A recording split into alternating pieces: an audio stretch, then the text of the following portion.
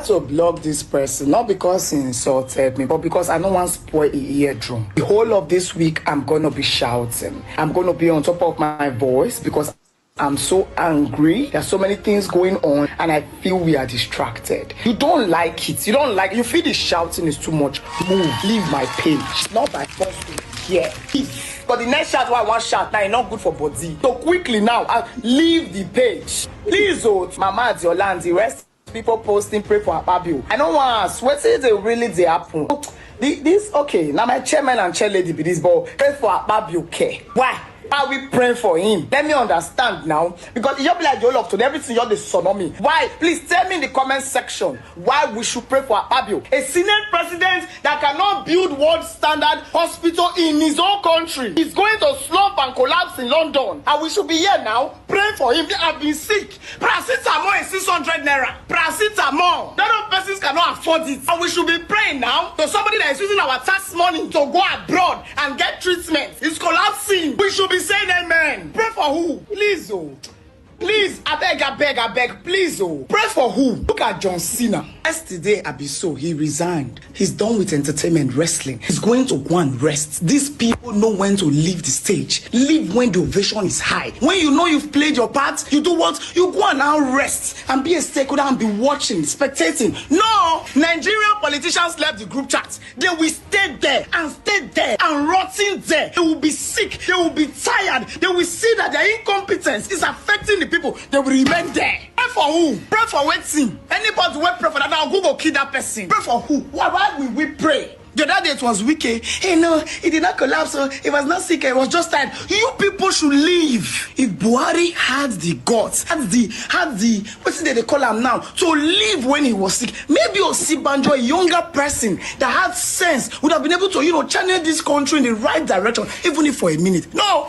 He stayed there, we even here say that. He stayed there to the country, nothing finished. Tinubu has entered. Every day, medical trip, up and down. You people should leave us alone. Pray for Akpabio, okay? Jesus. These people are old and worn out. These people are aged and weak. I'm not laughing at nobody. Age is a blessing. It is time to rest when you become old, not to rule. Nigeria is too big to be ruled by people in diapers. It's telling on us. 2027 will come. They will all come and contest again, rig and win, and go back to the hospital. While we are here, youth with no direction. Pray for what? They should what? Whoever God called, God let them answer you.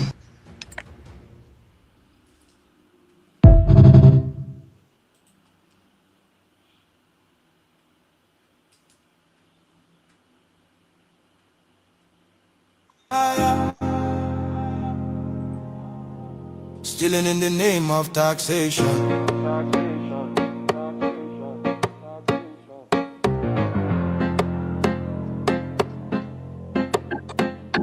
Shine your eyes, smell the coffee. This no be reform, now robbery with grammar. Then call them tax reform, but we see this deception. Stealing from the poor under policy protection. Broad daylight robbery, pen instead of gun. Sign paper, drain pocket, tell us of a small enjoy. People they struggle just to stay alive. Food don't cost, fuel don't climb. Yeah, then still they tax the hungry man. No accountability, no evidence of plan. Tell us where the money where you not don't collect. Roads they cry, hospitals they beg. Schools they decay, use they roam. But tax money vanish, nobody knows the home. When hunger they shout, them add more load. When people they bleed, them still collect toll. Now suffering economy tax to death. And them call them leadership, God I beg. Stealing in the name of taxation. Legal looting of the Nigerian nation. Stealing in the name of taxation. Robbery with suit and documentation. Stealing in the name of taxation. No accounts, no explanation. Stealing in the name of taxation. Wake up Nigeria before them finish us. Why France? Tell us why France. Why attacks guitar they cross border by chance. Other African nations they cut them off, but Nigeria they rush go sign deals non-stop. Now whose interest no be our own? Smell them well, this thing get bone. Foreign hands on our revenue stream. Now start funding system dressed as regime. We get experts, brilliant minds, economists, tech cheese, world-class refined. We no need outsider to count our sweats. We no need Oyinbo to manage our debt. Weeks for France to plan Nigeria fate. Instead of home retreat, now Paris they wait. Every medical trip, now Paris again. After billions pour for clinic maintenance. Alphabet don't show us the pattern before. Public money move private door. Now Paris fit on Alphabet too. Collect our taxes for private few. Another pipeline, another scheme. Another legal looking money machine. Public funds enter private pockets. Foreign address, same old rockets. We still remember the bullion van. We can see your secret plan to steal from our national treasury and leave the people in poonery. Something they hidden, something no clean. This closeness they worry, this tie they mean. Nigeria no be born, no be sale. Our future no go enter a foreign scale. We no go forget the bullion van. We know the secret plan. It is a gang of looters. They are not real leaders. Nigeria for sale. No. Our future for deal. No. Our economy for surrender. Never. Stealing in the name of taxation. Never. Stealing in the name of taxation. Legal looting of the Nigerian nation. Stealing in the name of taxation. Shine your eyes, Nigeria now. We no trust in Ubu's alliance with France. We no want another neo-colonial master. Nigeria is not for sale to Macron of France. Nigerians, let's stand together. Speak out now, before it is too late.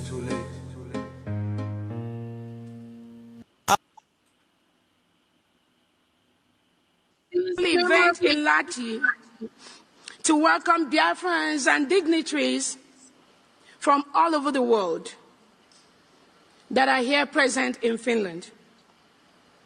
Last year, we gathered in Helsinki to chart a new course for our people and fight for our freedom.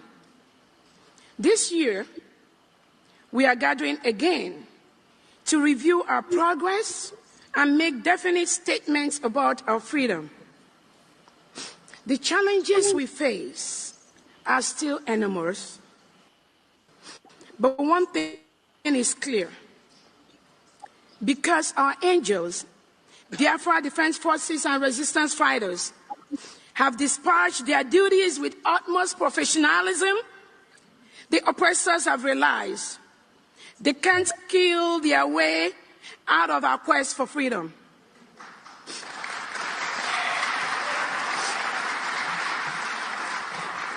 Their ploy to deceive the people with fake restructuring and state creation will not work.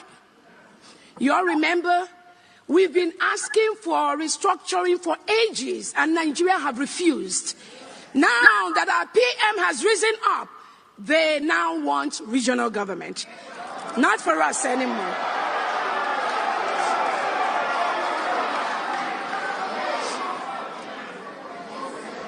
None of these ploys will bring back the thousands of Biafrans the Nigeria state have killed just for carrying flags or on mere suspicion of being an indigenous people of Biafra membership. Just for being an IPOB, just for being a Biafran, Nigeria murders our people in the thousands. Many families have been rendered childless, motherless, and or fatherless by the Nigeria state. Many people have had their homes and businesses burnt or destroyed by Nigeria state. Many more people have died as a result of secondary effects of the pain and suffering we have had to endure in the hands of the Nigerian state. My fellow Biafrans, as I look back over 3 years since the abduction and extraordinary rendition of our leader, Onyendu Mazi Nnamdi Kanu, MNK, and the severe suffering this act brought onto our people, I am saddened by the extreme cruelty the Nigerian state has unleashed on our people. We have endured a lot and stand to endure even more. underscoring our resolve to attain our inalienable God-given right to existence, freedom, pursuit of happiness, and livelihood. Biafrans are begging to live. We are begging to live. Not anymore. Not anymore. The Nigerian state has been anything but an impediment to all these ideals. Hence our resolve to exit the enclave that has never been more urgent than now. I salute the courage of Biafrans in the homeland who have borne the brunt of Nigeria's state-sponsored cruelty, particularly those that have paid the ultimate price and their families. To the Biafrans in diaspora, I cannot thank you enough for standing up for your compatriots and being a source of hope for the defenseless people in the homeland who are victims in many respects, including loss of our collective wealth to a select privileged few who then turn around and denigrate the people as miscreants.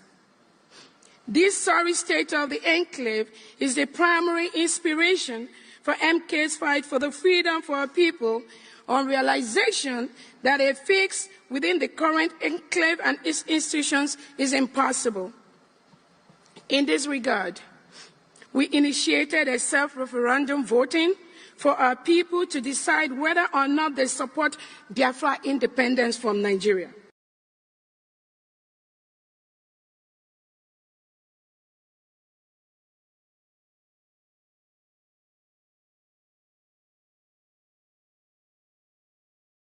They give you loads of money, so you will never report what is happening in Nigeria. You don't know that. Your diplomats presiding over the slaughter of the innocent. You cannot speak the truth. We are in the middle of a war. The Fulanis have levied war on every indigenous population, ethnic group in Nigeria. All of you can see it. And that is why people are dying in Nigeria. Nigeria is the only place in turmoil, not making it onto the front pages of newspapers all over the world. Nobody talks about it because they are all compromised. They've been bribed.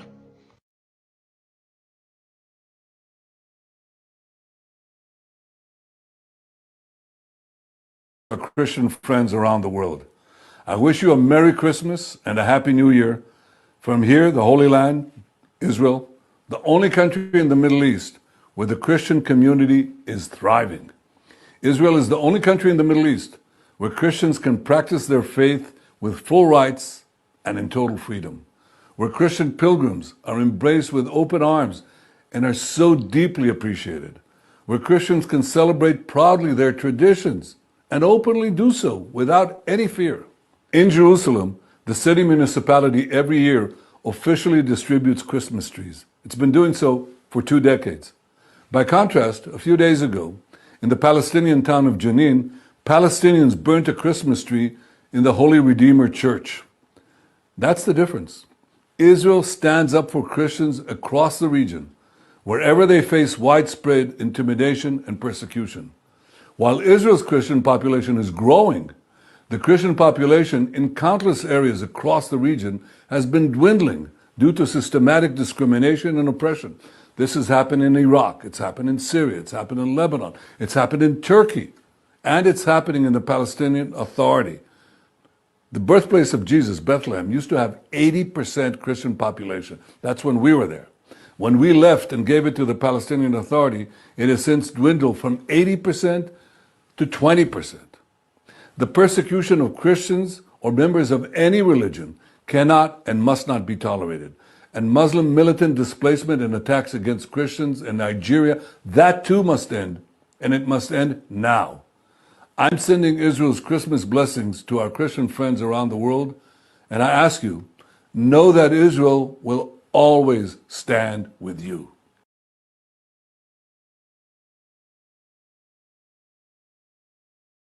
Yeah. For many days and many weeks now, many of you have tagged me at the comment section. Many have been puzzled, saying, is Donald Trump not coming again to help Nigeria to fight insurgency, to fight the Islamic jihadist terrorist group? Finally today, being the 25th of December, 2025, the President of the United States of America has packaged and delivered a Christmas gift to the Islamic terrorist group, the ISIS come in the northwestern part of Nigeria, who have been terrorizing the region, persecuting Christians, unaliving Christians indiscriminately, as well as even their Muslim brothers and sisters. The United States of American Air Force, at the authorization of Donald J. Trump, who is the commander-in-chief, has just launched very deadly airstrikes against the Islamic ISIS terrorist group in the northwestern part of Nigeria. Donald Trump, the President of the United States of America, by himself has just made this information available to the public space on his verified social media handle, X handle, formerly Twitter. As we speak, the news is trending at the speed of light.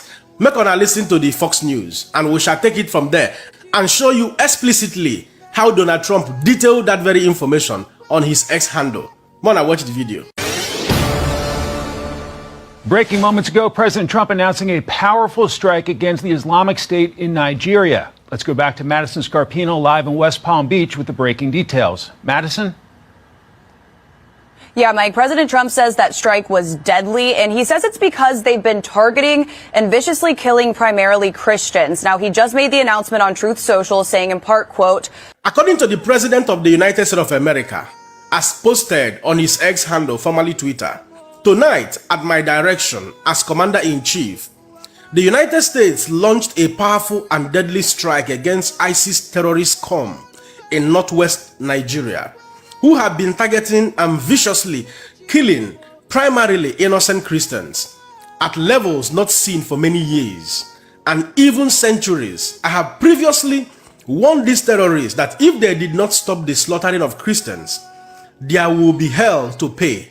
And tonight, there was the Department of War executed numerous perfect strikes, as only the United States of America is capable of doing. Under my leadership, our country will not allow radical Islamic terrorists to prosper.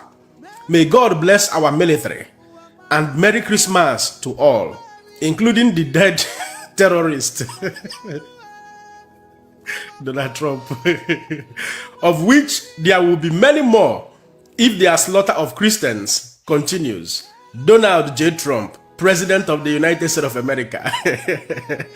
It is only a country with capacity, a country like the United States of America, that can do this. I was very silent for many weeks now when people were tagging me. Is the United States of America not going to do anything again about the terrorist activities in Nigeria?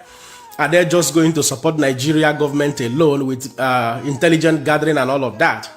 I didn't want to say anything, but having been able to study Donald Trump in recent time, if you have been following me on the correspondent, on the update I give on some of his activities, in the Middle East and how he's running his government, Donald Trump, I've said before, is a man who principally, I believe, that is sent by God. And he's very unpredictable in his activities, in his actions. The things you think he's not going to do anything about are the things he may end up doing something. Even sometimes when you think he's going to react violently, in some cases he may decide not to.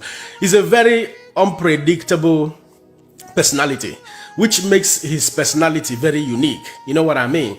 And he's also a very compassionate, a very passionate man, I must tell you. You see, however, some of the things that was giving me some level of confidence was in November, United States of American Air Force were on surveillance, intelligence gathering in Nigeria. And even in the recent time, in the last 2 or 3 days, it was reported that American drones were hovering all over Nigeria, especially in the northwestern part of Nigeria, for intelligence gathering, tracking the movement, gathering, relevant information.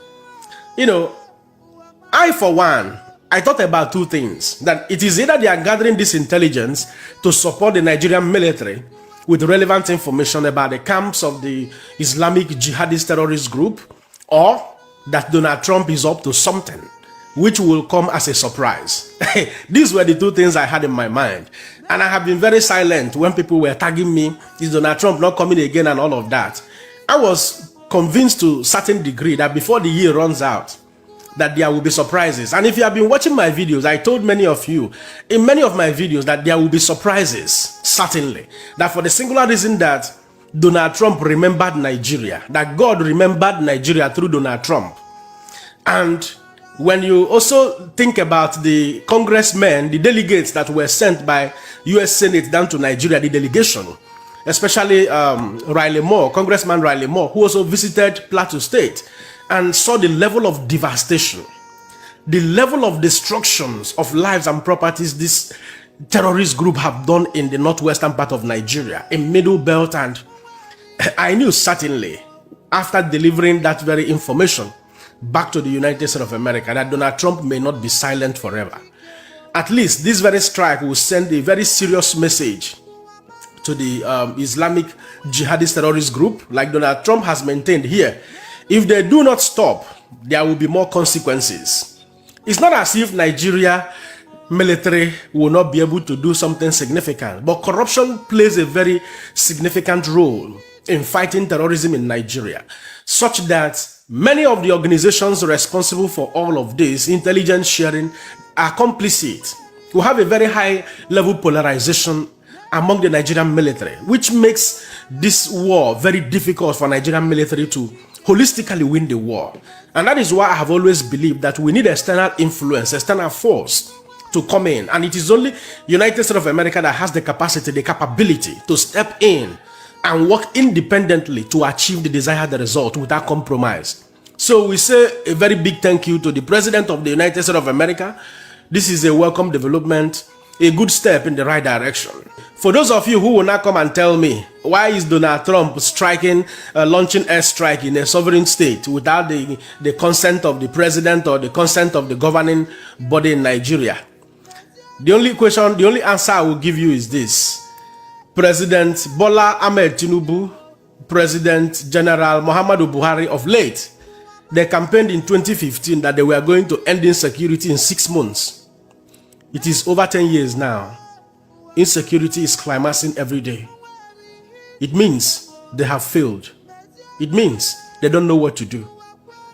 It means that we need capable hands to help us to protect the lives and properties of Nigeria and Nigerians. And thank God there is America to do that. Thank God there is Donald Trump to do that.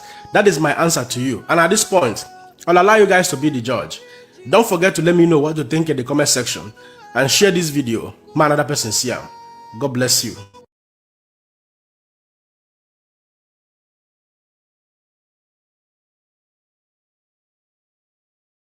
President Trump announcing a powerful strike against the Islamic State in Nigeria. Let's go back to Madison Scarpino live in West Palm Beach with the breaking details. Madison? Yeah, Mike, President Trump says that strike was deadly, and he says it's because they've been targeting and viciously killing primarily Christians. Now, he just made the announcement on Truth Social saying in part, quote, "I have previously warned these terrorists that if they did not stop the slaughtering of Christians, there would be hell to pay." And tonight there was. The Department of War executed numerous perfect strikes, as only the United States is capable of doing. Under my leadership, our country will not allow radical Islamic terrorism to prosper. May God bless our military, and Merry Christmas to all, including the dead terrorists, of which there will be many more if their slaughter of Christians continues.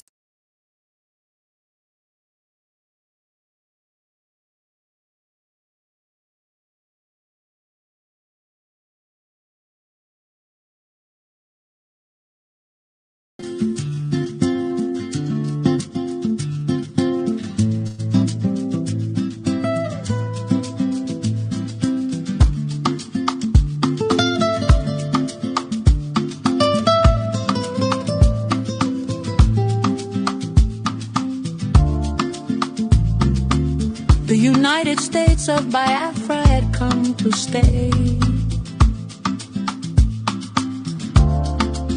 We are not Nigerians, we are not forgotten, and we are not defeated.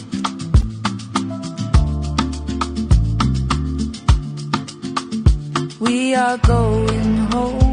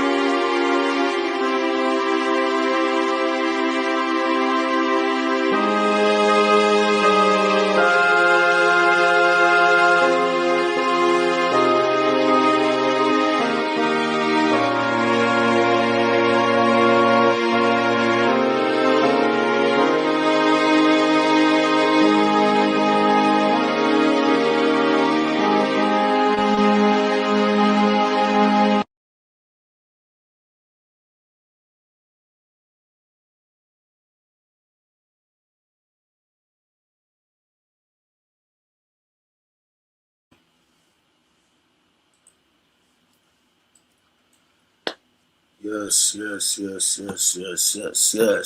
They will. Greetings, lovers of freedom all over the world. Genuine France all over the world. Umuife all over the world. The children of the light from the rising sun. God bless United States of Biafra. God bless United States of Biafra. God bless United States of Biafra. This is Biafran Exodus TV. Always bringing you the message of redemption and liberation to the hearts and the minds of our people.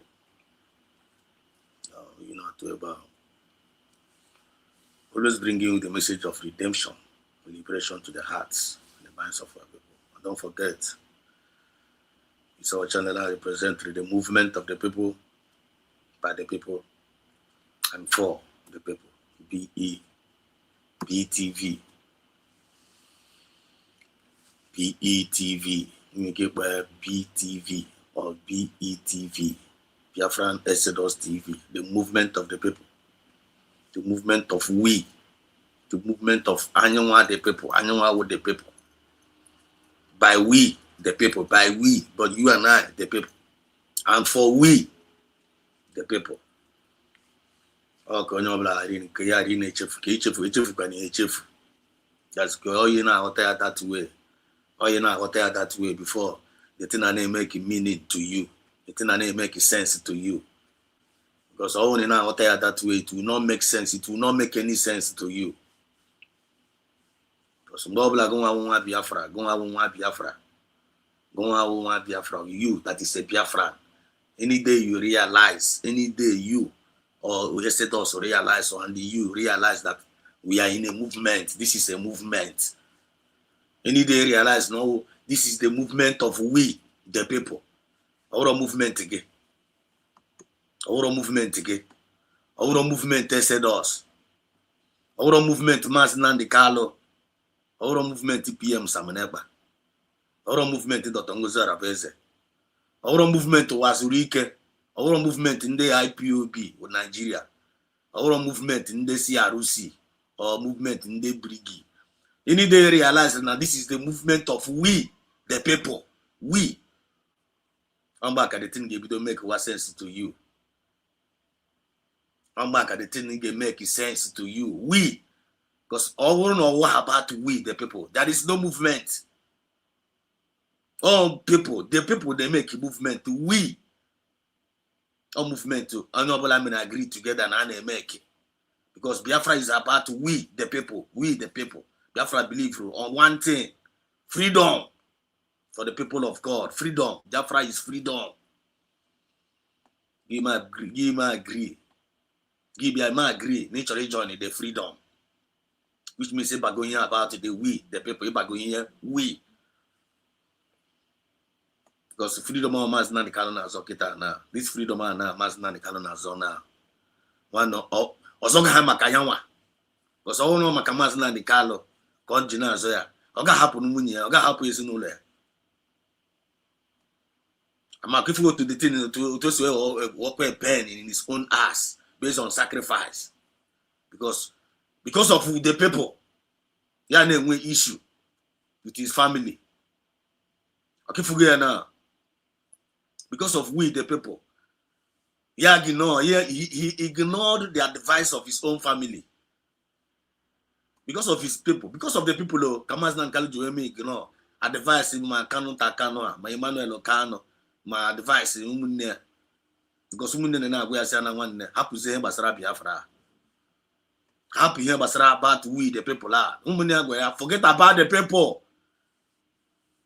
Forget about the people. Masina Kalosina one. Na missionary for Biara. Missionary for one and a missionary. Or be a missionary because of his family. This na missionary is beyond his family. Na missionary Biara. Ya one woman na missionary for Biara mission apart to the people. Now you are waiting to reality for the people. That is going to come and save the people. And when he send a missionary to come and save his family. Now family are part of the people. Family are part of the people. But they send the kind of save family alone. They send there to come and save the people. You focus on that mission now. I don't know if you are getting the point now. You now focus on that mission now. About again the people. We, the people. By the people and for the people. I want one phone on there, phone on email now. And the Ochobe Osibekwadia went poor. Osibekwa from that people and where Akoe Lukala, on Padia for the people. Munia Koe Lukala, on there for the people. Umunia Koe Lukala, on there for the people. If Numunia Metrasina, so Gana Chego. Umunia Metra happy as in the Nigeria and the one Nigeria one. Focus on us. Don't focus on the people. Focus on us, we the family. Nanya me and everything I do you. Then the one Nigeria Bruquego, Bunyaku Munea, still yet. Masna the Carlo Pichika for the people. Are you getting the point now? The Bible is not on me and I can draw. So, okay, we're money feel on email. Oh, but again, I say, you are part of this Biafra. You are part of this Biafra. Part of that Biafra in a claim on air. Can you hear your role go Nime Biafra for the people? Can you role in a play for the people there? How are you listening on a movement? In that movement, on air, what are you doing for the people? How are you join the movement? You join a movement for your pockets. They gotta join a movement for their pocket. You expect the people get the people will not listen to you. If you are there for your pocket, the people want to listen to you. Any day people may realize they're not there for your pocket. One they will not listen to you anymore because you are not representing the people. But whenever the people that you knows that you are there and you're not there for the people, one they will give you all the support that you need. I'm not going to know the honest truth, and that is how it's supposed to be, and that is what it is, and that is the original plan of what it is, and nobody's going to change it. You must fall in line to that original. You must fall in line with that original plan of it, because once you're not in line with that original plan of the movement, one you got no out of the race. You got no out of the race. God bless United States of Biafra. He don't say it. He don't say it. Who say it go? If you could the God of heaven, which is the God of justice, had to go down. On a make on a man. Can make a film. Can make a sick or or is this thing happening? Or is it real? One won't be no for won't be here for yet. Won't be here for yet. As when the fear of the Biafran spirit in you, the fear of the Biafran spirit in you is the beginning of wisdom. The fear of the Biafran spirit in you is the beginning of wisdom in you. And the fear of the Biafran spirit in you, when you have the fear of Biafran spirit in you, the secret of Biafra will be revealed to you. Okay, reveal Rogia. Negative the principles, negative the guidelines. You know, if your name you don't say it. The international dimensions to issues of terrorism. The international dimensions to the issues of terrorism.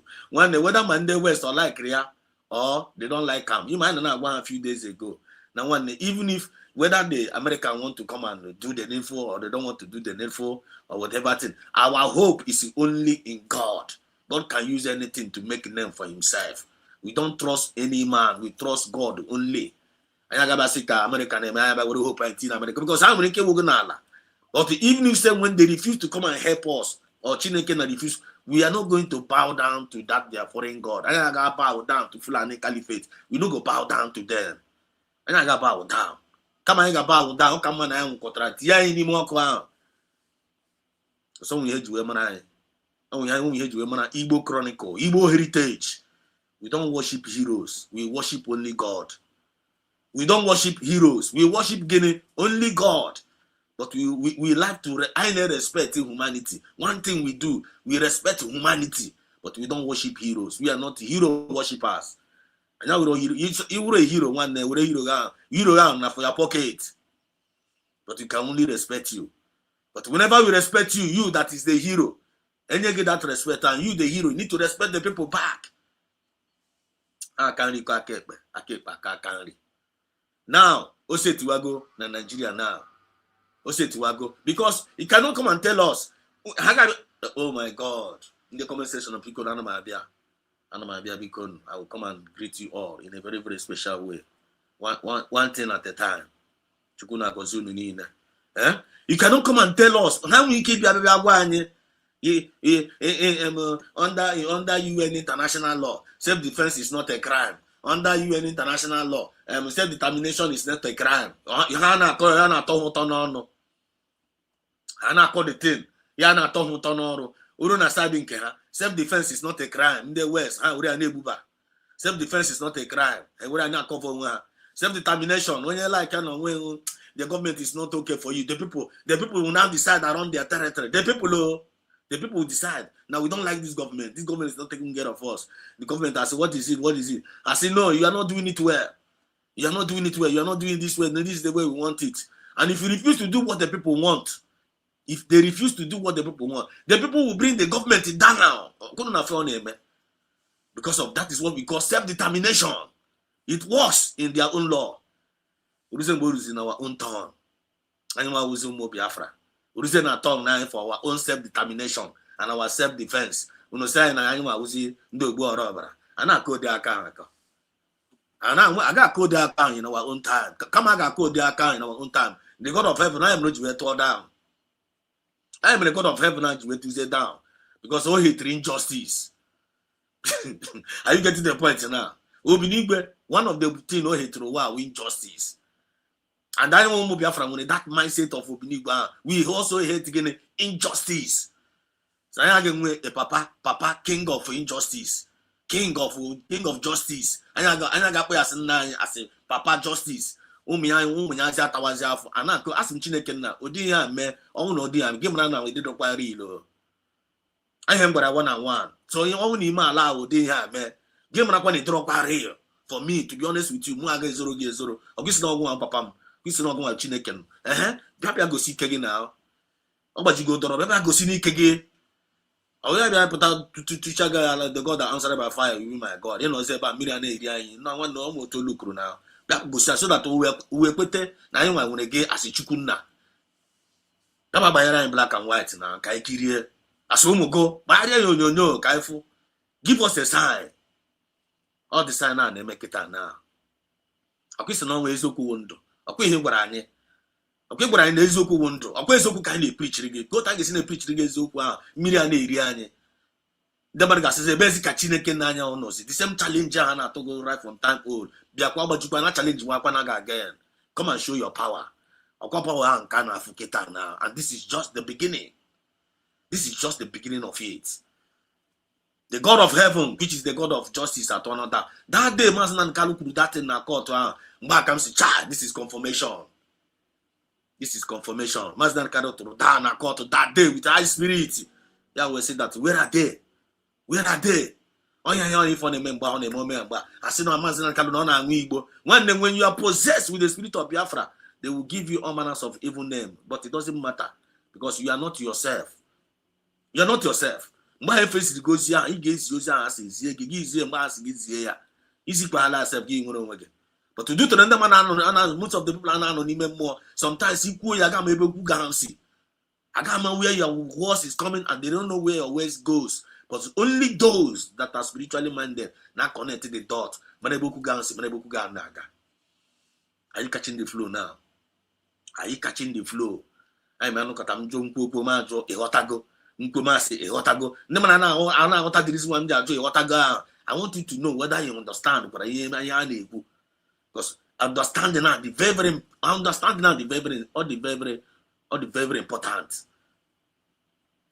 that understanding now, all the very important.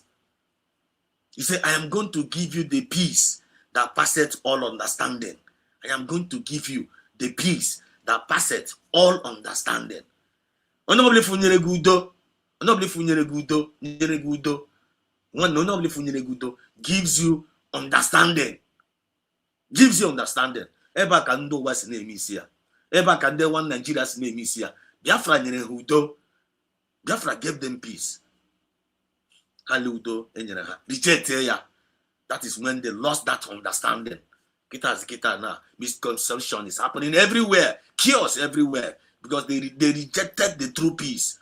And they were harmonizing terrorism. How rejected the peace Biafra ha. And I get patronizing terrorism. Now, after patronizing that terrorism, what is happening today? Terrorism now is quite that what those eats up. That terrorism now is eating them up. The terrorism and the it is up. Half are going to go towards their territory. America rise and now. One, pay attention. Pay attention. Pay attention. Pay attention. Also to go guitar now. So before then, we're not going to fail to acknowledge our wonderful leader, President Carlo. And we thank God. It's not by our power. This is 26th December, the year of the Lord 2025. I nekele Chineke now. Those we do from January till this December, in the midst of these crocodiles, in the midst of these hyenas, in the midst of these vampires, in the midst of all these blackmailers, mockers of umu chukwu kikabiama.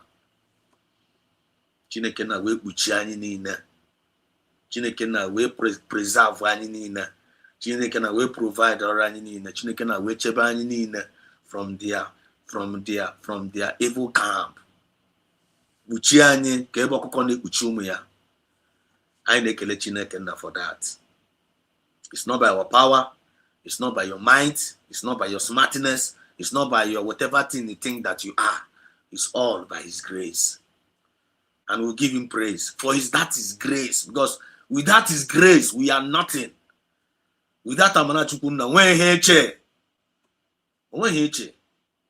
I am Lele Chanda name Pompo, Lele Chanda name Toto Gaga, Manasina, Olende Kanda name Toto Gaga, they say. Olende, Kine Toto Gaga. Who are you? Because you are nothing but a vapor. Do you know who I am? I'm going to see who I am. Do you know who I am? I'm going to I'm threatening you. I will finish your family. Who are you? You are only nothing but again a vapor. For the organized church. Who are you? Because without the grace of God, you are nothing. Today because you need a breath of life. Breath and see an make a pocket now. When I bamba, I go bugu, I go attack, I go menka. One if you know nothing. Manda nekelemuna billionaires, trillionaires, one nigga go to go. Even at Christmas, a lot of people nebu because of rancho about Christmas. I am a King Solomon who was saying, I say all the in now, vanity upon vanity. Vanity upon vanity. You know, for vanity and equare. Vanity and name pompo. You have nothing. The only thing that will make you something in life, the only thing that makes you something in life, that bread down to be nanyerege. Go kiji bread down, kiji bread down if we go na. When you kiji away impart, did you use it to impart to the people? Is your way impart positive to the people? Or this way would I impart positively to the people, to the life of the people? That is what God expects from you and I. Me who president you, me who executive you won't army you won't this, you will now no matter you also pay room also get room on the terrorists. Terrorists are in a claimant. Ijiana and one railway be all not serve the people. We are not marking then I be a boom damn matter. Away you don't know we go to something. All Lord Joe with the bread to put down again. God didn't give us bread to this world for us to be buying each other. Did God give you bread to be buying each other in this world? This is not about Biafra. This is not about you are one Nigeria. This is not about you are American. This is not about you are in Europe. God did not give us bread to be using this bread to be buying one another. He did not do it. Because God condemned it right from day one when Cain buyed his brother. When Cain buyed his brother. What did God do to Cain? God didn't support buying of the brother. He didn't give them life for them to buy one another. He gave you breath of life for you to impart to the life of the people. That is the purpose of the bread. And second, the most importantly, that bread for you to be giving Him praise Kina Jayama now recognize and they may acknowledge God. Now, USB now is on board, right? We are looking for acknowledgement. All we are asking for now is acknowledge us. All we are just asking now, the word acknowledge. Once you acknowledge us, leave the rest to God. Leave the rest to us. Now, if we human being is looking for acknowledgement, why are we not acknowledging the Creator? Why are you not acknowledging your Creator? The Toto Gaga. Do you know who I am? Why are you not acknowledging your Creator? Because any human being who does not acknowledge his Creator is the highest fool. Because as they said, a fool said in his heart, there is no God. Out in the not one day there is no God, I can problem I find what to do. Up one day there is no God, out the problem I find what to do. There is no God. But there is no God.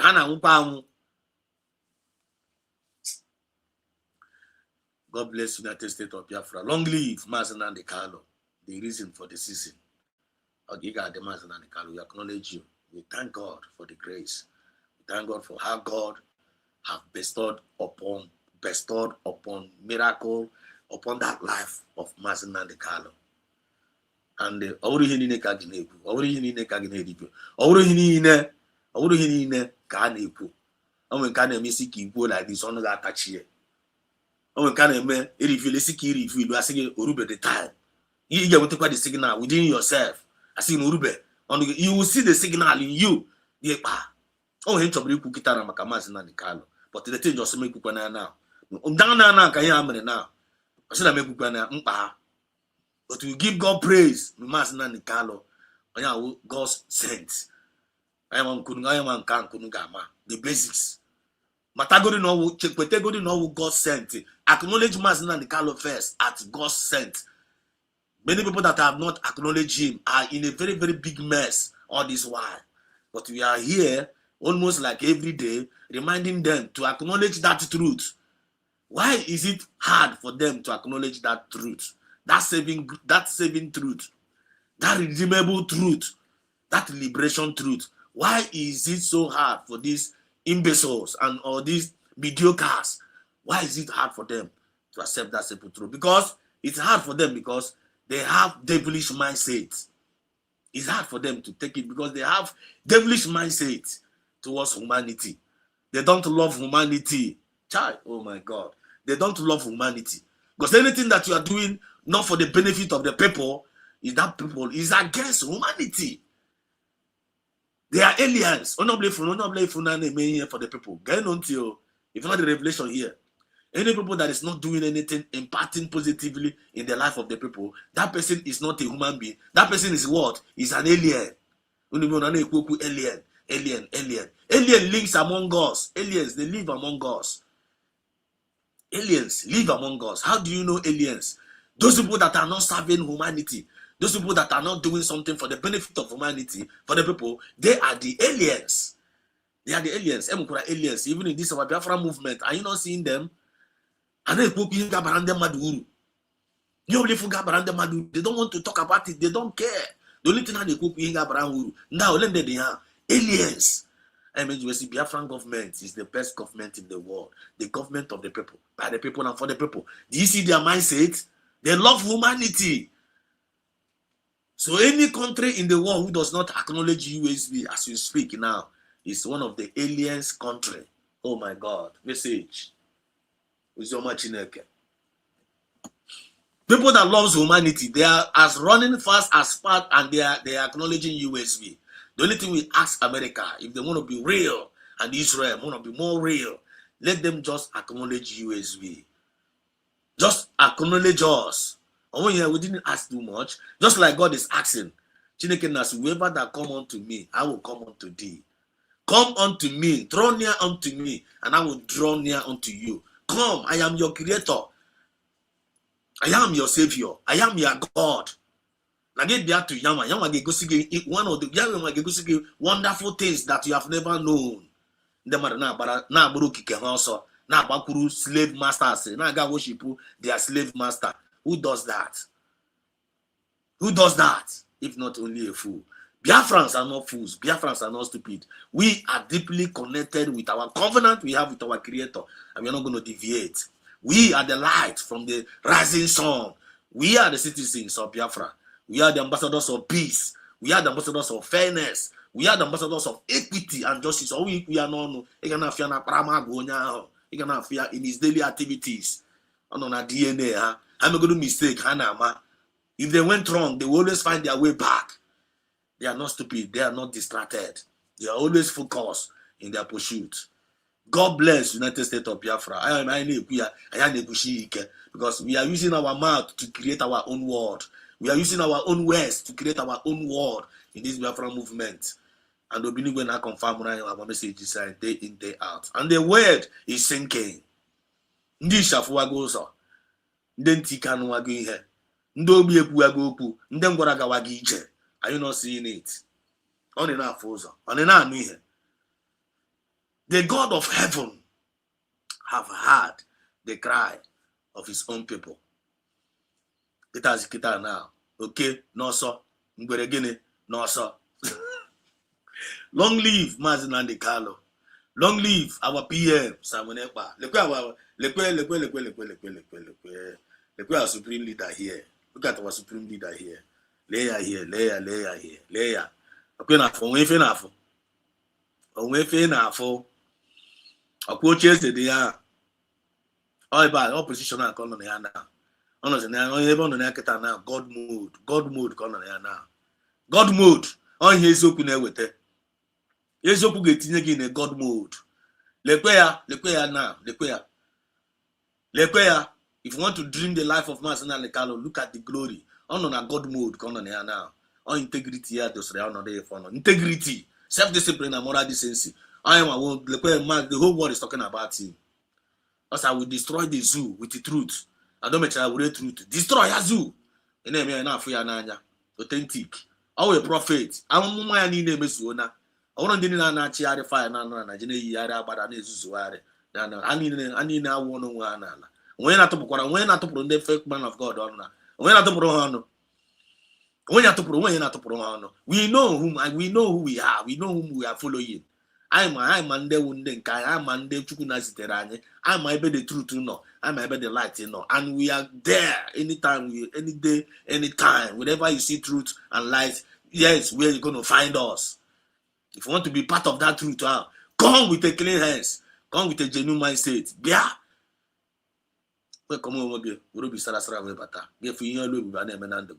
Look at our supreme leader. Come on now. The queer here. It's now in Sokoto. Every now Sokoto kita na one. Atowashwa goes to Sokoto bere.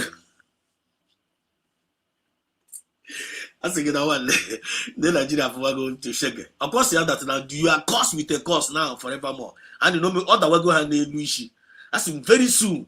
Nigeria like it with Okolu. We say, because the world, please, Mazi Nnamdi Kanu, go. Take your Biafra and go. Because history is repeating himself. History they repeat somewhere. Some people now they confused. Yeah, if in Egypt and Israel, on them and Omega go now. Can you see need Riakawage? Let my people go. Come and happen Israel. It's happening in our own time now. You're not seeing the confused.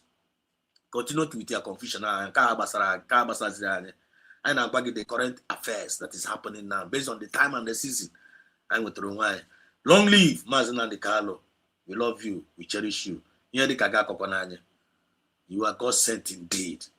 Trusted and tested. We know the whole temptation. Man kumunea, man kemunya, man kipuni ibe, man kende community, man ke even anyone more Biafra. He won all of them because he came to come and save us. My mind betrayed Ria. He still stood, not fight for us because that is his own mission to come and save us. To come and save us, that is his own mission.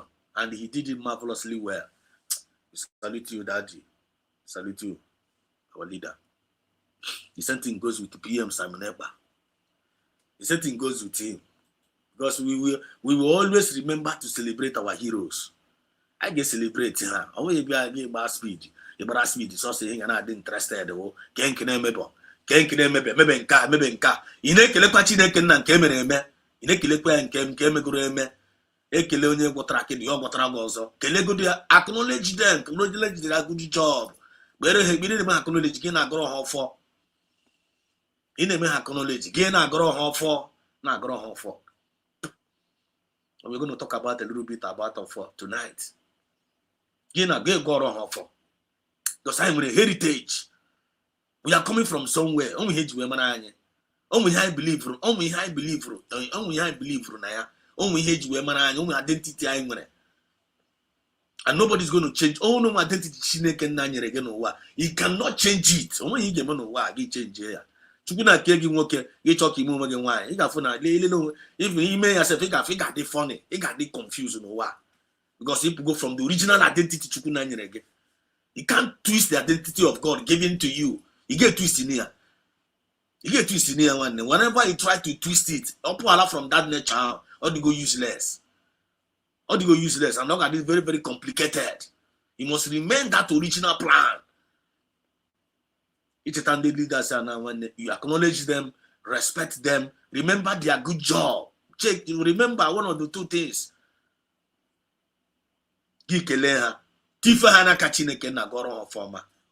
Why are our people so difficult to get this understanding? I don't want you now. Instead of you to be entertaining, if you have entertain bad energy, positive, negative energies, name entertain evil spirit in you, even inside the Biafra movement. In the Samenepa, and ask who is Samenepa. Why would you ever Samenepa? You're supposed to be me. Bad spirit, bad energy, don't you produce? Why is it Samenepa? Why is it Masiland? Why is it Oju Dotongozorebe? I am better than Dotongozorabeze. You won't only the better than Dotongozorabeze. Why are you not there? Why did you choose Dotongozorabeze? Happen to choose Dotong? Are you won't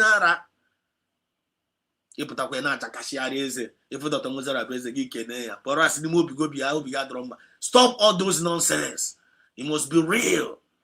Imana Dotongozorabeze, you on be open, give ya. Ya wepụta fat gị kwuo ya, ọ wee bịa gị na-agba okwu okirikiri na-achọ onye na confuse. Iwe onye ara ị confuse mmadụ. You don't say it.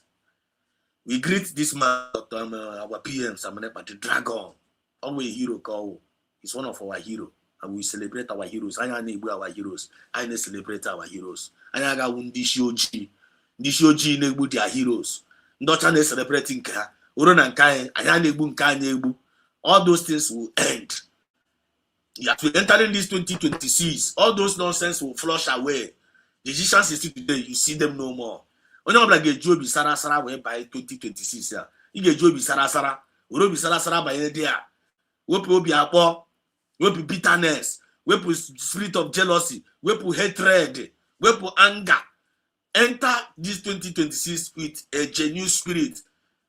With obi sara nwanne, onye ya netri. Because Chineke na-ekuliena and they have answered our prayer. Ya ni drikita na udochia n'ime mkpụrụ obi gị. Fọ ndị chọrọ udo. Onye ọbụla efu na chọrọ udo anyị, nwanne gị wuru udo ga-ati kpakashie ike. Nigerian government anụwago ụda ya. We gave them peace. They rejected our peace. Now, ka ndị Nigerian government na-efesi now, ha na-efesi war because ha rejected udo enyere ha. Because when you reject peace, ị ga-enweta ogene war. If onye na-achọ ka ọ ga-eme gịnị ka afụ. PM Samenepa will salute you. Oguma with the dragon. And forever you remain blessed.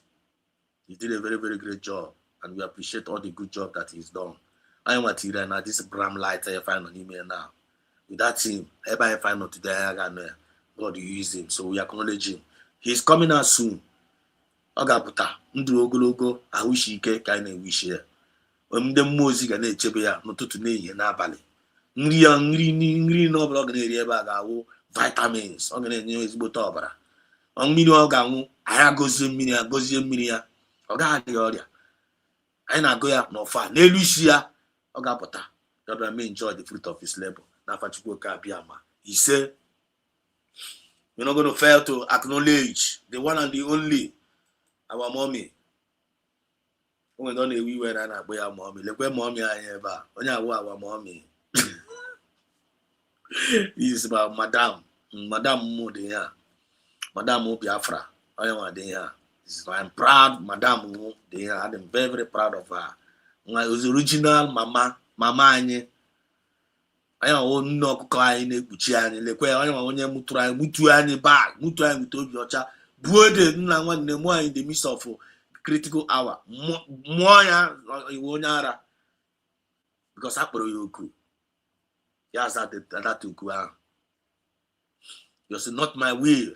The same prayer and Jesus pray ihe ahụ Jesus mekwara ka ihe ahụ Jesus mere ka Dr. Ngozi Robeze mere na Finland kwunu dị aware ọkwunu dị aware Jesus nọ na that n'ime garden ahụ that night ahụ ndị amị juru everywhere a na-achọgharị ya ya sị papa nwanne Jesus wee kụọ anya n'elu kụọ anya left and right nwanne lee anya ndị disciples yourself onwe onye kpawa ume ndị follow disciples sọsọ ihe ndị sụgharị Jesus gba ahụ sọsọ ebe ọbụla ịma Jesus ebe ọbụla ịfọ gara sọsọ miracle ka ọ na-eme ndị disciples ya ozie ambassadors enwecha agba treasurer gba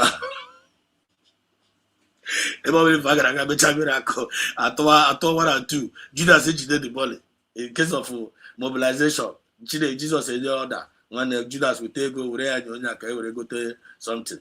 Judas was the treasurer at that time, just like oge nkere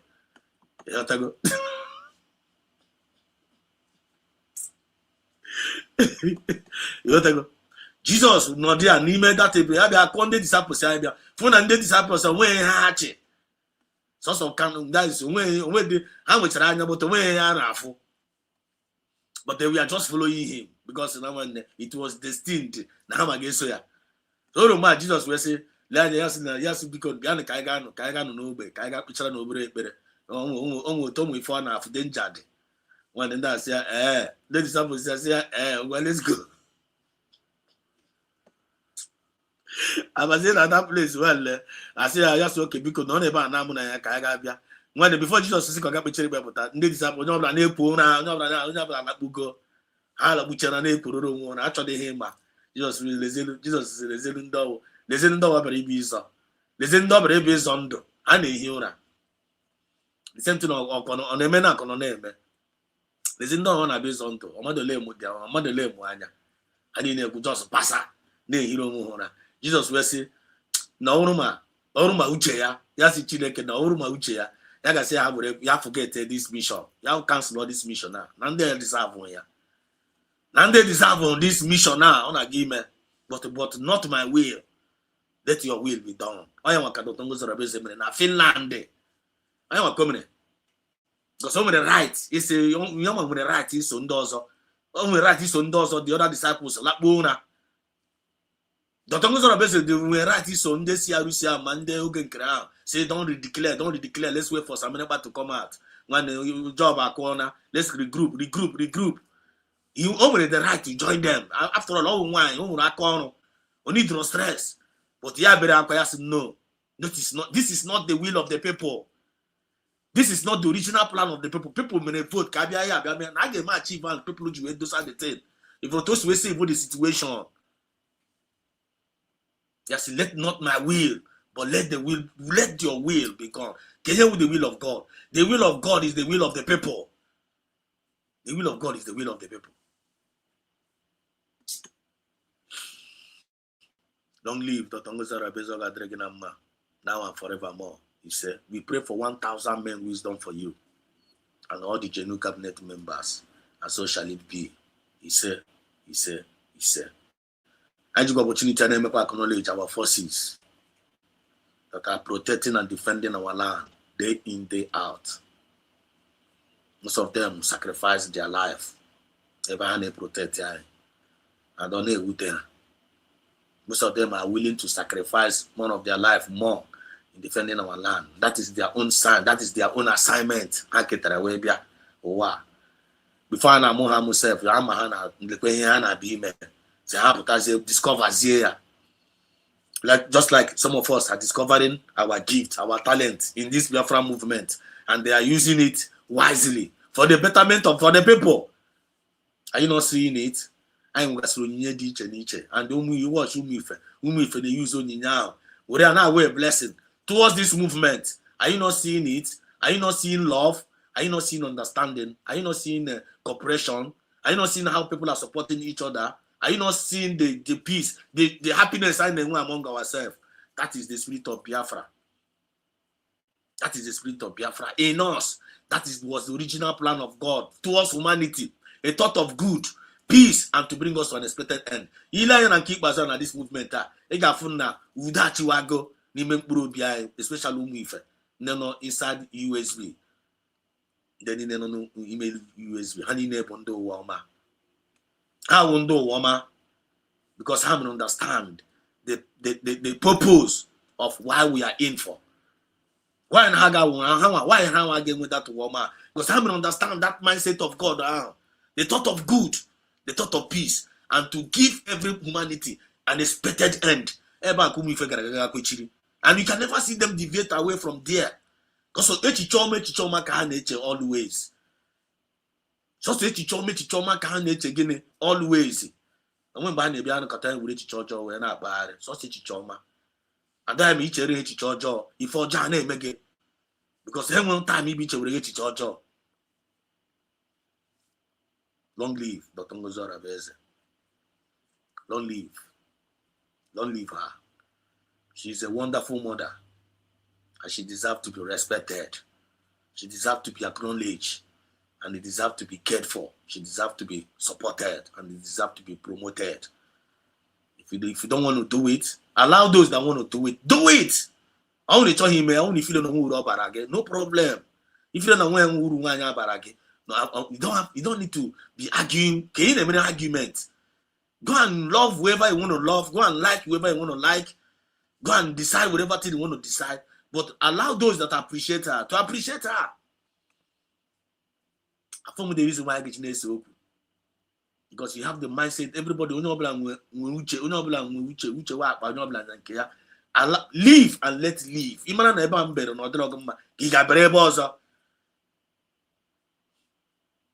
Long live Mazina Nikalo. Long live PM Samuneba. And long live Dr. Ngozora Beze. Long live them. She's blessed. Our forces, Chukuna Goziuno. As long as you are there defending our land genuinely, the Biafran spirit will guide you, protect, and preserve you. He said, generation. He said, long live our USB medias. Then is your to name and abali. Name researches. Now, but you got send them Madolu. Now, Biafra, this is white, this is yellow, this is black, this is blue. Open your eyes, make wise decision. Don't be misled. The people the well USB medias that are doing the needful. Don't leave you. I make a long while. I make we don't catch na continue na che. And why all the medias, USB medias, let there be no misunderstanding among us. Let there be no equity. Let there be no jealousy. Let there be no bitterness. Let there be no anger. All those things, you are not going to get it among us. He said, the only thing you will be seeing on USB media with Funanya, agape love, among us. So only thing you can expect the media no progress. How can I be progressive? Because I have a corner. I have a marker. I am able to make sure I'm with the Biafra, hand over to our next generation. That is our mission. I have a competition. We don't compete, but we cooperate. We don't compete, we cooperate. No competition. The only thing that is allowed is getting cooperation. No, brother, again, on in one love, I didn't move weekend. May God bless each and every one of us in the medias. He said, may God continue to protect us, guide us, and preserve us, and provide for us. Here on the channel, I'm more for the other easy. And I just got opportunity when they kill our supporters. our gifters. They didn't have a comment section. They put ourselves we told you they will gift you. Singing one in the Raka stream here. When the Chuku go zegi, una no go lack. Una no go lack. If you're not lacking, una no go lack. The Bible needs to be able to not support to 100-fold in return. And the divine good health gets okuno. Divine protection, divine preservation gets okuno naga because even no say Ozioma kunu siria naga no the support of Ozioma. One Ozioma chukuna, Ozioma truth. Ndo Chineke na geji ndo. Long life and prosperity. Where reward unu na fa chukwu ka biama. He say because onwe na igwa mmadụ be anyere gị aka onye ọ na-enye gị aka na support go genuinely. One, you need to appreciate that person now. You got on your former. So we bless you all. You all are highly blessed. What a opportunity when they want a comment session. Now I know every day. No put out annoying. But for the people, one day you are doing well. I want to you are doing job. You are doing a good job. Continue with you. Sarasaga where na bia. Continue with good ideas. Continue with that your good contribution in the comment section. Continue doing it and never you regret. If there's anywhere along the way you are confused, you are free to ask questions. You are free to bring a superior argument. You're talking my point. So I love you all. May God bless you all. He said.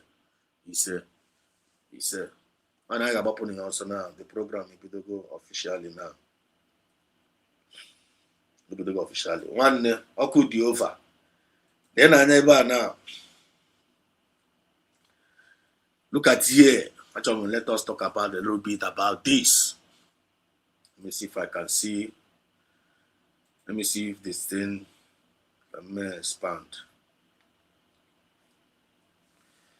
Yeah. Please, let me go from this side. You can feel scream now.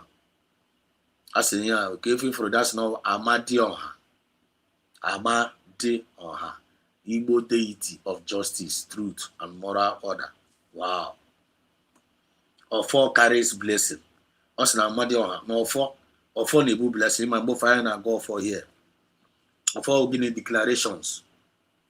No English declaration. I na go for releasing some positive words towards our head, towards our family, towards our community, and towards our nation.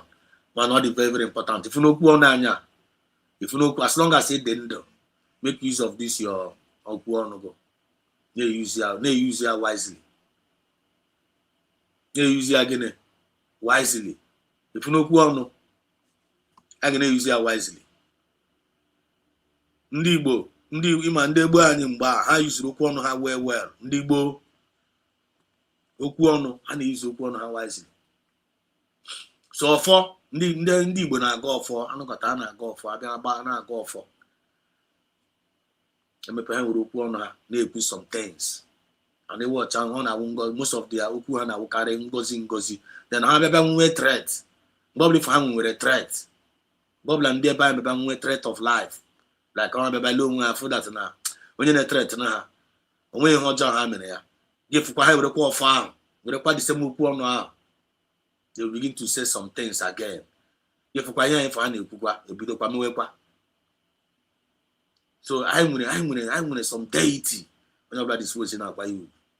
And that offer on ebu justice, on ebu truth. If you know, you know. You know. You know about onwe edere n'okpuru ya.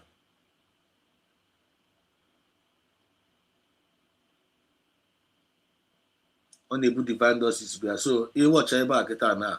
I made the thing in large. Let me go to this place. I went to the web there about it. Very, very tiny. Very, very tiny there. When I'm gonna a comment section, I'm still coming there. Comment section, na comment section now. We registered now. Register your message to the screen. So one thing at a time. Just bear with me.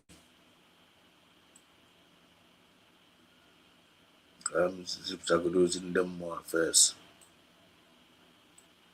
Choosing them more.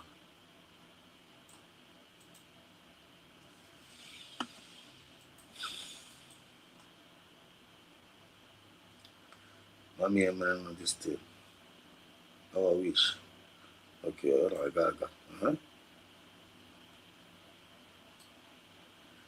Okay. You say Ofo carries blessing. Ofo carries blessing. Ofo you watch opening the declaration ni na na-eme n'ebe Maazị Nnamdi Kanu nọ. Ofo ọma. Ọ na-ere. Maka anyị na-ekwu n'elu shi Maazị PM Samunekpa. Ọ na-ere. Biafran spirit na n'olu anyị. Ọ na-ere. Because anyị dị positive and anyị na-ekwu ya with obi ọcha. Anyị na-ekwu ya with pretense. Anyị na-agọ the Ofo with pretense. Anyị na-agọ ya with obi ọcha anyị niile with a very very passionate heart. Eager, hoping to see manifestation. I am a war for.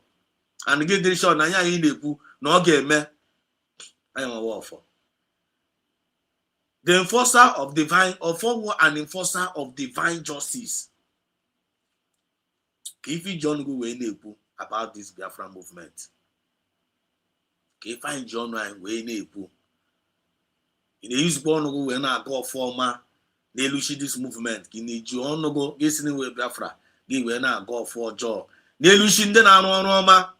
The back has name is out. They got phone and all man of Biafra movement there. Because him and offer naga on hand in hand within the Roma. Offer naga hand in hand within the Nabegging Naloma. But to me, Baba use offer against his own will. Ị ga-afụ onye na-alụ ọlụ ọma gị na-asọ ka ị bịa gụrụ onye ọfọ ọjọọ ọkwatu onye na-alụ ọlụ ọma gị mara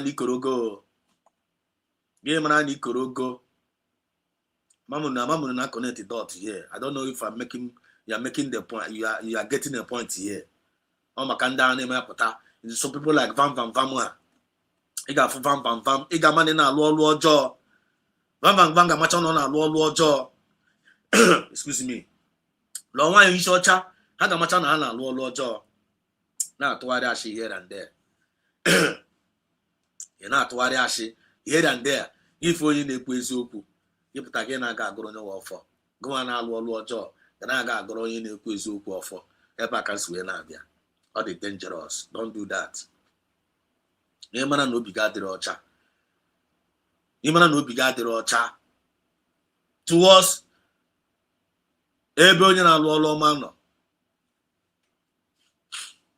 anọkọtara sị ka ị ga gụrụ onye nwe ọfọ because why you doing it iji aka gị wee na-abụ onwe gị ọnụ. Are you getting the point now? Iji aka gị na-abụ onwe gị ọnụ. Enforcer of divine justice anọ n'ime ọfọ. Protector of the gịnị innocent. Anyị maka ọfọ na-arụ ọfọ na-protect the innocent. Ọfọ na-emekwa gịnị guardian of the oath and covenant. Oath and covenant ọfọ. Mgbe ọbụla imepere ọnụ gị kwe mmadụ nkwa something. Imepere ọnụ gị kwe mmadụ nkwa. Make sure na nkwa ahụ ikwere. Make sure na imezuru ya. Make sure na imezuru ya. Imezuru ya. A ga-enwe ọfọ na-ebu mmụọ na-achị ya. Guardian of gịnị oath and covenant. And ọfọ na-ebukwa gịnị moral regulator. Ọ na-ebukwa nsọ. Ụmụdị ọfọ ya fa na-agwụghị ọ na-emukwa nsọ. Moral gịnị regulator ọfọ na-ebukwa ya. Then the agent of Chukwu's will. Ọfọ na-awụ agent of gịnị Chukwu's will. Within the very very deep Igbo wisdom. Truth does not kill a person. Na eziokwu a na-egbu mmadụ. But lies do. Eziokwu gịnị ọ na-egbu mmadụ. But ashị na-egbu. Onye ọbụla fụ gbara gị eziokwu onye a na-enye gị ndụ. Adonye gwakwanụ gị eziokwu ezikwana eziokwu onye a gwara gị against that person. Ọ dị very very dangerous. Ka sikwa n'ebe ahụ wee pụọ. So if you are just joining this program right now, all you need to do is to click the live button. Click the live button. Share the program. Share it to any WhatsApp group of your choice. Share it to anybody. Onye ọbụla need onye anyị na-ebe ebe ahụ ibi izi ozi. And ozi ife anyị na-ezi to impart. And to impart what? Get it positively. towards one another. We are in a movement, and then go to go na a movement, and this the signature never gonna movement here.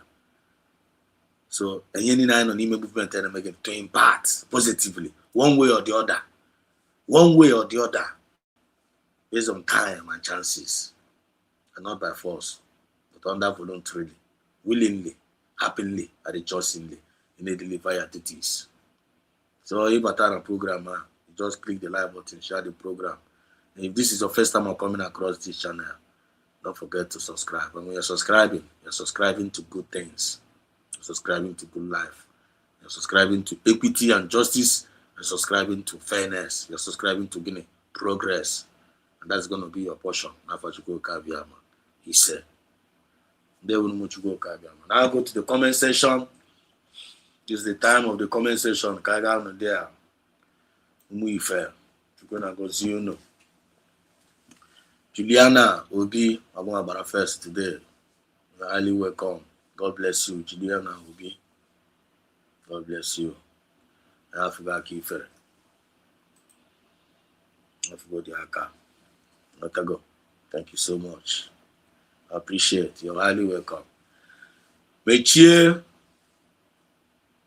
Bosa. They were mad. Mechie Bosa, they were good morning from here. Welcome to the program. So good evening, Master Sedos TV. There, thank you so much for joining in. You're highly welcome. Chukwuko Ziege. Yamaragema, no? Maragema. You're blessed. I want me to beauty for Christ. Machineke. Beauty for Christ is going Machineke. He said, Master Sedos, good evening, sir. And a compliment of the season. What a marvelous Christmas present from President Trump. One President Trump at least Christmas gift in Kabaraba for the first time in history. When I during 2015, Trump they will enter into church. You can name Christmas. They will just be entered into their churches and be buying people. Not when they make Christmas, so in a Christmas, and I instead of getting celebrate, and I buy film, black and white, even there, no go around a good them mad. And I watch is here, up on a Christmas. Good joy, get joy, you about the Christmas. And I get the joy because now not actually for my that were aliens. I'm saying how aliens. They don't work for the people. They don't want the joy of the people. They don't want the progress of the people. They don't want the peace of the people. They are getting aliens. And Donald Trump understands it very, very well. Mananda aliens. He has been telling the world, now, please don't entertain these aliens. In that wrong human being. But how you human skin. But how our wrong human being. If you know, you know. So you put out like this enough. I mentioned when I see the international dimensions to the issues of terrorism. International dimensions. Anywa USB government in the mepe hanya. Couldn't an idea. Anywa mepega the world anya. If you say us in na bebe kankasi, bebe kankasi kubanka. Chineke na use guy na mepe the world anya. As anywa with the light. O wa no nishi.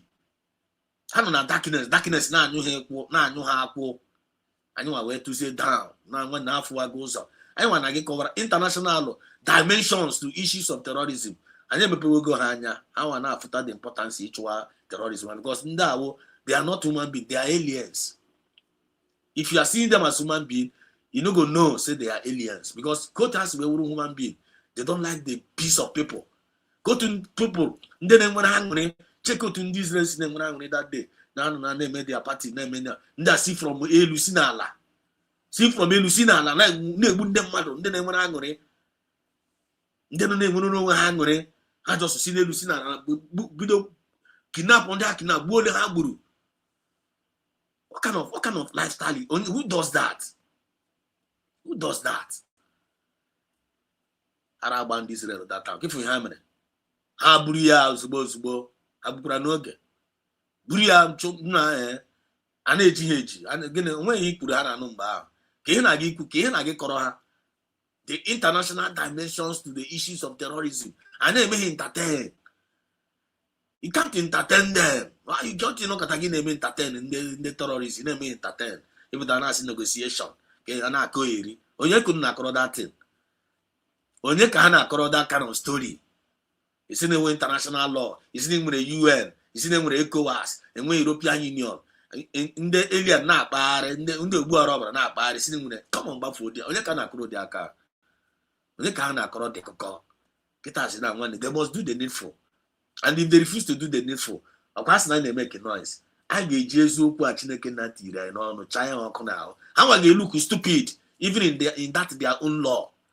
They will look stupid in their own. The same thing Masnan Kalu did to them in Nigeria. We will do it to the international communities. The same thing Masnan Kalu in Nigeria at their court. I know with the people, USB citizens, I get me to the international communities. I get joke one and disgrace her with that their international law. I know we literate, right? But we are going to, God is going to use us to confirm them who are the wise. International law, UN, under self-defense and self-determination. We in our own time. International law, get us in now. The bandit and Naragonde Nigeria, their government.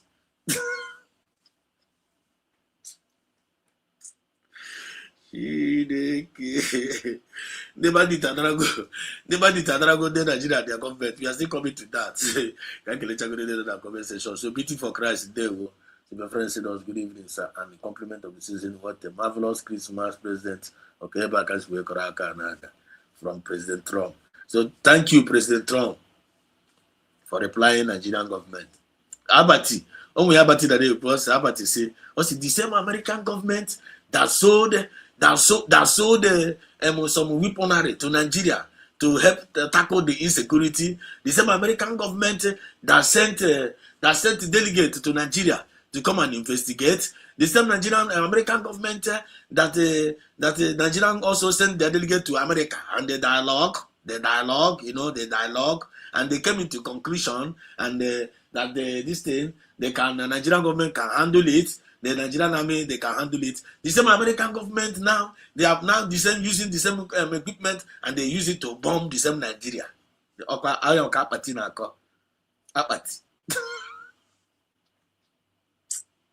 Analysis, that is all they Apatama wadama otogesa akora America aka na ha rụrụ ọrụ ọma ọma otu esi ekwu ya otogesa condemn kwa na America na ihe amị na adọrọ mma ọma otu esi ekwu ya ọ nọzi in between I don't be here afro if you know the God of heaven, which is the God of justice, had to go down.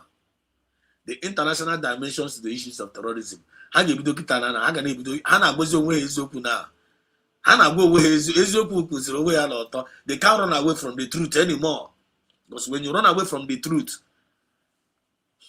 ị na-aga nweta gịnị? Ị na-aga nweta gbese.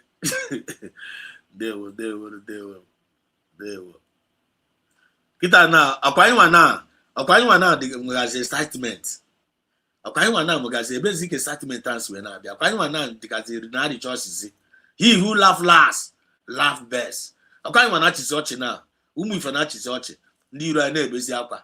But they have been laughing at us all this while. They have been mocking us all this while. They have been chasing us all this while. They have been pushing for Abraham and Hagene. Where did we go wrong? Where did we go wrong? Then you na confirm go kita na wo ochu nwa okuko ngada nwa okuko we gini nwe ngwa oso akwasi sa na acha ha na ada anyị nwa na nwere nwe ngwa oso anyị na agara ebe anyị na-aga. Unu na confirm kwa the message. They will be for Christ. He also said here, President Trump and others must top it up with the total recognition. Confirm. Very, very important. That's the only thing I need. The only thing I need. Now I need too much talk. I need too much even I need the America na Bali. Even I need just you need the war. No na White House gone. Tweet, just tweet. We acknowledge USB. C'est fini.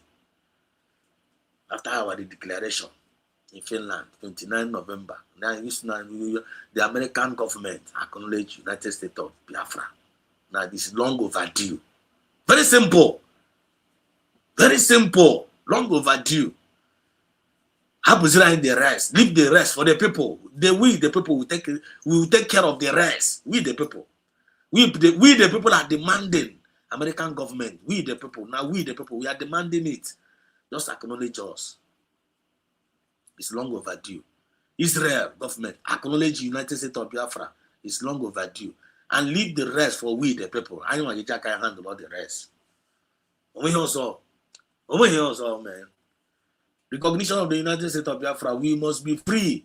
Today, Israel has recognized Somaliland. Yeah, we are coming to that. We are coming to that. On our page, at DPM, we are going there. I get with the current affairs there. Information, testimony everywhere. Everywhere we still. Everywhere we still. One keep as well. Testimony. I'm back on November. In November, you can never forget. Remember to remember. Signs and wonders from November going on to December. Signs and wonders. The enemies of our brothers are gonna also. If all my good news gonna bata. And they'll talk us and to God be all the glory. So that no man will take any credit. To God be all the glory. Today, Israel has recognized Somaliland. Our hope shall not be cut off by anyone. He said, one that be too for Christ. He said, Adam Philip. Good evening, Adam Philip. You're welcome to the program. You're highly welcome. Good morning from here. He said, good morning from when said us. Adam Philip. Is it the first time you're coming to the program?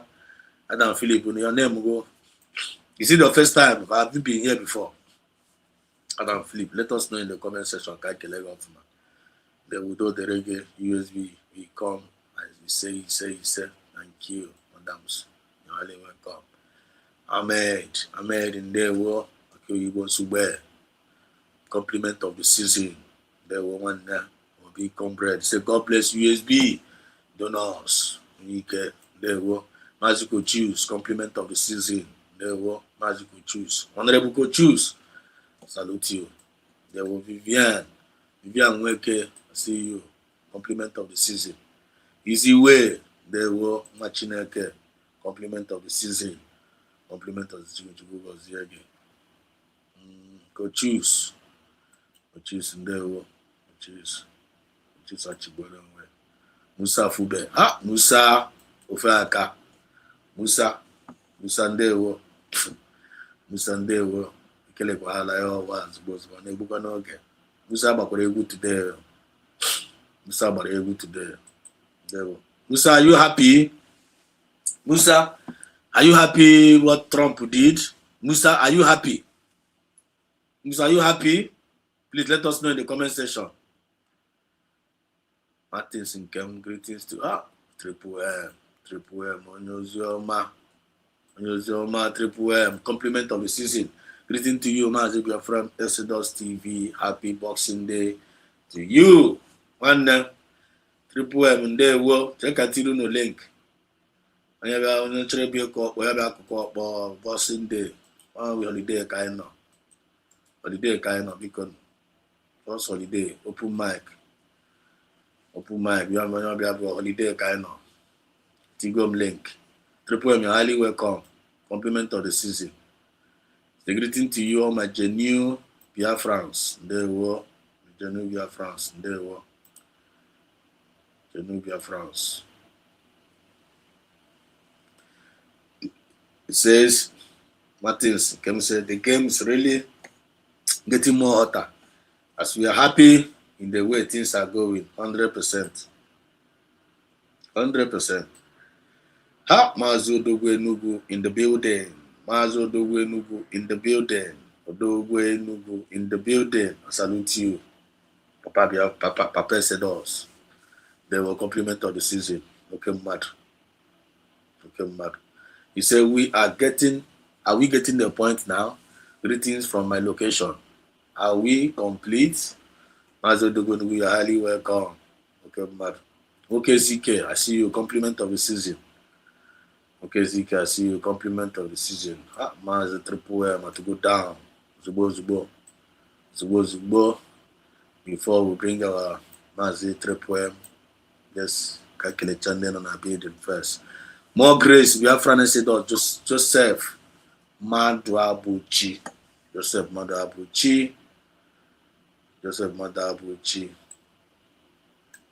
Madabuchi. Ah, Mazi to go down. And studios both couple with the Triple M. Just 1 minute and go to the Nelu now. Calculate the Munana comments before I got some when they can one giga pause. Uncle the reason I can't pise pause. You're not going to tell them, but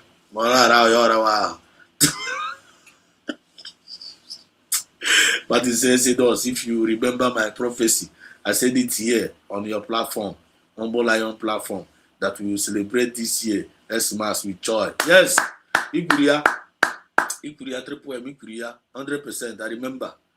Ikuria life and direct, and you are here tonight to say it again. Like I said, I am not a prophet, but I speak like one. I'm telling you, my Triple M, I need one name. When can I want a man dying myself? In my name, and I'm money. Like I said, I'm not a prophet, but I speak like one. More great news is coming, confirm. And the Triple M is in the building tonight. Not go. When you know message at Tagani. I could have ever bam, Obinigwe Puria. Eh? So USB has brought Biafra to us. Confirm. Yes. The comment is over. Thank you so much. You are comment section. You are highly welcome to this tonight's program. So without wasting time, let me welcome Triple M. Triple M was the way. They are not Triple M. They are introduce our one and the only Honorable Bazio Dogu to avoid my chief fire. You're welcome, Triple M, and you're welcome, Mazio Dogu, both of you. You're welcome, Triple M. You're welcome, Mazio Dogu, both of you. You're welcome, Triple M. Thank you. Triple M, the mic is yours. My honorable Odogwenugu, I can see you in the building. I guess if you are close to your microphone, you can handle the microphone while I give you a few moments. Or do you want me to move on? I can move. No time to waste time, brother. I tell you. Thank you.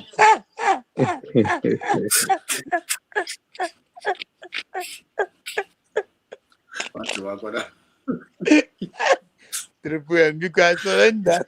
Go ahead. Go ahead. Go ahead.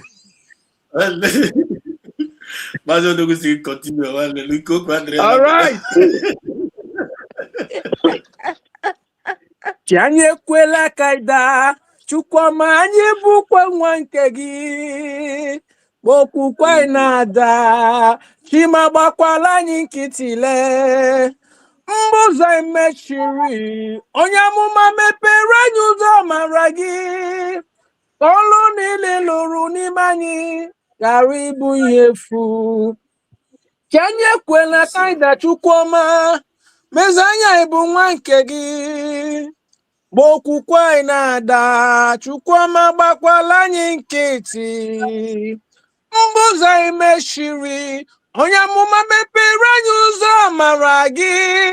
Ọlụ ọma niile lụrụ n'ime anyị, ghara ịbụ ihe efu. Merry Christmas, my genuine fellow Biafran citizens. Happy Boxing Day, my good people. Rejoice, my people, rejoice. that freedom is here. Rejoice. That which we have been crying for, that which we have been praying for, God has finally answered our prayers. Remember, America will not come and give you your freedom. Nobody else will give you your freedom. Freedom is taken, it's not given. We are happy today. We are happy today the way things are going because we have a working government on ground. Miles there said us. Thank you so much. I greet you. I appreciate you for what you've been doing, for the strength. May the Chukwu Kabiama give you more strength. Grant us So, happiness as we continue to push. 2026 shall be a year of Exodus mass return. Another one has come. you say, Another one has okay. dropped. Another one has dropped because the Recorded. previous one that drops on Recorded. November, while we are on this platform, I drop it on your platform. I also drop it on platform of Mazi Humble Lion. That is how it comes. Right. I saw it. I feel it in my spirit that this year we will celebrate this Christmas with joy, happiness, and joy. Remember, other years we always mourn. They will tell you on Christmas Eve, this ragtag and rebellions, they struck this place. We know we keep shedding tears. But I say this year we are going to celebrate with a very good news and happiness. Our people will celebrate with joy and happiness. It is happening. Yes, so. Now, this will tell you the kind of contraction they call a country that is called Nigeria. These are the people that have been running propaganda here and there, saying that they are fighting terrorists. They will go to America and acquire the equipment. They will go to this place and acquire equipment. At the end of the day, all those equipment will end up in the hands of the terrorists. Now, if this, the more things happens, the more God opens the eyes of the world and also disgrace the so-called contraction.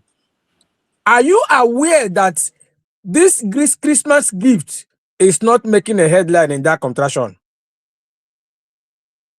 Yet, these are the same people that have been jumping from pillar to pole, that we are having insecurity, their military will do this, their security will do that.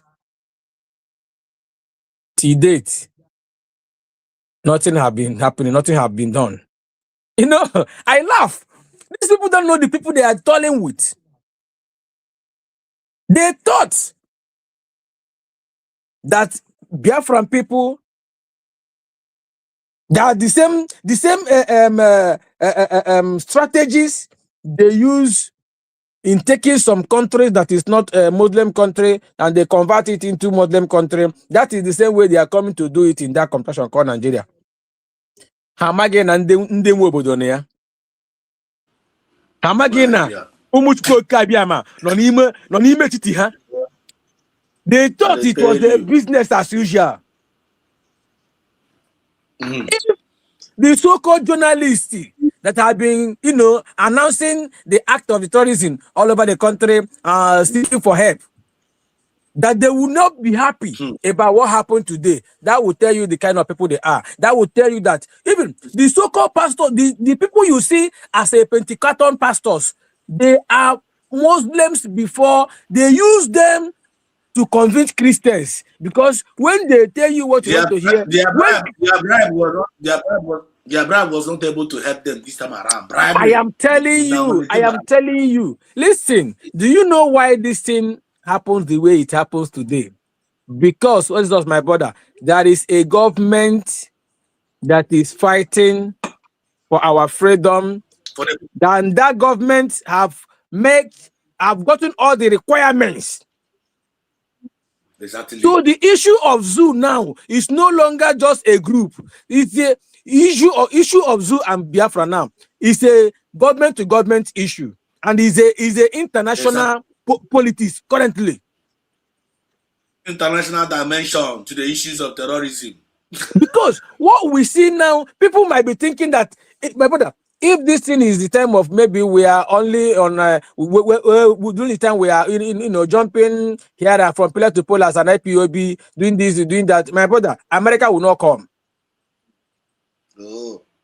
Our document, because the America to come, they made it openly for people to hear. America to come there is that USB as a government has given them the power. And they see all the documents that makes us a nation on their table. We have met all the requirements.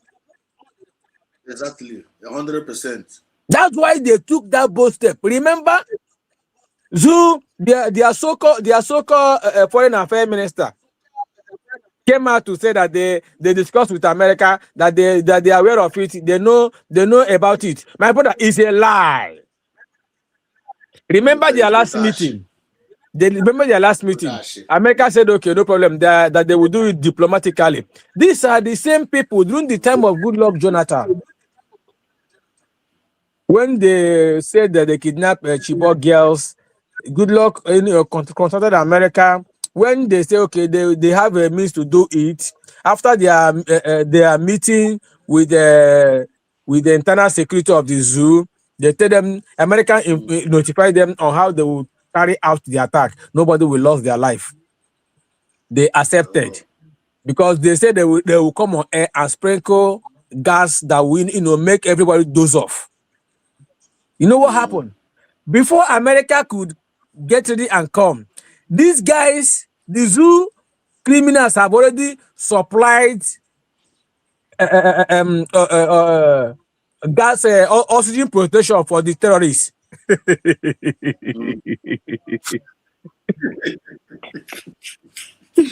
This is the meeting that secret meeting that held between American intelligence and the zoo intelligence people. One day, before America has supplied a mask, gas mask, Then you want to tell me that these people they behave as if that mentality they use in controlling the people inside that contraction. If anything that happens now, in a twinkle of eye, maybe by tomorrow everybody will forget it. Life move on. Life of ram, atro. Life of ram. On your hatchery. So they are discussing with these people now. Really pay that now quite the same pattern. I'm and day. And you can't boom energy Monaco. One triple what you going to know and I can go to the screen. I will chief terrorist in the zoo. Let me know about Piradia.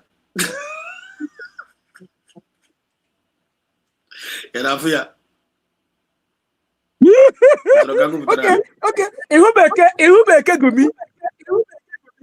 One of good in car first, cap good in car, go fire and could be careful. My brother, when you are this now, we open urban people. See, America, the way America will come, the next stage, and any action they will take, Zoo will not be happy about it, because they are trying to thwart their plans. You know the initial plan is to take on all the country and Islamize it. Mana hama gina ndi shekwe no nga ha ama ndai wo as PMC ya mesia ha ihe any day ha huru bia ha abulaga. The man no go there now for this man to tell you to tweet this thing now, to say this now, and they on our platform Tinubu Bumbo TVC News all Tinubu ya America so with this now, do you need a prophecy to tell you that these people are the terrorists themselves? Federal government will not tolerate any attempt to undermine the peace and the security of our nation. Well, then they won't done about the thing. How not buy America now that they will not tolerate it now again? But them peace, That's in how they did. Attempt to undermine the peace and the security Oh my goodness. of our nation. Oh my goodness. Now, one Yeah. the question. And him one Oh, things see, okay, but we check the submission. let us see bomb explosion in Borno. Mana iyo wona blono ka that minute. Oh, I think you must on Sokoto. Okay, which means Shetima Nechin then Nigeria in the America one in Kogin. Oh, I can dekwu now. Explosion now is it in Borno come in corner Sokoto? I learned that now na Sokoto. The headquarter of the ISIS. Yes. Mm-hmm. Then for him to Emma, So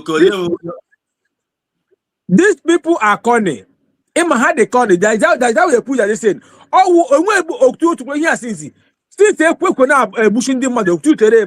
You know me now. All now refer to this thing made last night. like kind of now you know the support of America Mirabi. Oh, this is support too. He is not in support. On the America warning. What's the federal government? Who is federal government? Oh, who?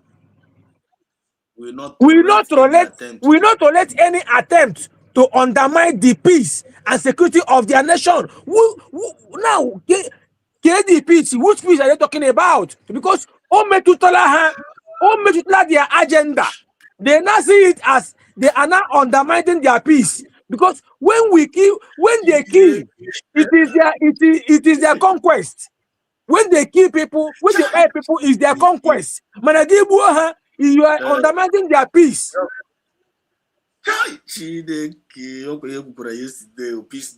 Peace deal. How can peace deal Sunday Jackson. How on self defense. Only in the zoo. I quite sentence ya. This opera, as a pardon on the one name, it is the pressure. They have been doing it. When they buy you, it is normal. It is a conquest. Then if they buy you, if you buy them, you are undermining their peace.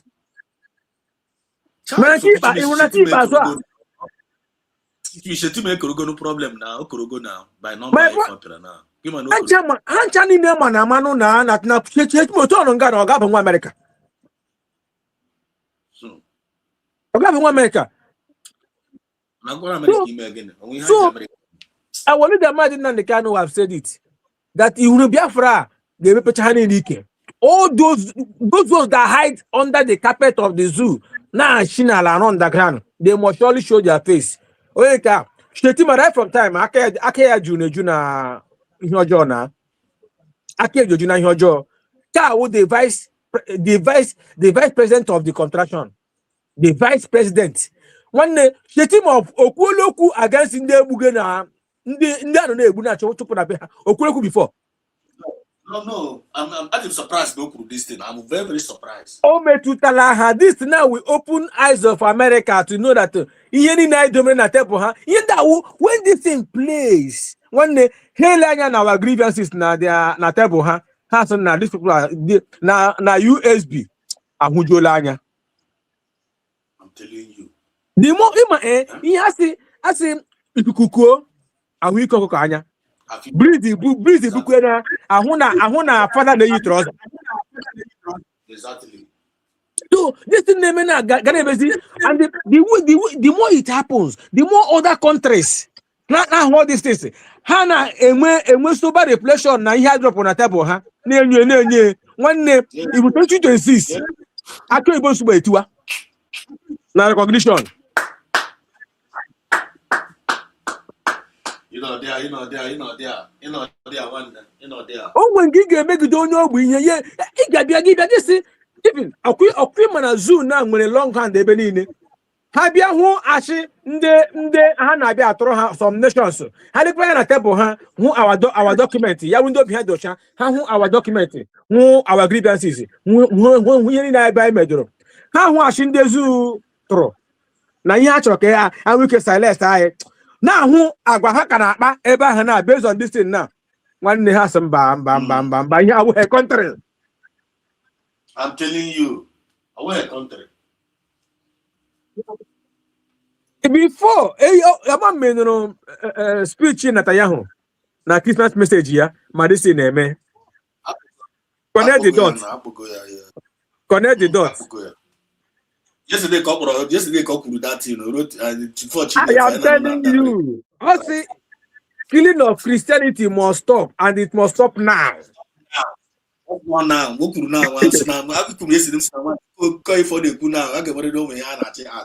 My brother, now action. Now taking of action. Now a rapid response. Now. To them now. Ubua, enwe owu anwo kego come ka nga aputa nwanne owu ubua even before you say Jack nwanne ohiola. You man ko here come na UN now. UN mo apakara nde kom nde Iran. Ya ga kuchu UN then. My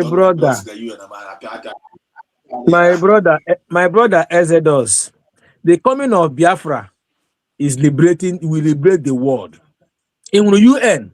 Yes. In the UN, in all this organization, eme in bet arrow when they aga to shahani lazo.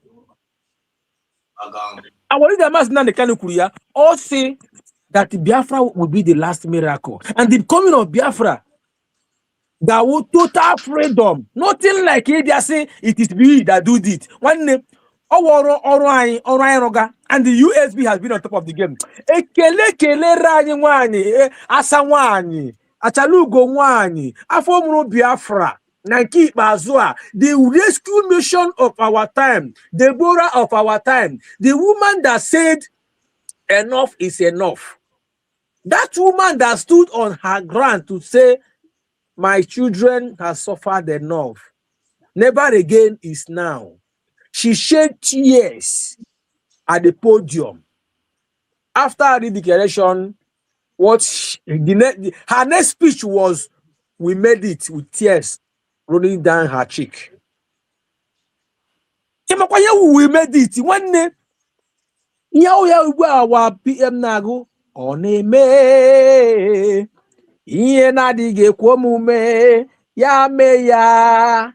Oneme iye na-adịghị kwo omume chimeme ya oneme iye na-adịghị kwo omume iye na-adịghị kwo omume iye na-adịghị kwo omume ka ọ na-eme nwanne anyị ehi shina ọnụ nido la. The God of heaven, the God of justice, the God of 11th hour gave us the victory at last. They used all manner of weapons, even European Union, to stop us. One day, I seen and pure before Hana Abakutere, one day Kaiga, Ayalabagule. Oh, you don't know. I'm high, my brother. I'm high. I'm in the spirit. People don't know. People are gay by now. People think that we are still there. I cannot one day I feel zoo themselves. They already know. Even their people, their co-hosts.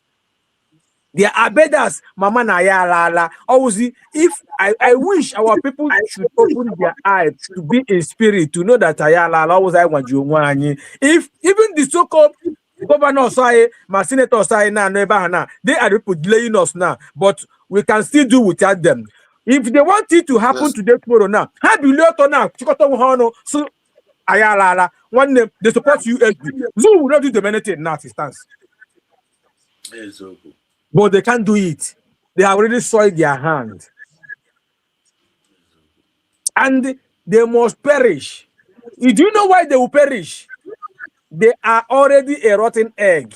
They are not meant to exist in the USB. That's why they will not do. And God will not give them that grace to do that. Because USB, if you are not whiter than snow, one day you can't be a part of it.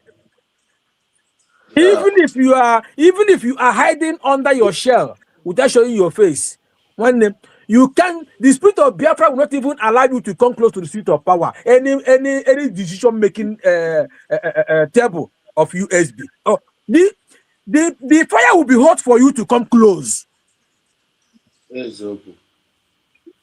That's why they are fighting against what we are doing. But if you know, you know. Nakip Bazaar. Oragula. Congratulations to us. Congratulations to we all USD. The genuine ones. Mandike kana agbakwa na egusi na agbayari egusi. Feel na ha kana eme ihe na-eme. Mana owo Nakip Bazaar bụ anyị na-agba ọsọ anyị na-agụ mines ọwụ ha agbacha agụnwa maka inu gesi ịgbacha ga ego nke gbara gị chefuo ya. Nwanne ọwa anyị na-agba na-agụ ya. We are keeping records. Thank God for social media today. Thank you, my brother, at this point. I yield. Let me allow my brother to go because if you allow me to continue, bro, I still have a lot to deposit. But however it is, we are in it together. We must continue to push. We move. For real. Thank you so much, Mazi Triple M. Too much. Mazi Odogo, thanks for your patience. Are you still there? Can you hear me? I am here. Nala, allow Triple M to call you Pacha, or you Pacha, or Patabache. Allow him to speak to talk. All the overdose, call you Pacha, Triple M, you Pacha, any review. I am Pacha already now. Odekwa ịmana m nwekwara so enye ndebe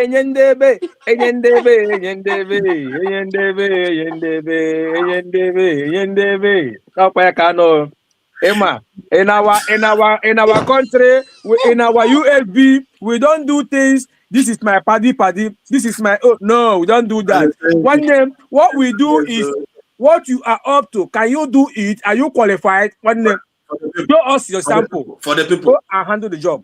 For the people. Yes. For the people. We are here for the people. We are the people that originated democracy. Government of the people, by the people, and for the people. See? So that's who we are. We don't do things that this person is my own person, is my uncle, is my sibling. No. Rob, that is absolute nonsense. We don't do that. We don't do that.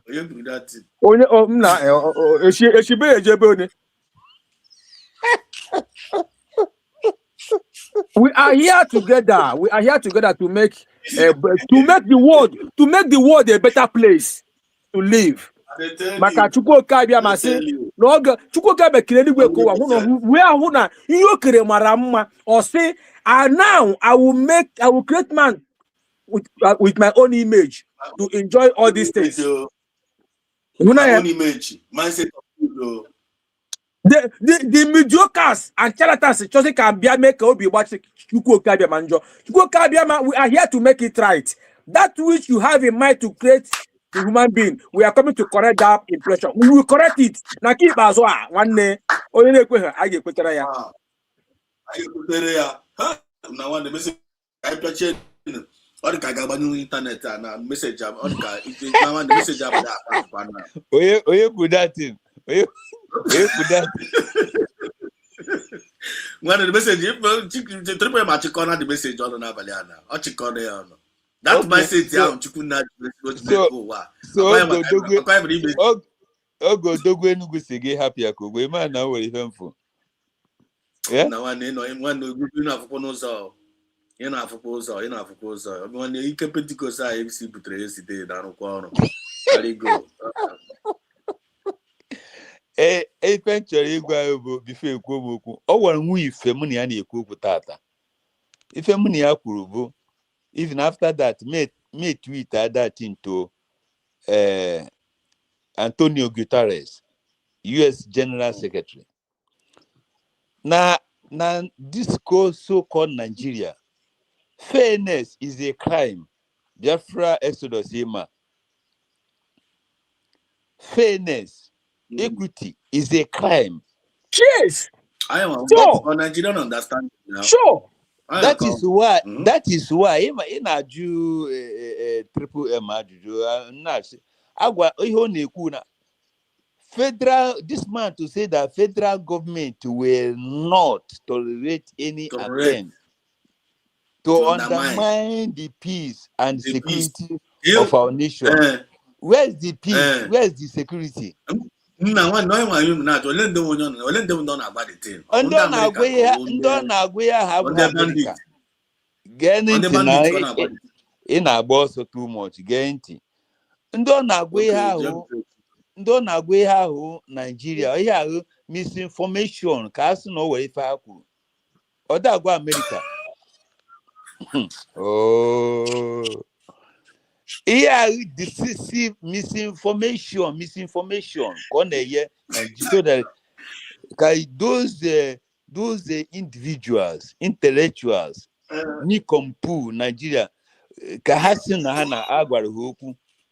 Ọ bụrụ ha America ka ọ na-agwa. Odegbenugu ifukwala ihe another dimension, and that is true. The same thing. Their so-called minister of foreign affairs group that na had discussed with America. Man, for where?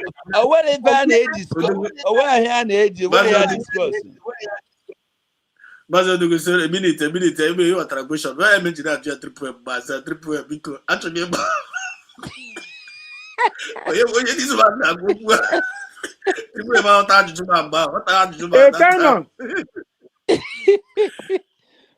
Biafra said us after Nkurunka, after me report my beg go triple M. Biafrans umife, I met triple M today na X. Triple M is a professional. Oh yeah, okay, professor. All year in the X question now never anybody solve today. Today with him, I was with him. Na X space today can now go. Can X space. It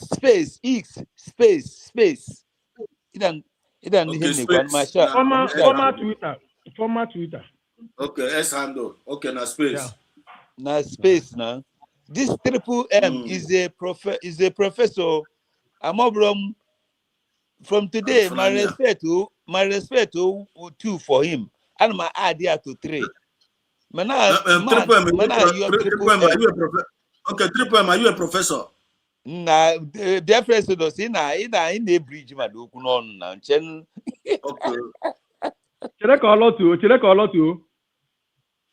Triple M delivered a powerful message today from such intelligent today, and my report here on your channel. And the next beg here, corner with this kind word to na this place. Kaiha ina mukekwe. Only TQ man, ya add to that because his speech today na his space, that is with Twitter, it was very, very marvelous. I'm just reporting. Come back, can you put there and just in a nutshell? Okay, if noun. Netanyahu say anything they are going to do, they are going to do it now. Do you know the meaning of noun? Now is now. Now the noun is now. When that thing I know here. Sorry, my people. Excuse me. Only get 20 minutes. I will be here with you, but I will not talk after 20 minutes. Okay. Right. Udo. So, dear President, Netanyahu, Prime Minister in Israel, need to name and I gave me a noun. And yesterday I na-ekwu na odogwu Enugu na aga mbute ike Pentecost anyị na-ewere anyị na-akparị ya. This morning ka anyị kunitezu n'ụrụ anyị na-anụzi kaboom na Sokoto. O were anybody ga-apụta kịta sị na achọrọ ifu ihe unu na-eme na Musa da Christ. Osiso Musa na cry na ma Gumi ma Abati ka ihe si na Abati na-eme. Oraju is na Abati. Abati is the same America that sells some weapon. The same America that sells some weapon to the Nigerian government for them to tackle the insecurity. The same America. Oh, yeah, Obo cry, gonna cry. I'm not going to be about to see. America, about to see congratulations. Okay. Obo since so Musa na cry, Abati na cry, Shetima Yirima na cry, the Tinubu na cry. Obo since so Musa. If you Tinubu mere, okay, if you Tinubu mere, if you no okay, I will am na go no. Ima America, you watch that announcement. Has no their strike was conducted in collaboration with the Nigerian government. You know that one? You know yeah? I know me, yes. Okay for America we don't ban the Nigerian government now so that international community I didn't say America can be invaded Nigeria. Hey man, how much here we intelligent? Am I intelligent? No. How much network intelligent? You can support all na 15 minutes or 7 minutes program you made to do it today. He has nonsensical government. Productivity. Nonsensical productivity government. Ni compu government. Ne government. Kedi also ne na ganiru. Okay. How about nonsensical productivity government? One. Then how about nincompoop, no important in them government. Then how about abysmal ignorant government? 3. Then how about fanatic tendency government? 4. You go. Then at the end of the day, I wanna suffer from Guinea, Daskoria Alata under Morufuki.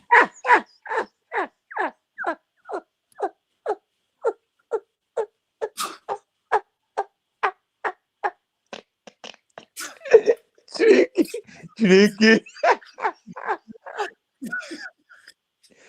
Na kedebe Chineke gesi weye ndị aka na ka ebe oge ji receive no way ebe gesi onwe dey no go see enyere ndị asị ndị awụrụ human being Mazi Odogwu. These people are not human, ndị are aliens because they don't care for humanity. Ha dey against the humanity. Adimachukwu na ima ha na-ekwu ha ka ndị banyị ga na connect the dot. The mindset of God for humanity thought of good, peace, and to give humanity an expected end. But ndị a na-like peace ebe a na-achọ humanity nwee peace. Legodo na m anya n'ihu, legodo anya na screen ka ihe na-afụ n'ihu nwoke ma. Legodo Shetima anya n'ihu, legodo onye ọgwụ demon dị ha. Death ka nna afọ bro demon ihe na afọ death ọwụ ka nna afọ. That is what Odogwu Enugu is seeing. I'm seeing death. So yesterday you guys no na-ekwu okwu. Una amaro na ekwu ni na na-ekwu ebe a Biafrans ụmụ ife. Oye ọbụla no here. Mind yourself. All the things that we are saying here, it is going. They are hearing it. Yesterday I na-ekwu okwu ya amaro. Aya amaro what you are saying. Na ibutere ukwu. Our words very very strong. On a road this night, I know that kaboom, which means all the things that we are saying here on our ga viral, on our ga I am telling you. All you can say Biafran Exodus. Google see you yesterday. Kafu go You got it? So I'm very, very happy, very, very happy for Umuife no here, disseminating the gospel of redemption, applying everything as a government of the people, by the people, and for the people. Anything apart from this, or what it falls here. And the world ya ijinkie o. Oworo ya inazon kie, oworo ko ya ijinkie. Kama mmadụ ejikwa na nke anyị. Ebe bekwelu ugobelu. Ebe belu ugobelu. Onye ọbụla may apply discipline and moral decency. That's all. Very simple. Ayagabani very simple and understanding. Eyera 10 commandments. Away from these 10 commandments, not the very, very big, not the hard for us to maintain up to 10. For us not to offend, all the impossible, all the very, very impossible. Then Joshua Mashiach will be a break. Yeah, I say, don't worry. Just love yourself and love God and love yourself. In these two, the whole commandment is inside. The whole commandment is inside. So Biafrans, Umuife, discipline and moral decency is the end. And the USB, United States of Biafra Declaration, is where we stand. That's the real nation.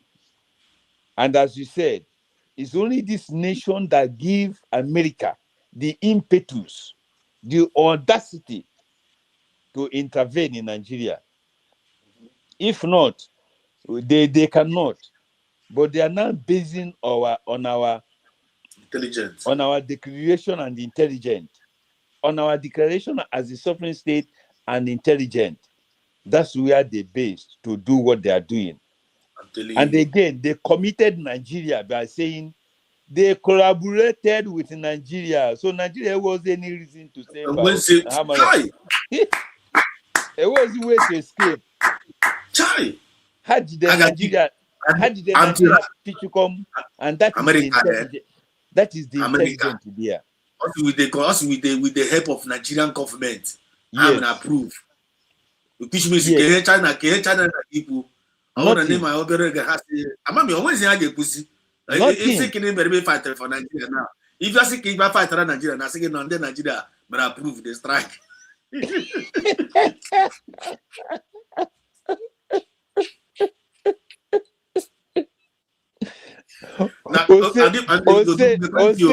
Oseni no ye kpọrọ onwe ya Dr. Abaneno when amalite na-akpọ Dr. Abati. Dr. Abati never na-ataghari ọnụ. Eche n'isi wu Dr. Abati Akpati. Dr. Akpati empty drum na-make most noise.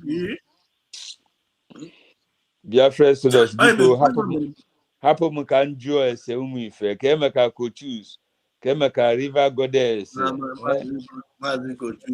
ka m jụọ ese Umuife ka emeka eze Umuife ọ na-atụkwa bọmbụ ka emeka John C ọ Kanu ka emeka ije minista ije glitters Hancha got to down now. Hancha, everybody got to down now. Because can ye abuna ocean master no can ye ndo ọzọ ka kwuo mana ihe nchọrọ igwe anybody biko onye ọbụla kwuo ihe nkwuru Biafra Exodus onye na-achụ ga-ada kwen m ise onye na-achụkwanụ ga-ada kwen m ise enu ga-emegide ise ana ga-emegide ise ikwu na ibe agbata obi ụmụnne ndị ọkpụ ụmụada mmiri njaba uto nsiri uto amagụ kwen m ise ha ncha ga-emegide onye ọbụla si na ọ ga-adịrị gị na mma ndị ụwa Umuife continue Thank you so much. Thank you sir. Thank you sir. We love you. Very God will continue to protect, to preserve, and to bless you now and forevermore. He said, without wasting time, EJ Minister, please, can you hear me? Yes, so good evening. You're welcome. Compliment of the season one now. Thank you, my dear brother.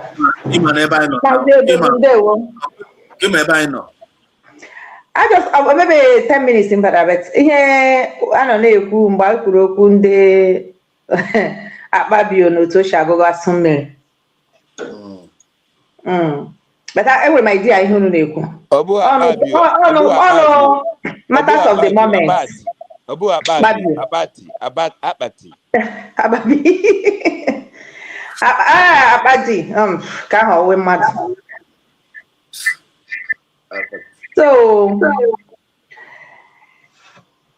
tinyere ha ọgbaghara, tinyere ha ọgbaghara, tinyere ha ọgbaghara, ọgbaghara, tinyere ha ọgbaghara, tinyere ha ọgbaghara, tinyere ha ọgbaghara, ọgbaghara, tinyere ha ọgbaghara, ọgbaghara, tinyere ha ọgbaghara, ọgbaghara. Maazị Odogwu Enugu, ka ị ga-esi nọrụ na ofere mgbe eji ekwu okwu, ị maha na onye ọbụla na-anụ ihe ị na-ekwu. Ihe ọbụla anyị na-ekwu ihe ha na-anụ ya. Ichere ọ na-asọsọ na X handle. Ha nwere ndị na-egere ha ntị ebe niile. Marụ na o nwere ebe isi ihe niile anyị na-ekwu na-eje. Ha ekego uwe eke before. Otu a before Chukwu na-anapụtazi ihe n'aka now.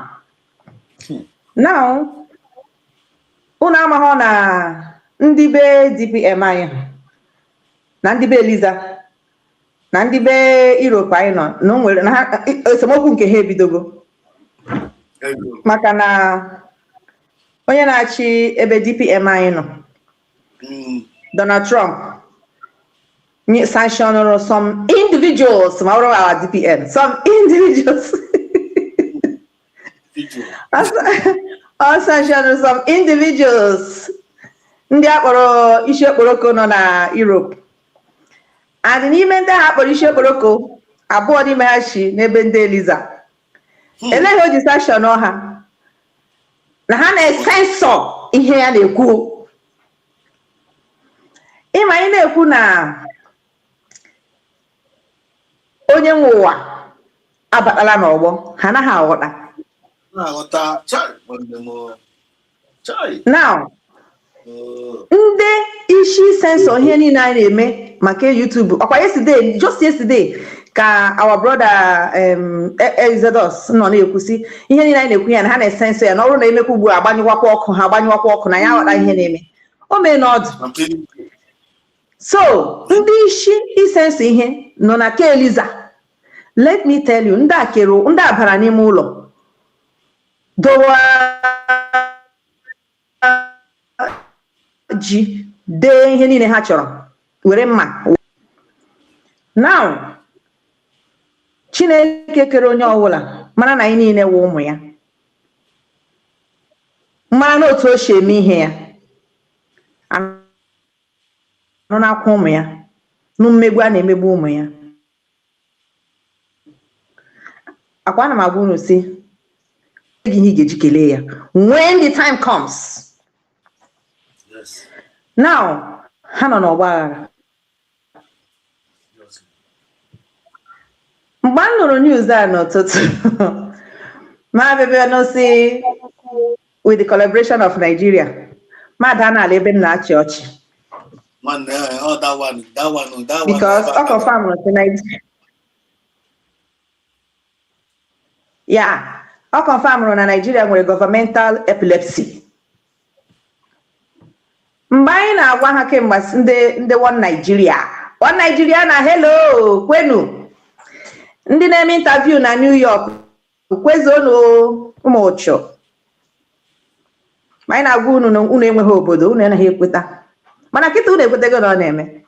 The only thing we onye re ihere onwe onye ga-eboro oge ke ya si ka ọ fọrọ gị because irere ka gị re ya tọrọ, irere ya chefuo na echi dị. Ụmụnne m, the real Akachukwu dị aka ịbaje na 2026. This is the moment of truth. If the truth is with anyone and that person refused to say it, that person will know that there is angels for everything Chineke kere n'ụwa and every action. Ha ga-amanye ya aka n'olu ya ekwu that truth. Look, this year imagine for USB, oh, a fantastic year. Yesterday, you say, without USB, where would we have been?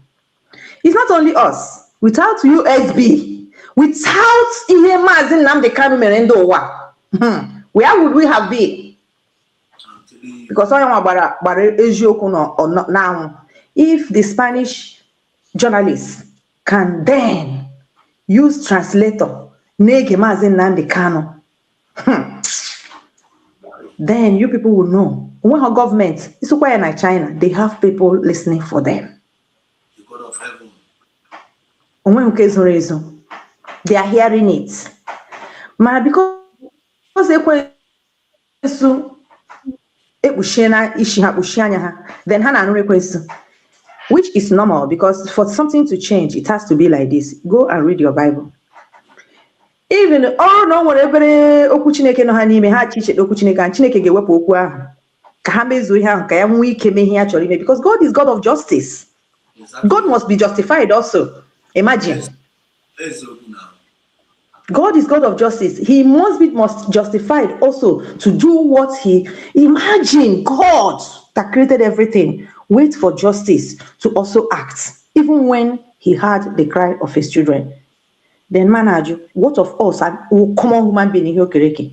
Don't you know that when we act without justice, God will be very angry with that person, like a motor shock. That man I'm able to generation here, not only himself, generation here.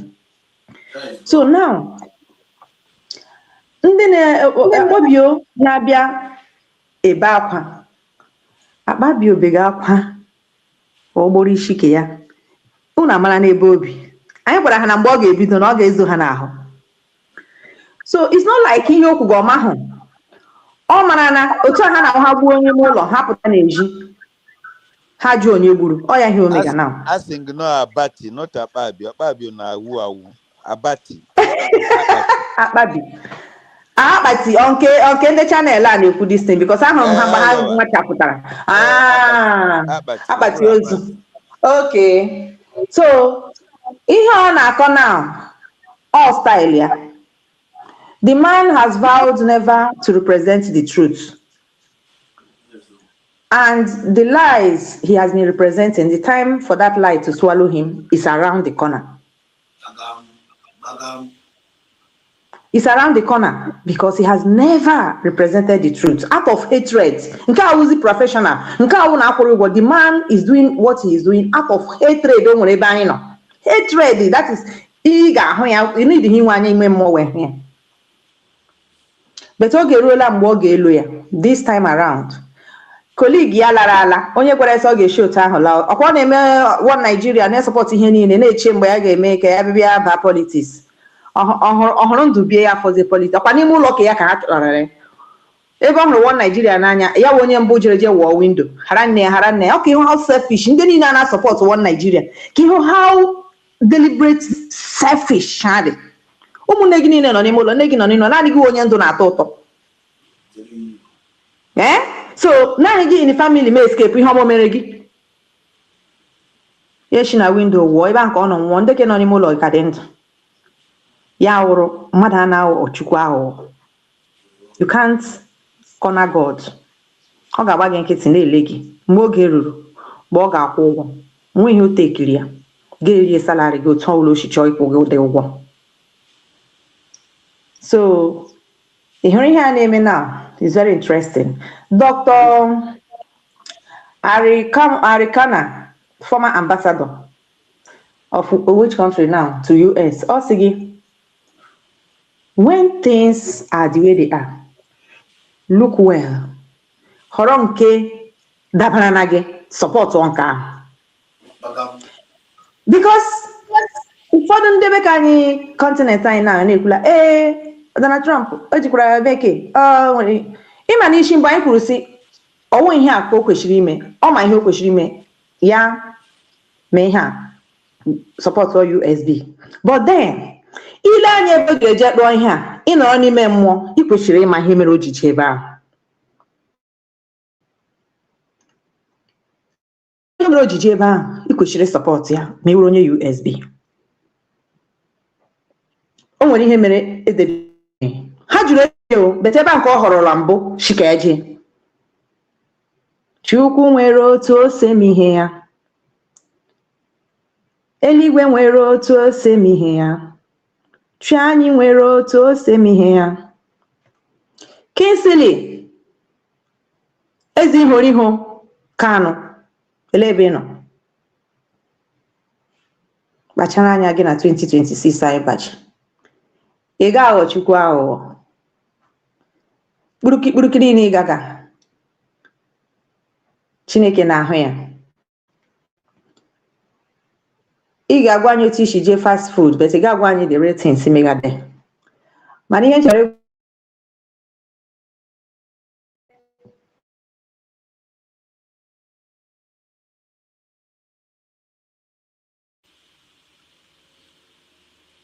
happened to him. Chineke kpọrọ ya. And onye Chineke kpọrọ ya hapụ ya n'etiti ụzọ. God is not a God of abandonment, a halfway process. Does that at this time, ihe na-ana ahụ ahụ a ga-ebido hụ well. Before the heroes don't see ọrụ ha rụrụ, the heroes will have done. Ihe niile gaga reverse. That is why our leader. Ihe ha chọrọ ka ọnụ eji si akpọje ya ebe ahụ ka hafụ ihe tikwa ejikwala na social media. Can you imagine? Ịkpọrọ mmadụ ikpe ọjọọ, kwuo ihe ọjọọ niile i kwuru, gaa na-anyụ ọchịchị ihe niile nọ gị n'ọnụ. In the 21st century, without that is sọsọ ndị ọhụrụ ọ na-agwa okwu ahụ, ndị polisi ahụ nọ nga ahụ ya na ha kpara nkata ahụ na ndị ahụ dere akwụkwọ ahụ nye ọ ma na ọ nọ naanị mgbe ọ ma na ọ nọ n'ụwa ọ chọghị iji ya wụ onye ekwensu gburu wayo until ya egbuo onye ahụ ga-awọdo onwe ya. Anyị anụla some kebemu attempt emere that side. Anyị ahụrụ otu lawyer ya shikwu okwu ndị mara na-ajụ asara ahụ ji ụra akwa gwara m n'ụsọ ụmụrụ ahụ ji ụra. O nwere ihe na-eme mana Chukwu na-asa okwu and okwu a Chineke bido na-asawa ya.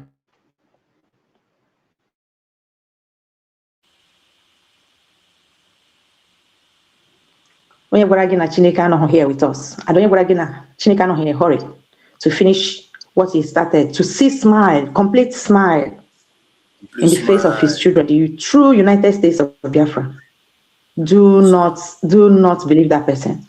And that is why if you are a citizen Eastern Nigeria, United States of Biafra, no na capacity me illiterate, me educated, me no abroad, me no home.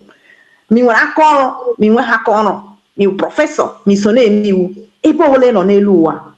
Ipugide God. I tell you, you will not live to live in it. Okay, God will surely punish that person. Surely, because no human being on earth in the history has suffered what we have suffered. Nobody. No one. Nobody. At times I'm very but not angry because the Bible tells us that the judgment of God will start from the altar. Now we are seeing it, we are knowing that even people on the altar from the beginning they refuse to say to echo the evil that is even happening inside the altar. But now onye Chineke nna kwuru wekpe ya n'ọchịchị. Onye marana, onye Chineke hụrụ boldness in him is using that person. So none of you will complain because what you are running from is mkpacha hụrụ na akpachata n'aka ụmụ ogbenye ka ọ ghara ịdapụ. But na nke ikpeazụ a, it's not only your wealth that is dapụla, your own also will dapụla because ịnyọ na nshi n'elu ọta ahụ nọ n'elu ya. And God is very, very angry. This is the moment of truth. If on this race of the United States of Biafra, if your hand is on the punishment or pain that our leader is going through, or pain that our PM is going through, those that came for witness, I will not tell you people what to do. If you don't do what you're supposed to do, you will reap the reward of Judas. We were told, even till now, in the spirit and in the physical, Judas did not belong to anywhere, even as someone, or not in a lonely place. Nania. Yeah, the reward of only this pain, especially for the unnecessary obara. In every junction, nana worthless naira. Because $1 for you people to use it, or earn a worthless naira. 2026. Ogechekwa unu. Onye ọbụla n'ime unu enwebe repentance, unu ga-eso 2025 la na 31st. We are going inside our resting place. You people cannot stop us, and you people cannot distract us anymore. If God can deliver us with all of Kataunu na Ekwensu nna unu kpara in this very first year, with ego niile akwụrụ unu, nke eboro eboro, ala erere, ahụ adị n'otu a, were na ya ule normally, ọrụ unu nwa gafee ọnwa ọzọ, afọ ọzọ, which is ọnwa ọzọ, bibi si unu na-eweta shinanigan, were na ya ule udo ọkụ eluigwe ga-awụ unu. Even Ekwensu dịrị unu oji dị disappointed ebe unu nọ.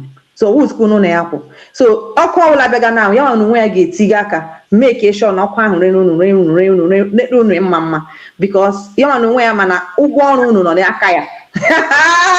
God of mercy. Ụgwọ ọrụ unu nọ n'aka Ekwensu. Confirm. And Ekwensu otu anyị si ghọta unu motu o si kpọọ mmadụ Chineke kere ụgwọ because anyị werela position ya na ihu Chineke. So ihe ọ ga-eme unu na 2026 ọnụ aga akọcha. So if you know you don't want to repent and you are still planning new saga, ka ị maintain a channel for any reason that you have, I will not tell you I will only tell you to be ready for the punishment that will just increase in your own confusion. They will. Thank you so much. Thank you so much, Minister. You went, the voice of reasoning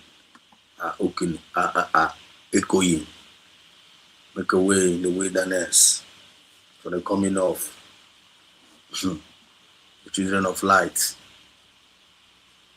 Let there be light, and there was light. Shetima. It's all right. Let's go to the update of from Kaigan to the update of DPL.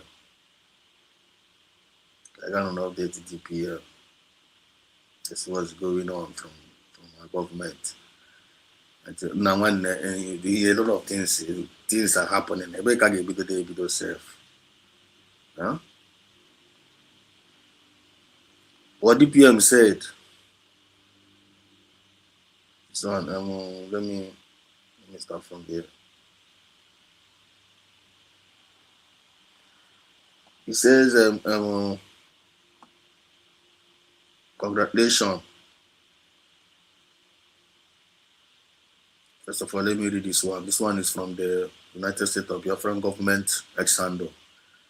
Excellency has reiterated that IPOB isn't an organization, but rather a collective identity of the indigenous people of Biafra.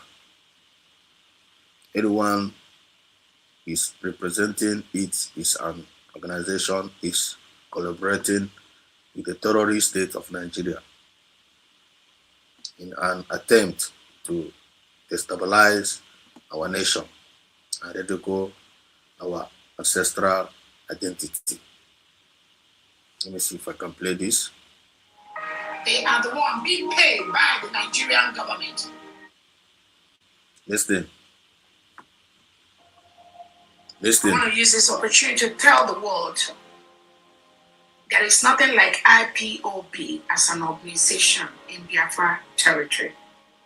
There is nothing like IPOB as an organization that has the interests of Biafrans at heart. No.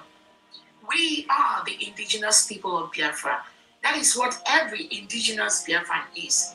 But those that are propagating it as IPOB, as an organization, they are the criminals and the fraudulent ones working closely with the Nigerian state to stop us, the people. The people.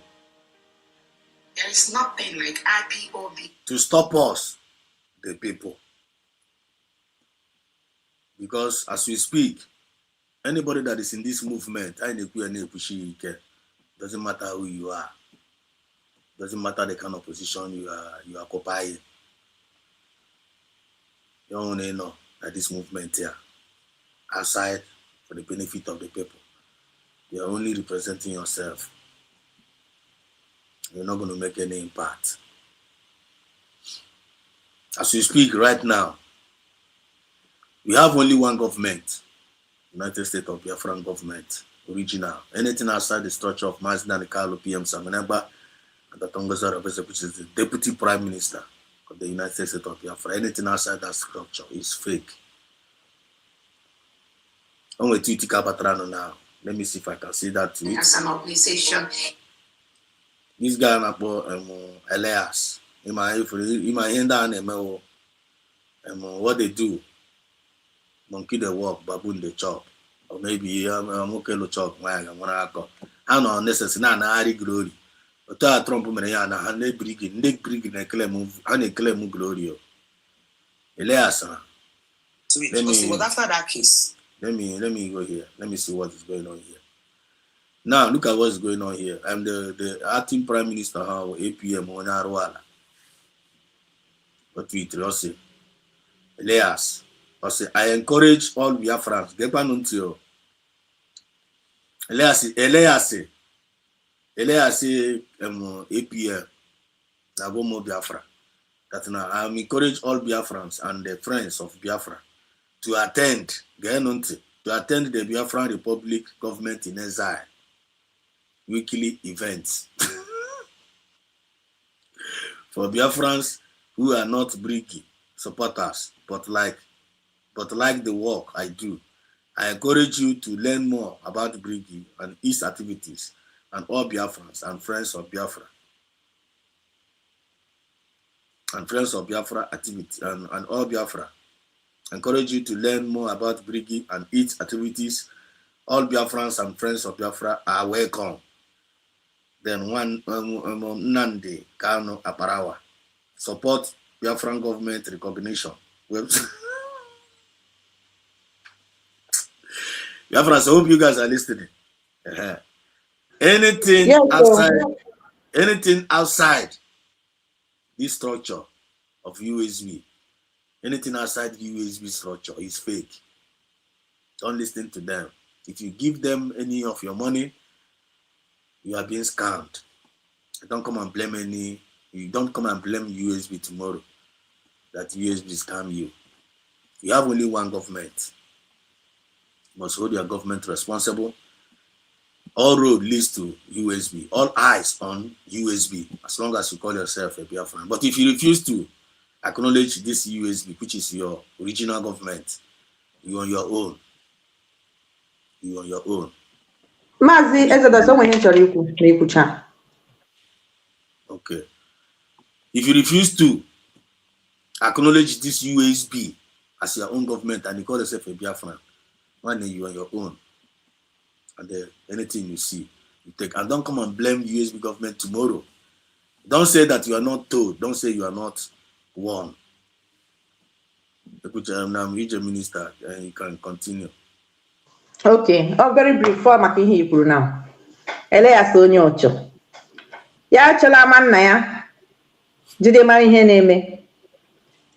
Do you know that some countries now, in the Constitution of the United States of Biafra, that dual citizen is not in existence. You must be a Biafran or a Biafran.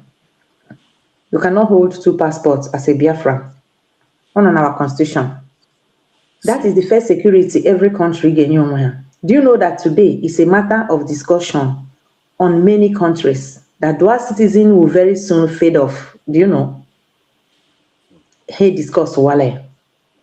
Because that is the only way a country can be nationalized and the truth, the people will be served correctly. Ọ bụcha achọrọ m just cheap because of this thing in kwuru now. So onye hụrụ ebe a na-agba afa jewe ebe a na-arụ agwụ, Elias, go and look for job. Leave this world Biafran alone. We know that your lights will never cease to exist. But the difference is that the God of Biafra, when he will remember you, he will not be around to tell your story.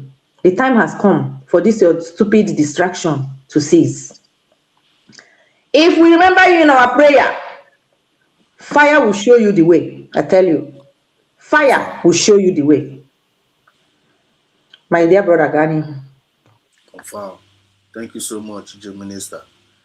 Look at now, I'm from the S handle of Dr. Ngozo Robeze. You know, you have already addressed the issue of the identity of the IPOB as an organization. It's no more existing. You understand? We are now in the government. Don't allow anybody to come and trick you. In short, I only for Kanaka Muako IPOB and even though the DPM have addressed it, this is the last time we're going to address it here. You have only one government. Don't go and get yourself involved with all these groups. USB is the final sergeant bro of the end point of every agitation. We are no more agitating, and not in our government. And the government are doing wonders. United States of America is now taking on the whole intelligence from the United States of Biafra as an ally. As we speak, the Israeli, that's one of the updates I want to bring to you. You're welcome back, Mazio Dogwenugu. You want to say something now? Should I continue? Okay, Mazio Dogwe is not speaking yet. Okay. So, the United Israel, the men acknowledge not the land. And our Dr. Ngozo Robeze has tweeted yesterday acknowledgement. The Republic of the Somaliland officially recognized by the State of Israel. So congratulations to Somaliland, and our United States of Biafra have acknowledged them too, and we wish them congratulations. And the TFOS we wish Uganda this and the Israelis will recognize Uganda very soon. Very soon, I mean very, very, very soon.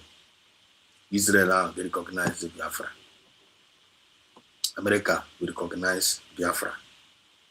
All the Europe, all of them will start recognizing us because what we present on the table now, we hear the world actually needs now. Our mandate ain't in a table. Our project ain't in a table. It's what the world needs now for survival, for redemption, and for liberation. Both Mandocha and DCOG. And then when they will trade the project, United States of Biafra, the world must listen to us because I'm not going to know that now the government is giving upon their shoulder. The government of this world is upon their shoulder. You minister Chitakwara. Are you Chitakwara?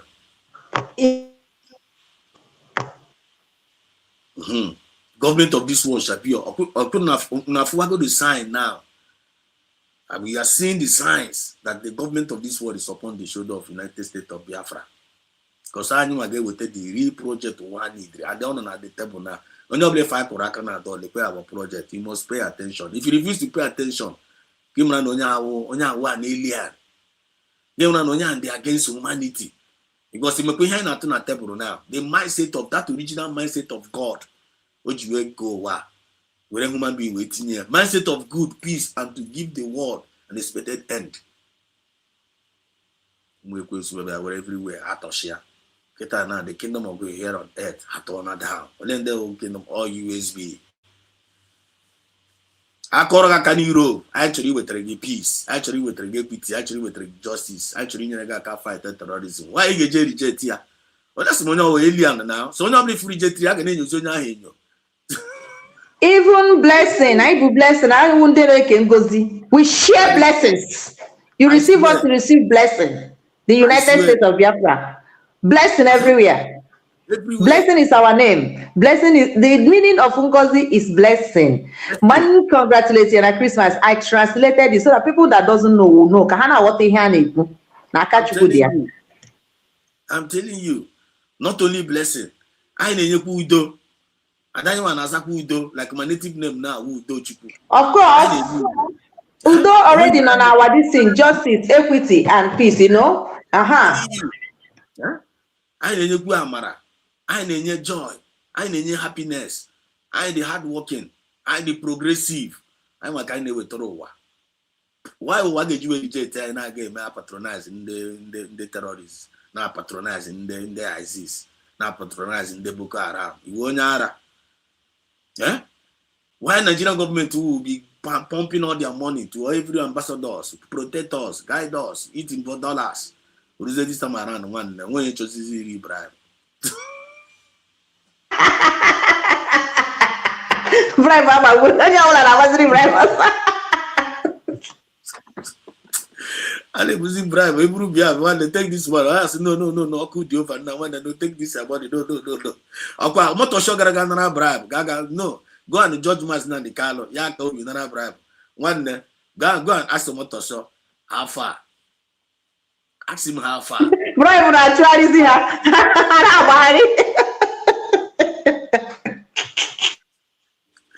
Gaga Johnny, how far? I'm not sure how far. That guy now is gone. My generation here. I'm on the tip of human. He go level 100 million. He go level 350 million. Look at that my generation. With you to perpetual. That's perpetual cause. Naga pop on your generation.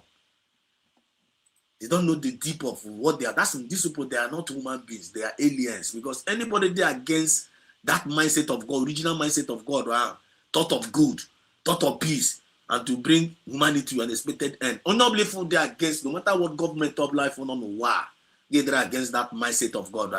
That person is not a human. That person is an alien. That is the major truth. To not pay attention. And you all the same mindset and guy George, both individuals.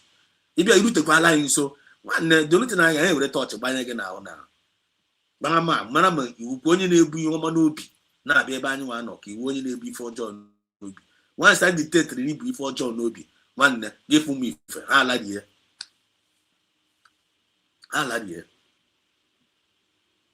the table now is shaking because the evil ones cannot withstand the table anymore. Their bribe can never deliver them from their atrocities. When they chosen as the bribe, when they chosen the bribe, and again now the bribe again, all good is over. Yeah? Oku di over. Onwere ga-ahụ chi ihe mere amata shoka na-eme ya ruo taa. Onye ahụ ekwe ka even old onye a gara bribe from aka Nigeria again. It's Finland, how far? Alexander Storm, how your own fire that side? I hope they go high. You understand? Go with Nigeria and come back in shame. Amata show me deal with all.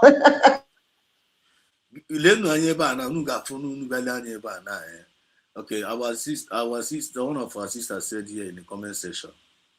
He said, Alexander Storm, see what you have done to yourself and Finland. Officially, Alexander Storm is a terrorist sympathizer worldwide. Our PM is universally vindicated, USB all the way, 100% correct and fully registered.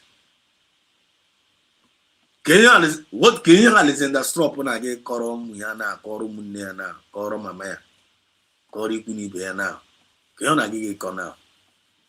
You went and go and sympathize or with you. Shetima, Shetima, when you're about an Akana. Now, the real Ekwensu, on your creating the real problem, Jekwe Yanaka. Thank God for internet. Yanya Parayana, who forever. Onya parala na ho. We Kenya fio. Just like Omotocho very soon, ya ga change was ahanna. Watch and see. Ha ga be secretly because Omaho no ga go town. Oma na you know me if emekọrọ ihe. Ọ dị na egwu eji ya na-agụ na-ajụ ya ajụjụ. Onwe nwa ya nwere conscience ga-achị ịza ha. Telling you the truth. The same thing is happening to Storm. Ebe ọbụla ọ nọ, ọ ga na-achị ụbọchị ketara ụbọchị ya si nwoke abịawa. Ele ihe o jiri fo. I'm telling you. As you speak now, I don't think that Samanepa will be there maybe before the end of January. I'm just saying based on my own side, my observation. If they have conscience, Samanepa will not be here before the end of January because everything, the man has been vindicated. My dear brother, the conscience, we don't ask them to have. The conscience has have them. Because when a conscience saying with Abeha, the appeal would have gone on now. The appeal Garigani. The arrow is going to turn. The fight, I'm seeing it, is going to end with Nigeria and Finland. And what they got about Prime Minister? Because because they must come and tell the world how they arrived at that judgment to arrest our Prime Minister and to do all the shenanigans they did and to keep him till this time.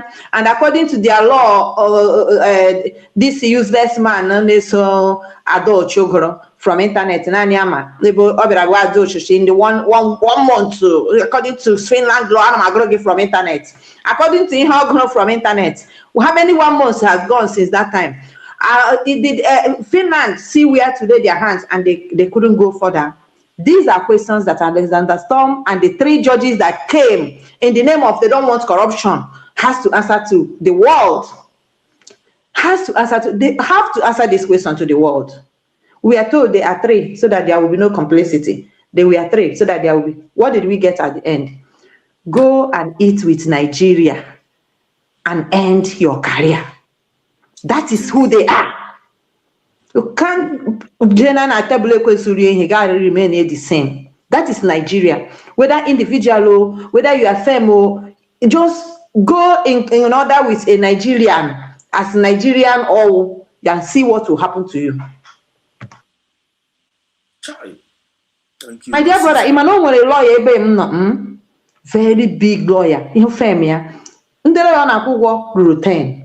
Imano Nigerian people mentioning that lawyer. O may escape life jail na Spain, Baragawa, France, because on my one day Bashiri na Catholic Church in the Murego na here.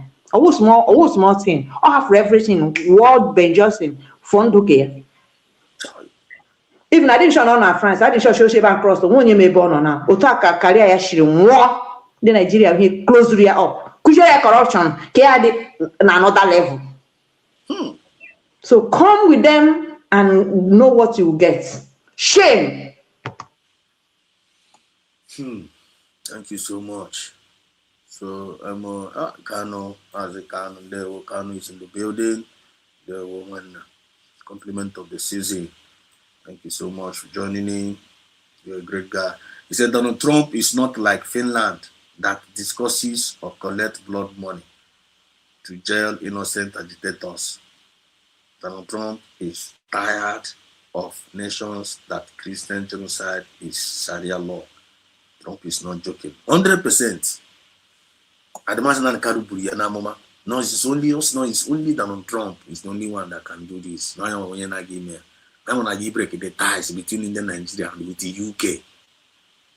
Now, this sign, this is a great sign. UK now Trump UK. Trump UK now. When you just UK man. Also the mayor of UK, not the man who have his bombard, not so on the terrorist aka. Na UN. And after that statement, on that opportunity you come, you want to make your own decisions here. Go to Trump, go out there, you are a Christian and you are a president and you are powerful. Ghana, where your people now do anyhow, and even my willpower. But all on the Democrats not there. You know the Obama, Yana Clinton. That share they go China Hanina. Arabic go born all of them. Watch all these American politicians. They are just politicians. Say American salary. Salary can So mgbe the nations ga-abịa kwe ha mkpa billions kwu ha na-egefu ha ha niile ghọzie puppet. Even in their own country ha niile eburugasịa billions. Ego ndị Amerịka na-enye ha ndị Arab nyere ha ya. But this Donald Trump nwanne dị ga abụghị onye agụrụ o ji ego ya o bu the money onwe ihe o ji ego eme. So ka ego na-aga inye ya in the world ị ga-abịa trip ya bịa na-ezuzu ezuzu ka ego ga-enye ya mere Donald Trump na-aga esheki ya ọfụ ihe ọ ga-eme o nwere stage mmadụ na-akarị with his conscience kita now he's now doing the needful and Chukwu na tiri dia for a time like this Chukwu na tikwara USB now everybody found kita for a time like this Chukwu na mere Mazda Kalu ji wee gwa Sokoto for a time like this everything is scripted and they let the will of God will always prevail. Emelu mala akwayo ma Chukwu na akwayo ma kere ụwa akwasị na all power belongs to him.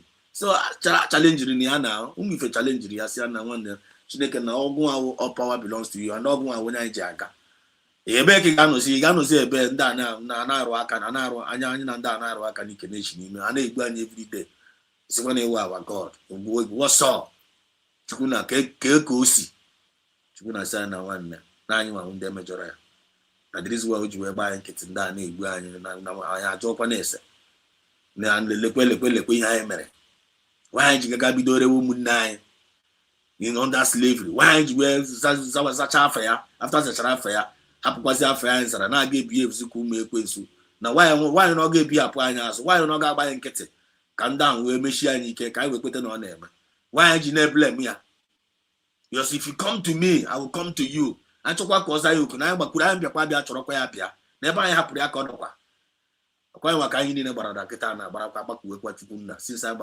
agbakwurekwa ya na gịnị ga-ekulie na okiligo kọsọ ụmụ ya gbakwururu ya ọ wee Chineke asacha afa Chineke na ga agbakwuru ekwensu gwawazie gị abacha gị nọzie n'aka ekwensu na-asị na ị na-aza afa Chineke na iwu onye ara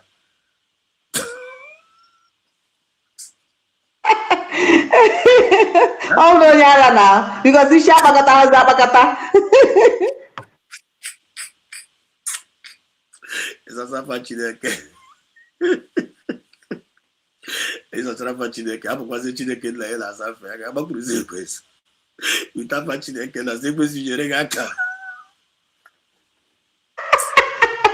ekwesịla anya na azụzụ onye ọtakwara onye ọnwụ. Okay, come now, come inside. I'm here. That's what I have been waiting for.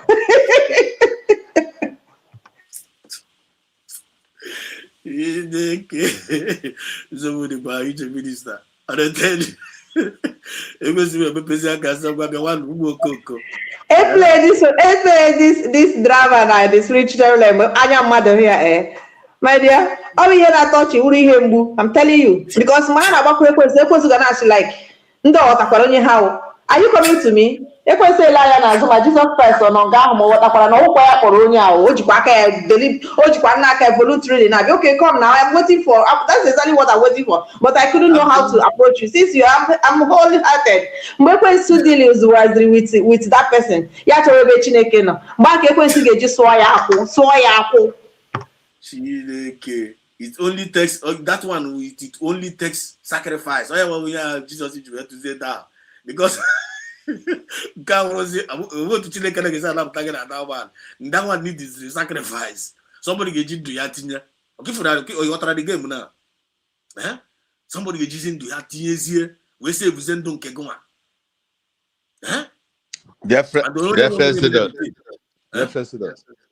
Okay, Mazi, you're welcome back.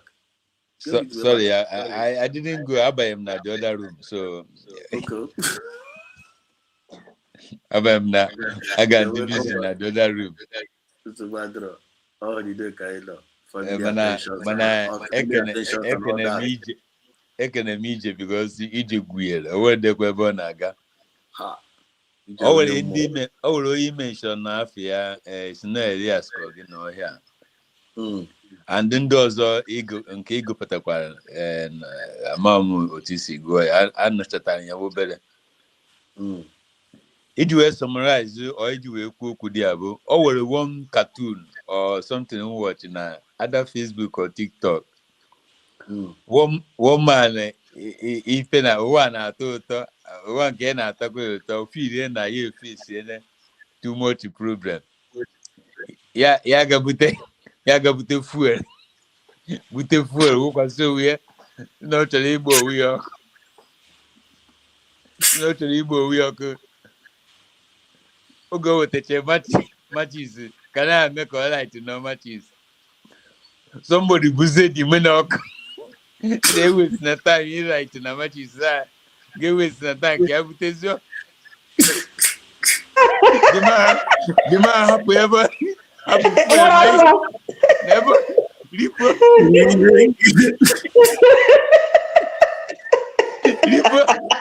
ripo ọsọ this man bara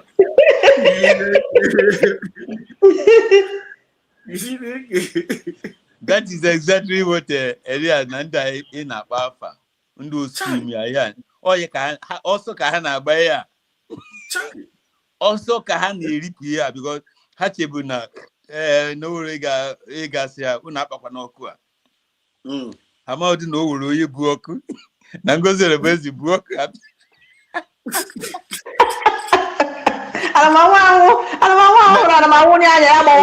exactly na ije minista na obu ọkụ obu bọmbụ na-abịa eripụ ọsọ ka ha na-agba Well, Elias is Biafra. I got Biafra government distance. So I got meeting every week. Also, go na be on no so can na go. The example can na za even ihe na-eme. Also go na agba ihe.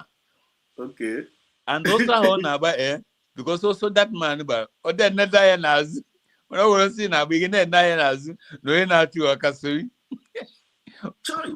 Oya ripụrụ ọsọ ripụrụ ọ na-eda ya n'azụ ebe ọ na-aga ịmana dị nke akwụche na ụmụ Biafra wụ otu ahụ o si hụ oke ngwere oche na anyị wụ oke ngwere oche na anyị nwe dioka like himself dị jobless na US onwe ha idea ndị ọbịa bịa ndị ọ na-abata n'ime ha onwe ha idea ịmana ihe mere jide eme ya now because afro na America atri so ndị briki ịmana briki ya na-eji eri ndị nwa okoko ha na ha na-aga Washington every day ịnọtagodo aga ihe the Washington life updates of what is happening in Nigeria and all that. Enyela ha certificate now for fake town hall, American fake town hall. Or have received be ya. Let them go and take their certificates for American fake town hall. They have nothing to say. And then Mazikai, that certificate itself, we will create one for the useless layers, and that's his fame. They have to get one. I'm telling you, they have to get one. What be Afro? What be Afro? Kezi update kankeba. Because kaga no eba apati. Let's go to like kaga visit apati. Look at free apati, no apati para. There wa kaga ju around up na balea country cruise. All could be over. Mazikano, wonderful comment. It says, "Allow stop must face crime against humanity for daring Biafra by jailing Samonepa. If LS Store thinks this breed of Biafrans are joking, he is mistaken. Biafra will make sure Store faces the law 100% and is registered." That one by law, no cheria. That one again, my man didn't have about that witness. They will all come out and finish what they have started. I'm telling you. Very dangerous. So you only fight through here. Before you enough for the enough your name. The thing another surprise because if you know quite the powerful. If I register, but all of them they are effective. All of them will face the law. Kanu also said here, he said Biafra is not intimidated by anyone, 100%. Anyone ever. Whatever you think you are one power. UK and Alexander Stop must force Biafra when the time, must face Biafra when the time comes. And you know face what you already now. And the elect Jews says, he says, Master said, as compliment of the season, elect Jews, you are welcome.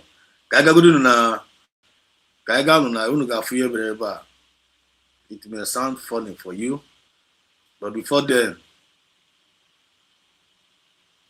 they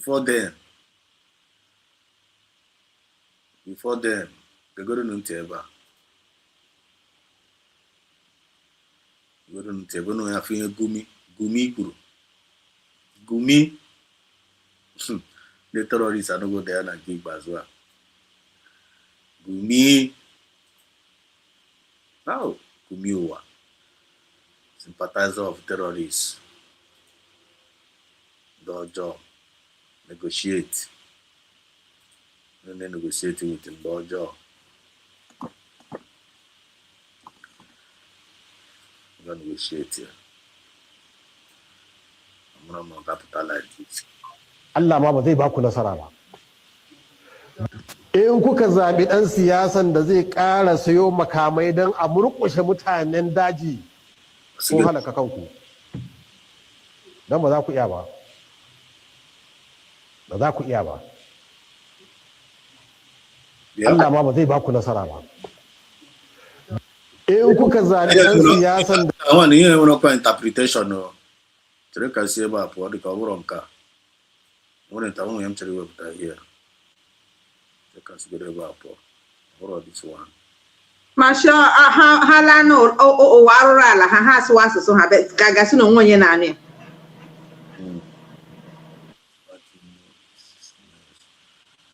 Yes, give it that one. Today come there. Look where here.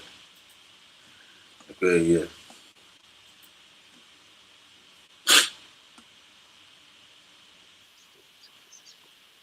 Okay, we are here now. Kaiga get kowa. We got Farah Araba this guy. Arabana Abati. Arabana Abati. Sympathizer of terrorists. They pretend they are all this. Imana also Nandia Barota na Nezioku. Utsahe Shiba Nigeria government utoke Yakadin Joseph because he never stand with the truth and fairness. Never. So now he is seeing himself for actually and exactly who he is. Rufai in carnage when actually the man not. Rufai are very, very dangerous. Okay, let's go there. Okay, I think it's this. Let's go there. Let's go. And we know the timeline because we follow the story, starting off from that infamous tweet and then followed up by the speech by President Donald Trump to come with guns ablazing if the government doesn't fix the issue of Christian persecution, genocide in some quarters. But what's your take on this? This is said to be a fight against ISIS precision strike yesterday in Sokoto State. Okay, so we don't know a lot of details. As a military buff myself, I like to get brass tacks. But from that picture, number one fact is Trump said he was going to do it coming guns are blazing, and this is guns are blazing. I don't agree with him on many things, but he said he was going to do this, was going to do this. And he did it. Probably that's why he has a lot of following among Nigerians. I don't know the architecture of the strike. I can see a warship there. And AFRICOM released a message saying that they did carry out the strike. So maybe it was at one of the waters close to us, where America have their warship. That was where that went out. So when they say airstrike, was it a combination of the strikes from the warship and actually you have planes hovering in the air? I do not know.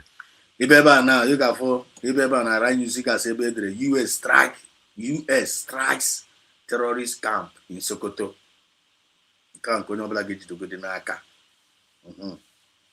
US strikes terrorist camps in Sokoto. So it is the duty of the Nigerian journalist.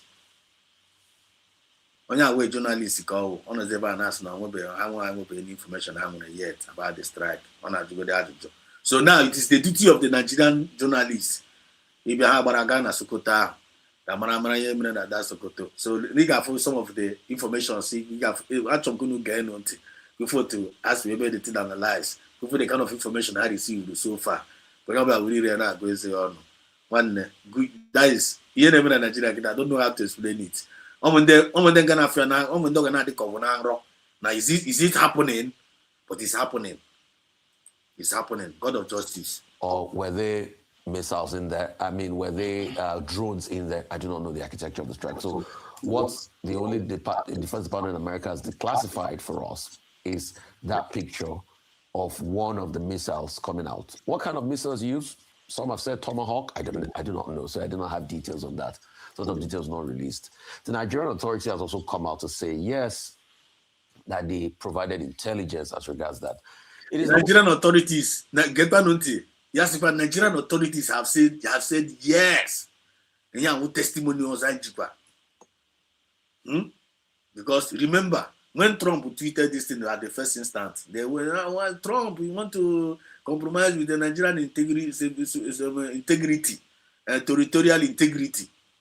You want to interfere. You want to come and make our resources. America have bad intention of coming to Nigeria. They want to take over Nigeria. Now, with their own mouth, Nigerian authorities says they provided intelligence for America for the strike.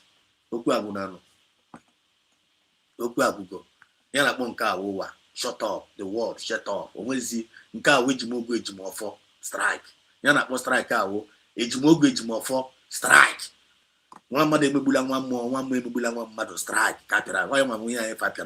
And what does that tell you? Justice. Justice.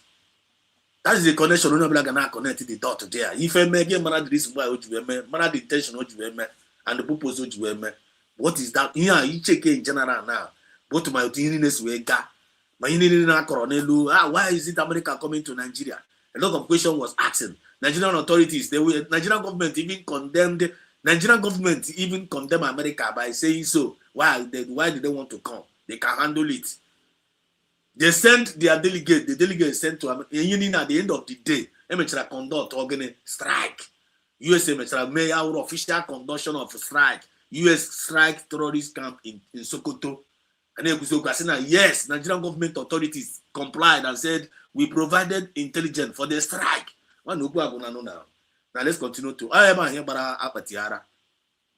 It's not today. If you check historically, the Nigeria and America has always worked hand in hand as regards. Pete Hexat said the president was clear last month. The president was clear last month. The killing of innocent Christians in Nigeria and elsewhere must end. Yes, the Department of War is always ready. So Aziz found out tonight on Christmas, more to come. Grateful to the Nigerian government. Now. Grateful to Nigerian government support and cooperation. Merry Christmas. Do you know one funny thing about this thing? Do you know Nigerian government now? They are representing Fulani. They are representing terrorist government. Nigerian government is a terrorist government. Now the same Nigerian government that is a terrorist government, now Jigaka has strike their own terrorists. Jigaka technically strike their own terrorists, which means now the Nigerian government was compelled. They were compelled to do so because of evidence everywhere. Intelligence, gathering of intelligence, evidence in Kanko, and when they can't escape it. And when they say no, don't strike, which means how I will see the threat to the world. And we see any other choice. As in a time of terrorism, I do work on over in Nigeria. I am a winner for Shetima, Magumi, I need an air. I do not. This is just Asikwage. Now here just the beginning. Let's continue to listen. Raids and attack on Islam. Biafra students. Right? Okay. Yes. Hold good biko. Echem na ga ebuzo we weta nke Gumi before I were nka we conclude. When Gumi ga so Hausa dia. Oh no, o were ebe o so English. O were ndo oyo ka okwara ya. But can go one or two things. Okuru there. Okay, thank God.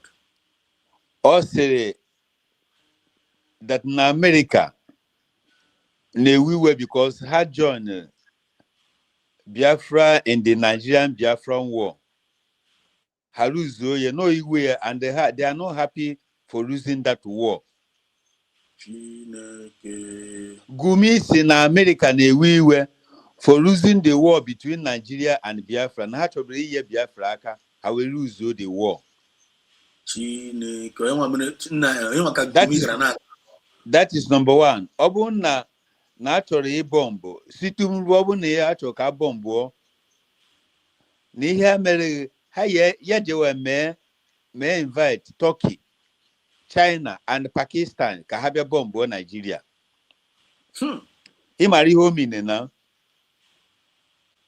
Because Turkey, Pakistan, both sympathizers of terrorists.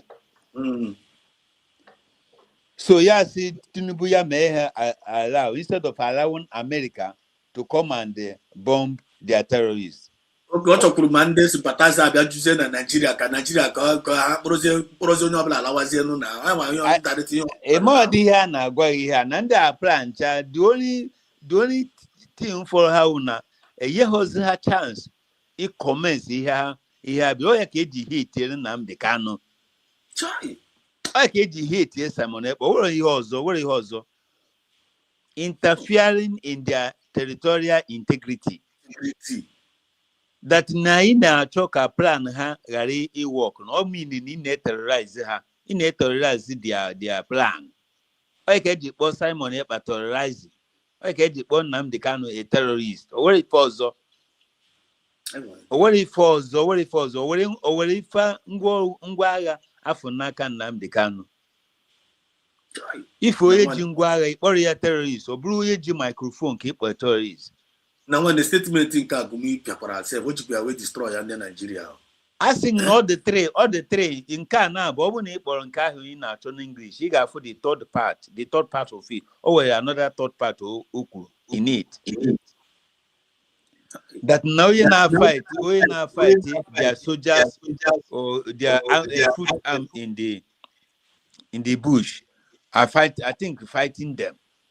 Now when the Gumiga got injury now, they have got injury. Canna America more self. Okay, what you could cause in the you causes in our war, what causes a world war like Okun send Turkey, couldn't come there Pakistan, Kabanyans in Nigeria.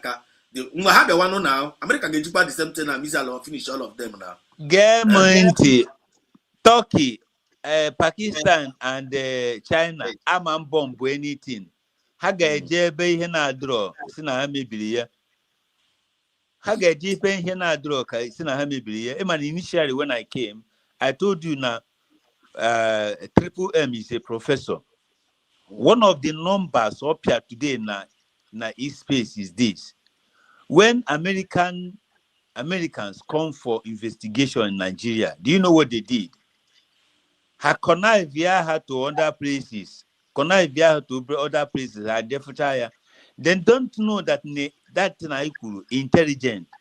That in America, Atoputago, ebe the source do not na Sokoto. So what our brother said na East Space today, bro. Amamni my hair anapo awu nkana baba. Yes. Mbosi chori mana wadrike. When you come to the B, go and arrest the queen. Arrest the queen or queen naga. The whole awu will not touch you. All of them will follow you. Amamni nazu this game anapo chase. Imahazia. He na marokari. He abia ka ikuzeri ya. Okwifu the queen, Otashi Ezie na chase. The queen. Hey. So what Americans find out in their intelligence that nebe the queen no na Sokoto, ebe the queen no na Sokoto. And thereby all the terrorists see Bini, but I be quite direct here everybody to Pakistan kedu obodo Buhari a dead Buhari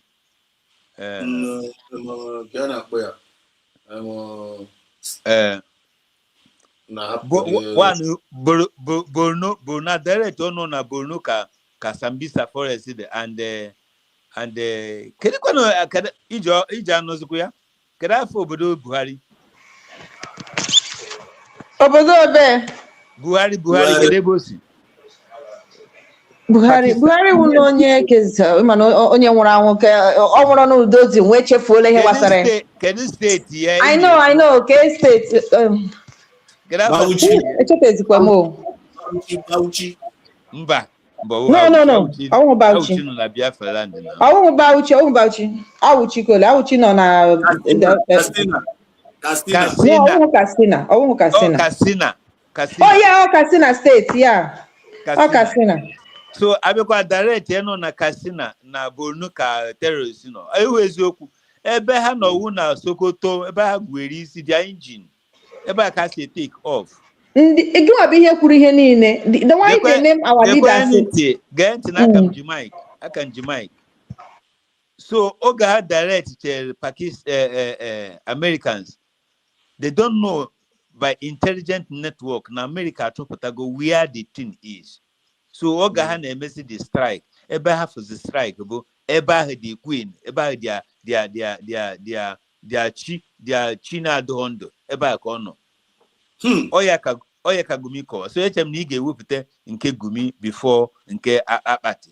Oya mere Akpati dị ebere akwa. Oya mere Akpati dị ebere akwa. Ya ka Triple M is a professor.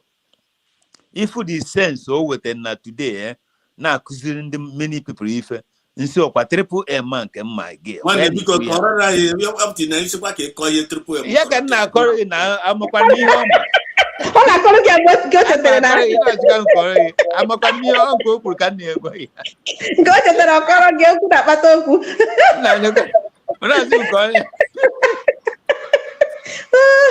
This our teacher already on clock move on. That is like information, and I love that.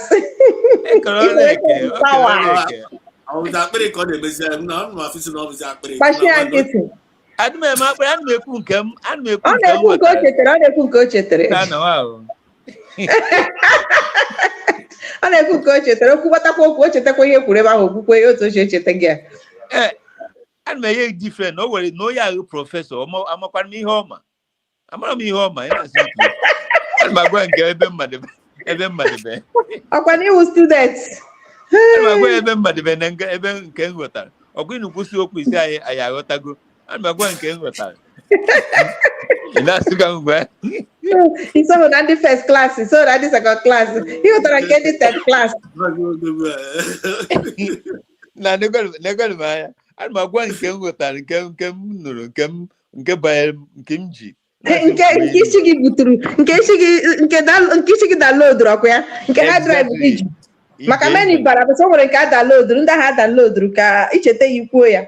No, anụchara m ndị ọzọ mana otu m mesi ekwuzi ya amaghọ m aghọtara ọ okwu ga na-akpata okwu ekwukwe ihe gbasara like this one na emekwa explain etu isi ghọta that side. I understand you. So Maazị Odogwu, now in conclusion from your own side, na kawa na America appear to go the queen of the Muria appear to go the queen.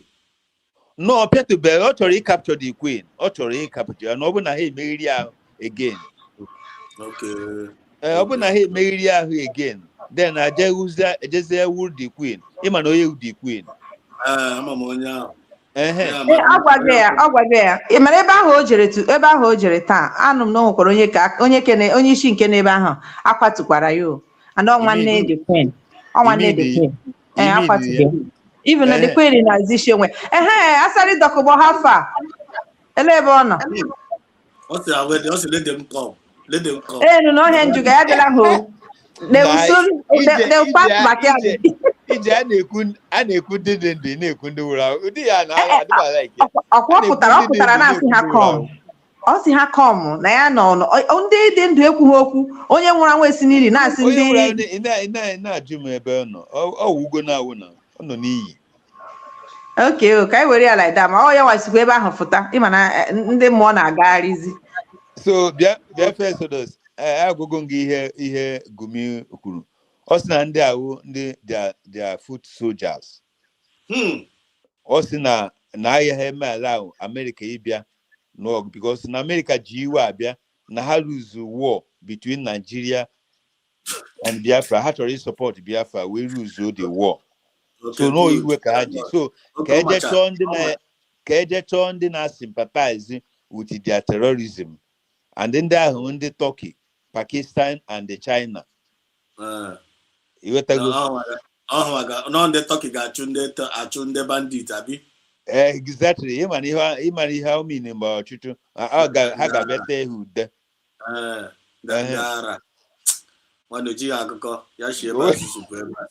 So I can try it draw. Continue with it.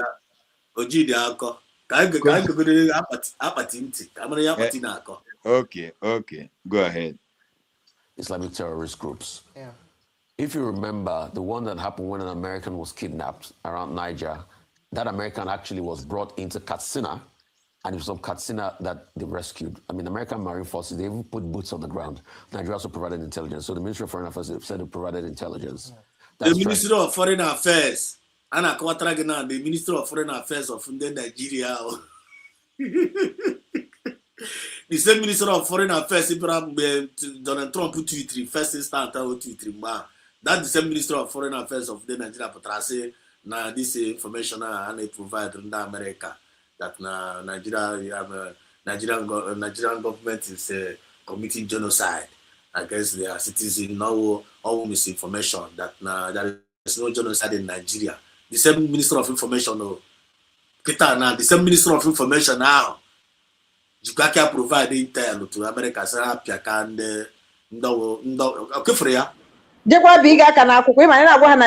Nigeria has lied and they are out of lies. They are out of lies. Anything they tell you, anywhere they bring, nothing about them is true. They are out of lie. This is Nigeria. For those that are one Nigeria, for those that are proudly Nigerians, this is you. This is your country. This is where you say you belong to. This is it. This is it. The people that cannot even tell them their own self, the dress they are wearing on them is afraid of their words. Their own dress are afraid of their words, their own dress. It was the most. No one party. Arabara party. The story itself had not clear never party. No. I think about this in the mathematics in here. Arabana party. The same Nigerian government now saying now America don't come. The same Nigerian American has America don't come. The same Nigerian government now because America go ahead. In collaboration. You know what is in collaboration? They signed in collaboration.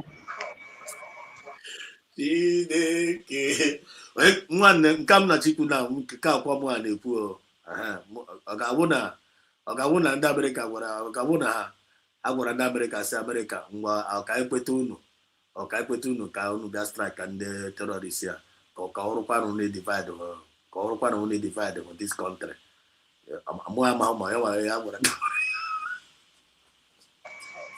Oh, join, but again, what they touch each other because only when you really here, because either that or for their money and their families, not there. Kahari repatriate, then cushion the ego because I cushion the ego already.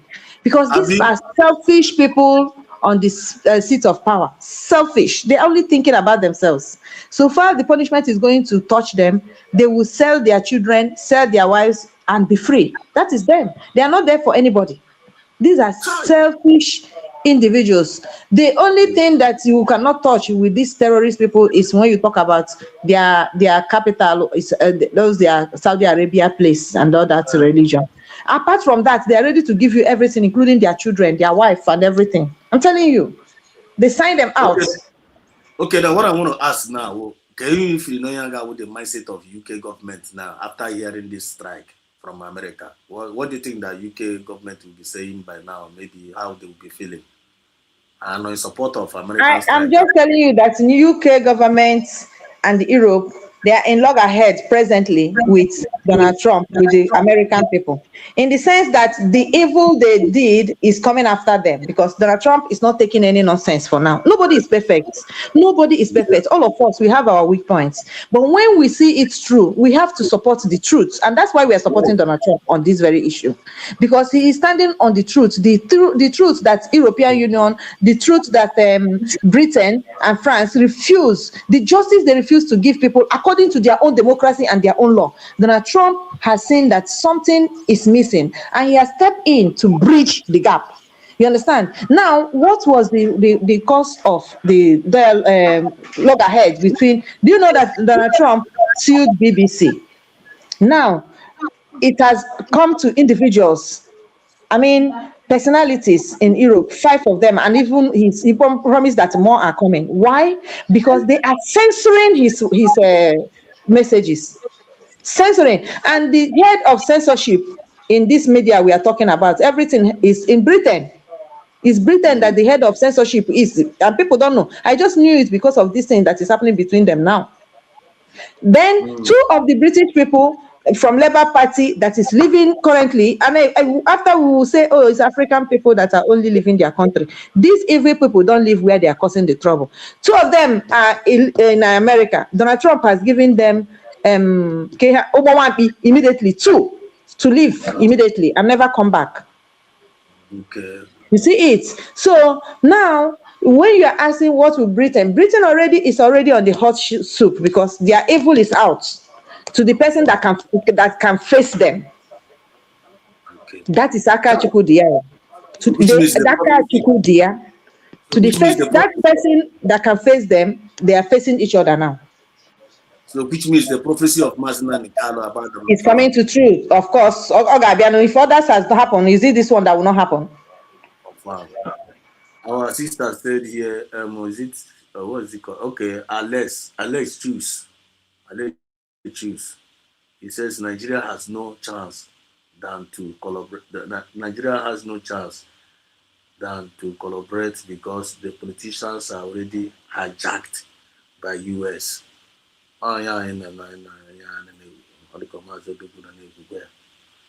been hijacked by US. And then Nigeria, the Nigerian government are hijacked, bro. Like US are hijacked, bro. The politicians already, because based on the maybe a threat and what go happen with their properties and with their money. Yes, and their evil is so obvious. You don't need to negotiate anything with them. The whole world has seen the truth, and the main thing that nails this truth with them is because they touch the anointing of God. Mazi Simon Ekpa, Mazi Nnamdi Kanu, this anointing, that is what they are suffering today. So they cannot bribe anybody. People are running away from their own bribe, even as money is scarce in the world of today. Can you imagine that? When people needed that bribe, they are running away from it because they touch the anointing of God. The anointing of God, and God is punishing them for it. And the so thing you don't need to talk. The thing is, even Nigerian government is even surprised. Like, kind of, is it possible that people will be rejecting bribe? Is it possible that the whole world is now rejecting us? Is it possible that the UN itself don't want to support us anymore? Is it possible that the UK himself cannot even stop America? After using the resources of the Biafran people called Nigeria now, then to buy UN, because they are the ones sponsoring everything, to put their own personal person, the evil woman that give birth but allow the children to be killed, to be destroyed. They mounted her there to cover evil. They go to African Union. In fact, I'm asking the African Union leaders, what are you people telling yourself? For those that are saying that America came to strike Nigeria is not right, that doesn't want to say the things the way they are, I think they should channel their anger to African Union leaders that are not leaders, puppet leaders. All what was happening, everything happening in Nigeria, none of them want to talk because Nigeria bought their conscience. Today, how far? Bad cannot last for long. There is always a season to be giving birth and a season to die. That is it.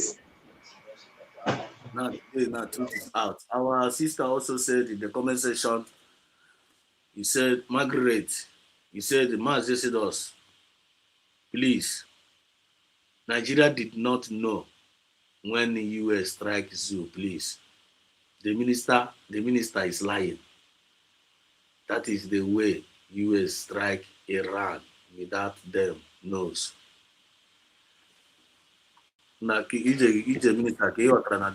you know the problem of Nigerian people, whether they are Biafran, because there are many heads to be wire brushed. Some people will start listening to information before they give their submission. I'm not the one that read the news, and the news is still on the space, on the internet space. Nigeria collaborated. The meaning of collaboration is that Nigeria knew. Okay, Nigeria knew. US didn't go unaware. No, they warned, they waited, they asked, they invited Nigeria for question. They went to Nigeria to see, and Nigeria collaborated. I'm answering that our sister. So the right information is that Nigeria knew, and you people should stop. That is another problem we have. You people should stop assuming that every problem will be treated in the same pattern you have seen it treated. Nobody is answering the same name, even your father's house. Your name may be Margaret, this, then your father's name. Your sister's name will be Maria, this, and the father's name. The other one is Joseph, this, your father's. That is how your destinies are. And that is, the more we start, the earlier we start understanding this thing, we will stop messing our brains. Okay? That it happened in Palestinian this way does not mean that it will happen in Nigeria that way. Every case is different. Every moment is different. Forget the lies that we are living. It's only when you are living in lie that every pattern, it will have a pattern, like the pattern of the West that is crumbling now. That is a pattern. But when it is truth, there is no pattern. You're gonna follow it the way it comes. That's my reply to my sister. Thank you. So Nigeria is aware. Nigeria was supposed to be aware because by their minister also, by the Nigerian minister also confirmed that they gave Nigerian government intelligence. And from the report we are hearing from Hosseini here, you can also hear him saying Nigerian government, Nigerian authority also put signature in the strike. So we are going to take, are we going to exclude that and say that Nigeria did not know? Okay, if Nigeria, the person that is saying Nigeria, what have you heard Nigeria said since that time? Okay, if since they don't know. Everybody has been talking what they know. What has you heard from the Nigeria that you know that they know how to come and lie? Have you heard anything from them? No, nothing. So people should listen well before they. It's not because it happened like this. Listen well before you give your submission so that you give the right information. They know because so we need to be very, very careful. Nigeria know about the strike, and that is the official statement of the world, and the Nigeria have confirmed it. So whether strike, if they don't know, let them come and say it. Let Nigerian government come and say it openly that they are not aware. These are the people that validate Nigeria. They are still seeing Nigeria as the giants. You people should know that the giants you are talking about Nigeria is the Biafran people that made them that giants. That has to sink in the head of everybody in this world. Nigeria then, the giant Nigeria you know, is us. And the giant has left. It's all right. That our sister is still saying that it's not true. So our sister, please click this link and come and convince us, please. Come and convince us. Look at the link here. So please, you have the right of your own opinion. We are here to share intelligence. So if you know more than us, please come and educate us. Look at the link. Look at the link, please. One thing we know is that we don't do propagandas here. What we are saying is what we see on the surface of what we see on the internet. You're not going on the internet, and you are hearing it here, and you're saying it's not true. Let me send one of the news from America to play for you to play that talk about this. Let me send one to you. You play it. I don't know. Even the Americans, they are saying it. Nigeria gave them intelligence. So you are saying it's not true. So I don't understand the Margaret, please. Maybe you are saying you are typing something. Maybe you mean another different thing. And Mazi Ocean Master is in the building. Mazi Ocean Master, can you hear me? Mazi Exodus. Take him. Because the ajụjụ our Margaret na-ekwu because ebe a ka anyị nọ ya na want to boxing day. So that I read deviate. This our sister. One of our sister in the comment section. His name is Margaret. Margaret. He said, just said us, please, Nigeria. Jugodo, Biko, Exodus, Jugodo, Ocean Master. How is the other room? He's Ocean on. Master. How is the Yeah. other room? Jazaru Mamaka, my brother. Ah, fratello mio. Jazaru Mbuso, so mama, so toto, so ong. Okay. I'm a non, I go of my side in K. Udo, tutto posto, vai avanti. Bene. Però non ho ancora capito cosa sta dicendo lui. Non mi fa incassare, vai avanti. Okay. Mazi Exodus, can you know about the question the sister Naju? I say, Biafra said us, please. Nigeria did not know when US strike zoo. Please. The minister is lying. That is the way US strike. I made it. I said it on my submission this morning on Maz 2 Survival channel, and again Maz Kai. Listen, I still made the same statement. You see, the time has gone. You cannot be fooling people all the time. You know, US that you know, the professional military that they have, cannot even take intelligence as at now from Nigeria, being that they know what happened already. You cannot take intelligence from those who colluded with the people that you are striking. If not, it will be the effort will not yield. So why is it America now saying that the Nigerian provided intelligence? The same America that strike, they are saying it as an official statement that Nigeria. Who said that? The American government say in collaboration with the Nigerian authority. From which source is the information that they are aware of it? No one can hear the official statement of the strike. What is the official statement? No. I'm not taking any official statement from Nigeria. I will not myself. I mean, America. What is the official statement of America in the strike? Did they say that Nigeria Did they say that in collaboration with the Nigerian government? I have not seen that, unless if they have said so. What I read is the Twitter of Trump. I didn't, and the one that DPM tweeted. I have not read where they said that Nigeria provide intelligence. But if you ask me my opinion, America have struck many nations, and they take them unaware, including Iran, the current one in Iran. I think it was Israel. So you're not aware that America made an official statement that in collaboration with the Nigerian government. You're not aware of that, Maz. Okay. What did they say? Okay, just listen. Let's hear it here. Go ahead. Listen. Let me start it from here. Strike has happened. Listen. When they say airstrike, was it a combination of the strikes from the warship? Let's start it from the beginning. Just so that technical statement now. Donald Trump to come with guns ablazing if the government doesn't fix the issue of Christian persecution, genocide in some quarters. But what's your take on this? This is said to be a fight against ISIS, precision strike yesterday in Sokoto State. So we don't know a lot of details. Listen. It's a military buff. Just Anna again, who said it now? Reply, you said that statement. Okay. Factors. Trump said he was going to do it coming guns are blazing, and this is guns are blazing. I don't agree with him on many things, but he said he was going to do this, and he did. Listen, what is happening with that's why he has a lot of following among Nigerians. I don't know the architecture of the strike. I can see a warship there. And AFRICOM released a message saying that they did carry out the strike. So maybe it was at one of the waters close to us, where America have their warship. That was where that went out. So when they say airstrike, was it a combination of the strikes from the warship and actually you have planes hovering in the air? I do not know. Or were they missiles in there?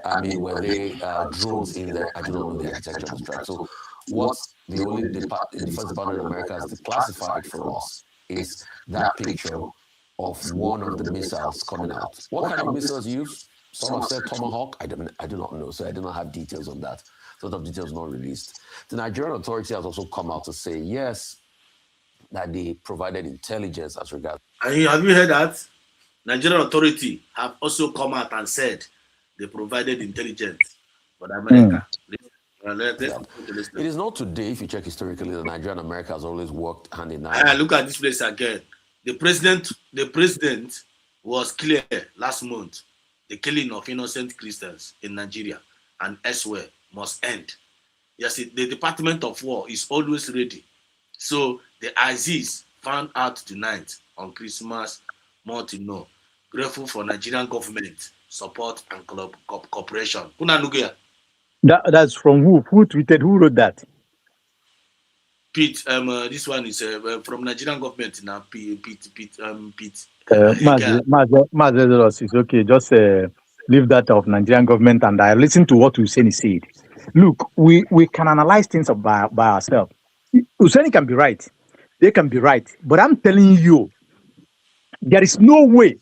Okay, now, will you be surprised if Nigeria is not aware that if American warship is in their coast, especially when it's submarine? Will you be surprised if they are not aware of it?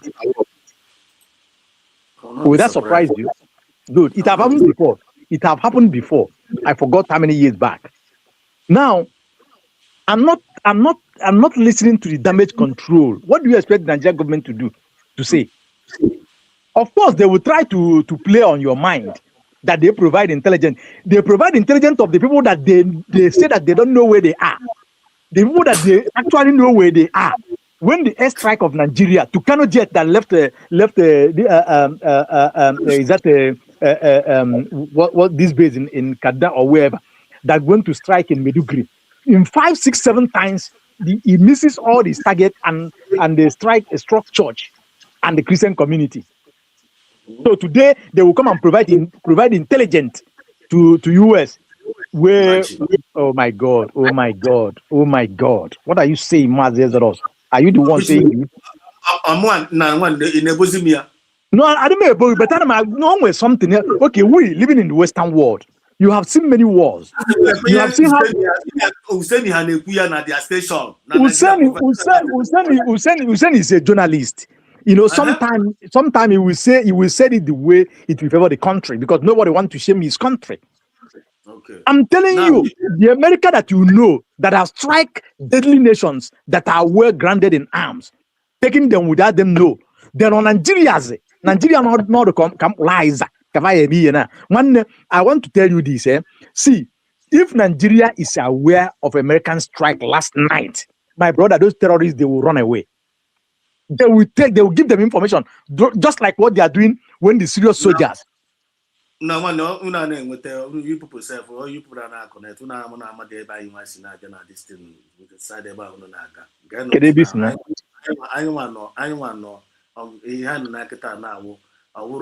positive propaganda like I'm of here if yotago technically now even to talk now technically na man you believe for Basra Nigeria but I in face based on official statement of what they make or in favor of us and in favor of America because the same Nigerian was the one saying that America don't have to intervene at the beginning. That America don't need to intervene in national integrity. The same Nigerian now, the America strike is here. How I America intelligent for the strike, which means now when America go vindicated, the money in America, remember and then Nigeria, see now and then Nigeria without the notice of Nigerian government. Okay. Yeah, America said that Nigeria said America will not intervene, but they are busy collecting aids from America to state people from IDP to do all the nonsense they are doing, taking the money that they will give to them, they will embezzle it, billions of dollars. So we know all that. We know all good.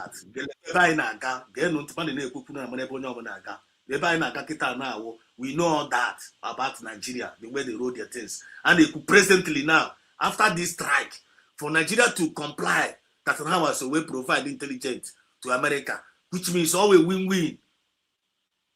It's an advantage to Americans and to we, the people, because when because America cannot be indicted because they did not do it on our way. They say they are coming and they passed. They went through their processes, so it's not hidden. They did not just strike. So I will not buy to that. They are damage control. And no. We are far bigger than that. We are far more smarter than that. Nigeria can go ahead to do their propaganda or whatever. America did not come. They did not came through backyard. No, they announced it before time.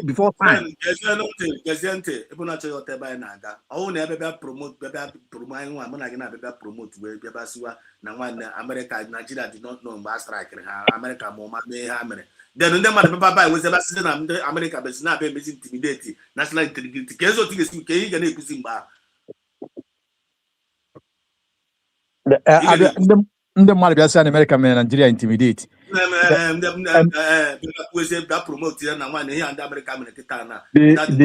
After 9/11, America make the resolution that wherever terrorists are in all over the world, they will come after you and they will take you. That was why they take Bin Laden. They took the second in command. They took all the people that are terrorizing the world.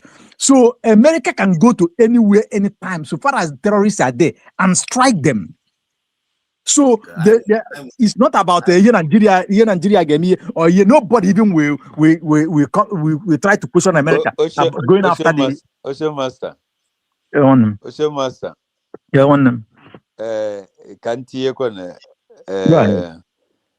biko ebia no gandi ji ezigbo the point mana I never na agbari di okwu before okwe mana o we ihe na-akpọ war crime ọ bụrụ na Nigeria amahụ na America na-abịa otu ha si kwuo a na the whole world ga-ejide America as a war crime, had a commit a war crime in a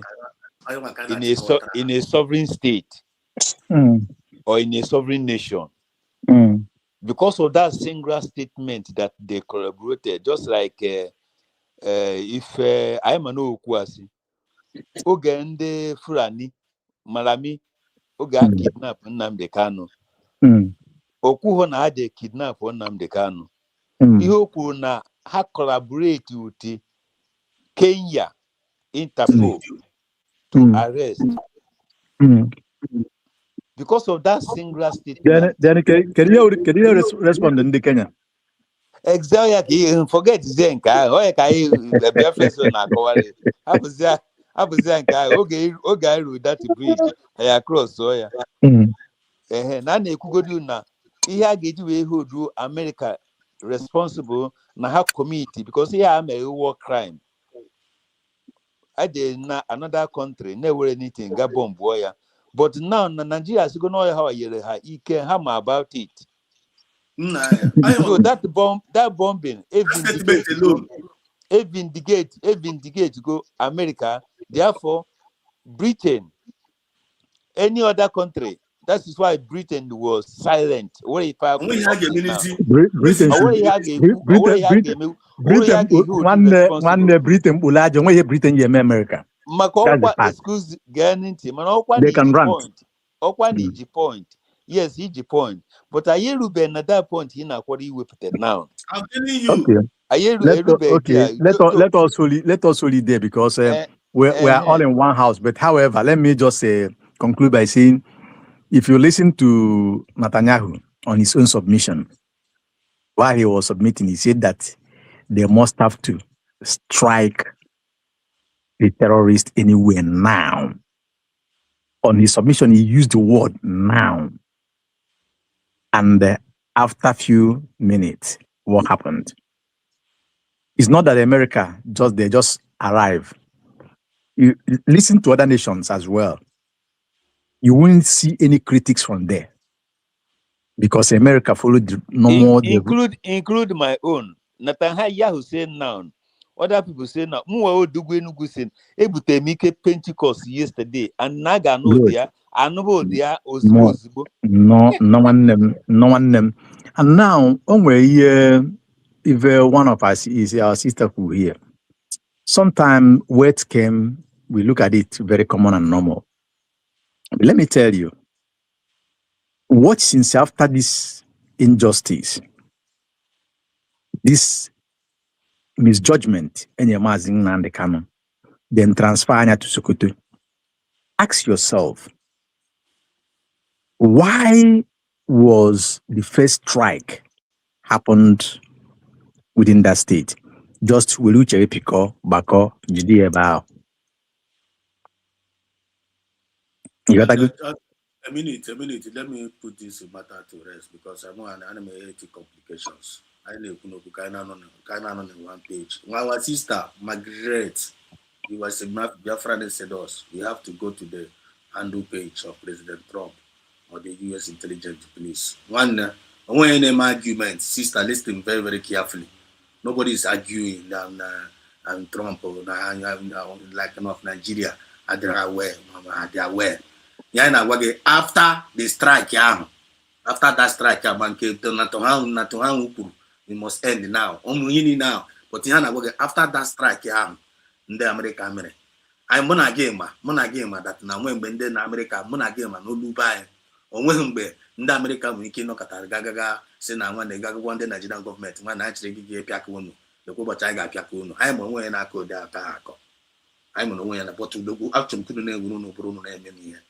After that strike, for ndị Nigeria mepe ọnụ ha yotago bịa tinye kuzi aka na akwụkwọ na ha maso wee nye aka wee pịaka ndị na-enye ogbe nsogbu nwanne that ebe a o mere ọrụ ye angle ebe ka isi wee na-abịa so achọ m ka emu hapụrụ ihe na-ekwu na na-abịa were ihe argument na-abịa bịa mewezi argument na Nigeria enwe ha idea ma ha na-abịa onwe ma ha ji wee nwe adị onwe ha bịara ebe ịkọ Maazị Exodus, bottom line about that na if I na choni iko kubazo.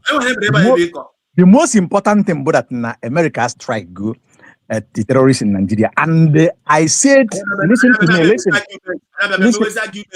What argument in the Genti, what argument in the issue that na Donald Trump, America, you've just started. This is just a starting. Just continue as we are talking.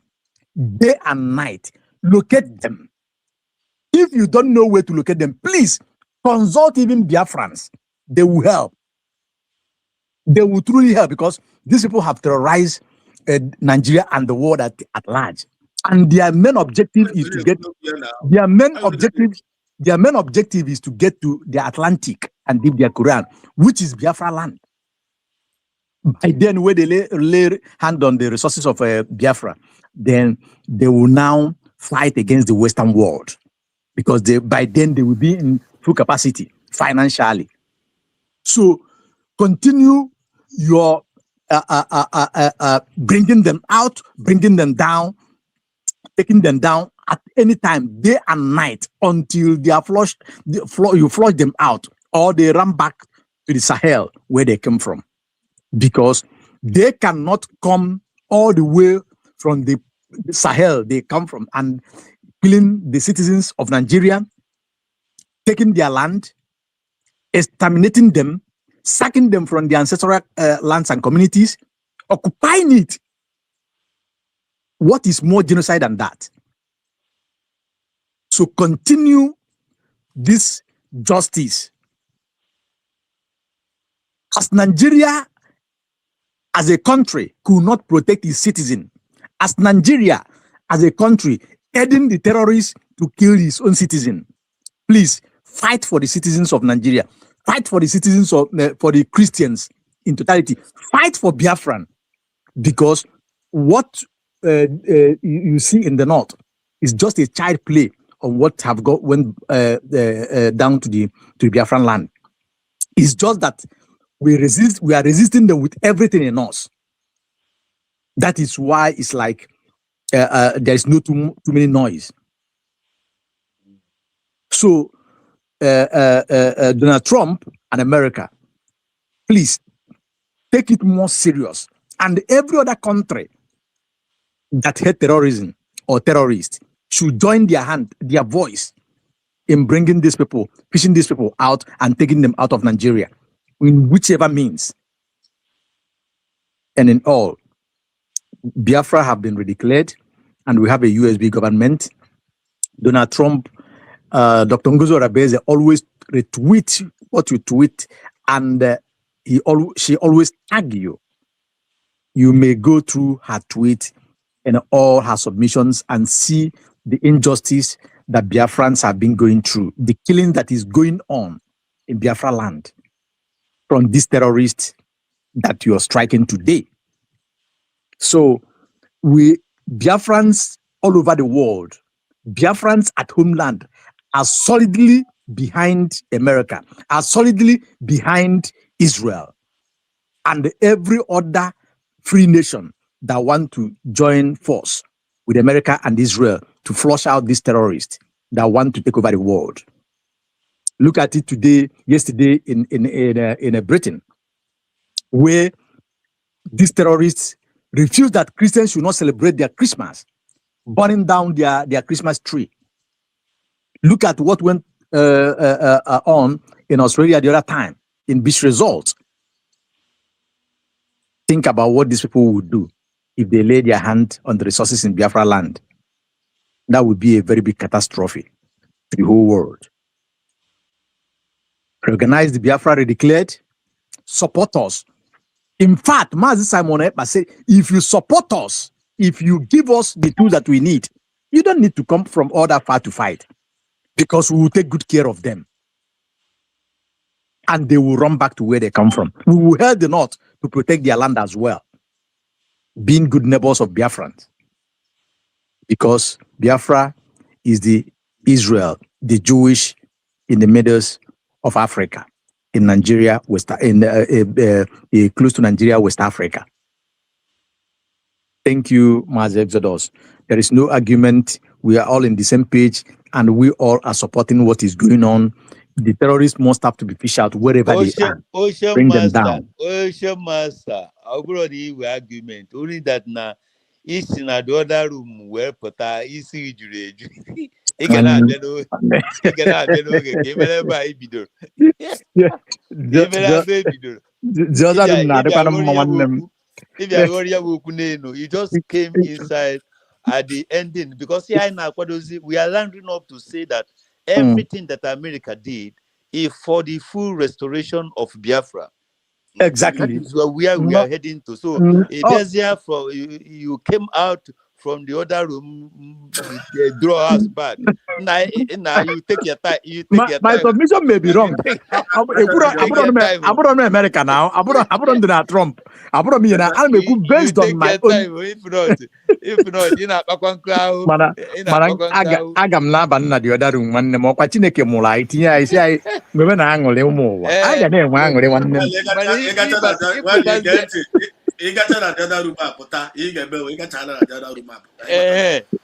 He was of the good again. That's 10 minutes here. You get to me 10 minutes. Mariana,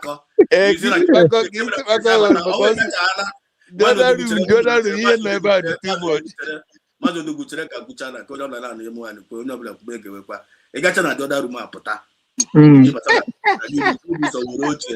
you want to get the program like we 10 minutes whatever na you tango so that na bata ke bro ti sa bata because if we na re see na the other room bata na program na yare Mba oku wudi ke even abi mana isi na the other room mapụta ị ga na-eku n'elu anya anyị na akụ mmemme ịghọtago so mgbe ụfọdụ gwekwa ya mapụta wee spirit ahụ wee miye na so udo dị Ocean Master. We miss you yesterday. Final, you know.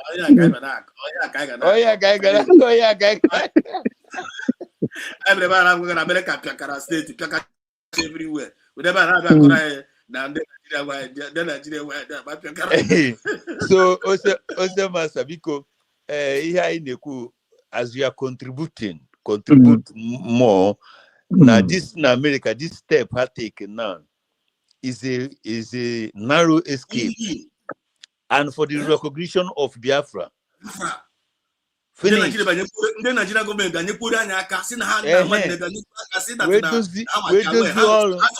ha no support na so we provide intelligence ka apịa ka ndị terrorist maka ihe ọwụ which means ọkra ndị America ọ ga-enwezi isi any story tomorrow everything na nwanne ejipịago ha niile down is on record everything down. Ọ maka okwu ha niile ihe niile a dị mma ọ na-aga in favor of us, so let them come. Ma nke ha kwuru today ma nke ha ya ekwu echi anyị nụ ya, so let the music continue. That is ebe m wakwụrụ ya. They should not relent day and night. A ga na-apịa ndị a ịgba n'isi. Anyị nwa ka ga na-ekwu onye aka dispose na-ekwu ọ bụghị ndị Nigeria nwe ha dị mgbe aka ka and again I hear an example of this bee. You know bees now. You know they have queen mother. If you want to know that bees are very weak, go and arrest the queen. All of them will just follow you because they will love that their queen so much. So America just give them information they want to take the queen. So as they are protecting them not to take the queen, where Biafra not here by Nana. That's what we are Exodus is saying. Not that you know, if we start to reveal all these things, we know. Using other people information. That is the code. That is the code. That's what I'm saying here. So our sister that is commenting, Margaret Jigowa, Margaret, your comment to all the good. Manaicho kaine face is in on our own favor, not any prove any right. I prove any right. No, what he will favor us to get near or possible means where we are going. Yesterday,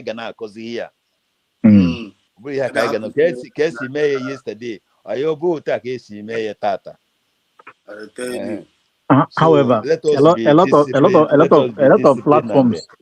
of platforms analyze good the issue, but where you hear me,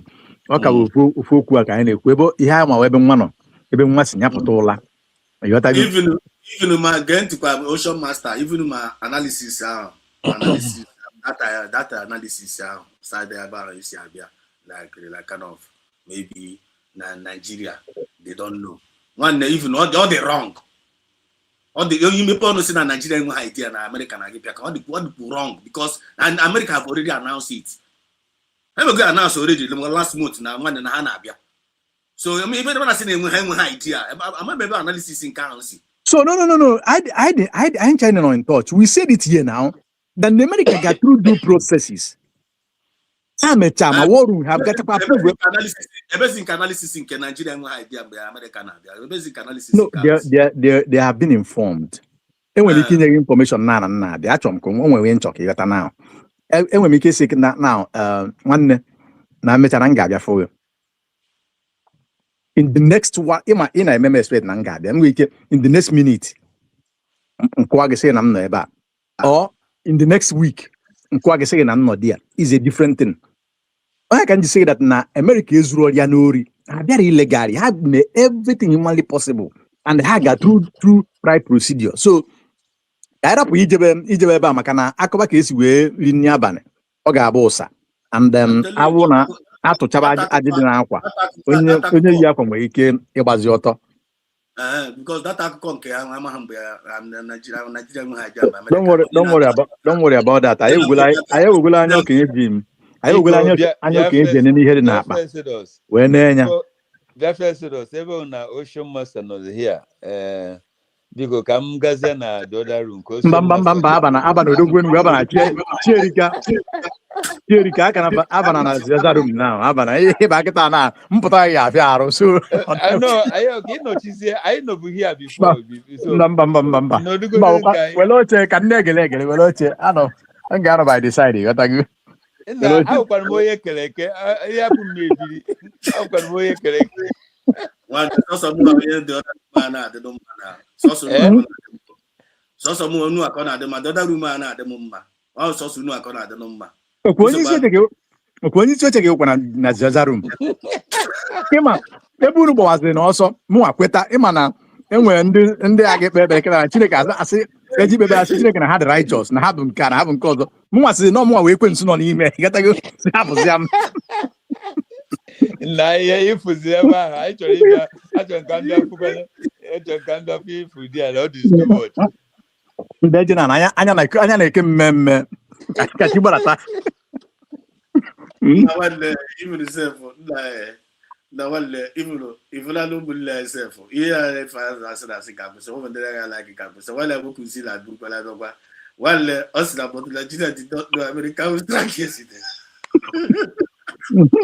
owe ba ga ma no la wale owe ba ga bịa la ga strike owe ba ga gwa na owe be Nigeria ga ma na America ga na ga strike at that particular moment nwanne ke unu na nwe onye na akọ dị aka na ya na agbago that na ebe ha mechara strike ya that day after ha strike chaziri ebe Nigeria mechara kwete na ha nwanyere aka for the strike na o so n'ihe a na-eme onye kwuru aka onye maka anyị na-ekwu n'okwu elu na ndị ba nsef mba ihe no Maazị Ezeros ihe mere na ihe ikwu dị na ọda anyị were ya mana ibe nchọ ịgwa gị bụ na akwa ịma onye ọna karị mmadụ the worst thing mmadụ ya eme n'ụwa ije ka ya na onye karịa nya bịa aka ọkpọ ọ je ka ya na onye karịa nya nọlụ na loggerhead so no matter what ma agwa Nigeria ma agwa agwagofa ịghọtago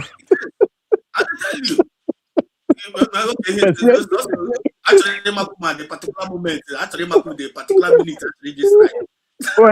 I was there ma agwa ha agwago ha adịghị agwa Ezedos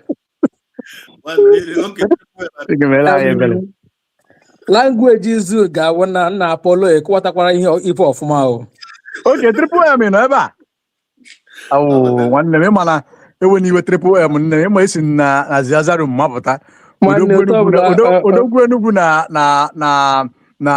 Maazị Ezeros aghọrọ nke ata ngwugwu na mmele alụ onye si na Ziazaru mpụta mere alụ nwanne m my brother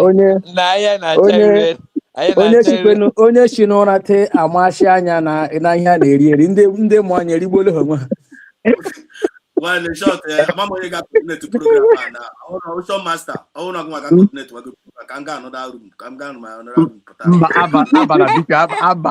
abana Ziazaru na kita awụ ụtụtụ ya inwe ike ịbazi ebe a isi ebe a gwọrọ ụla jebe ịghọtago aka banana Ziazaru I don't know, my people. I don't know if we are feeling the kind of happiness I am feeling. You know, unlike other years, when we'll be celebrating, the enemies will be somewhere trying to, massacre us. At the end of the day, like if we are not mistaken, last year December on Christmas Eve, we celebrated with the bad news, isn't it? Yeah, you are right. Yes. We celebrated with the bad news. But this year, based on where things are going, I made my statement on November. Today, here is coming. If you ask yourself, if we can tell ourselves truth, let's forget about all those mediocres all over the places. Don't you think that this single step USB took, that single step, that bold step our DPM took with some of the cabinets that Chukwuka Abbiama use to actualize what we are looking for. Don't you think that it has made a huge success in what we are doing? Why are you asking that question? We don't think that. We know. I am no. You are not only the one listening. Honorable Dogu, you are not only the one. I am talking to those people because I saw these criminals again, the so-called DOS people.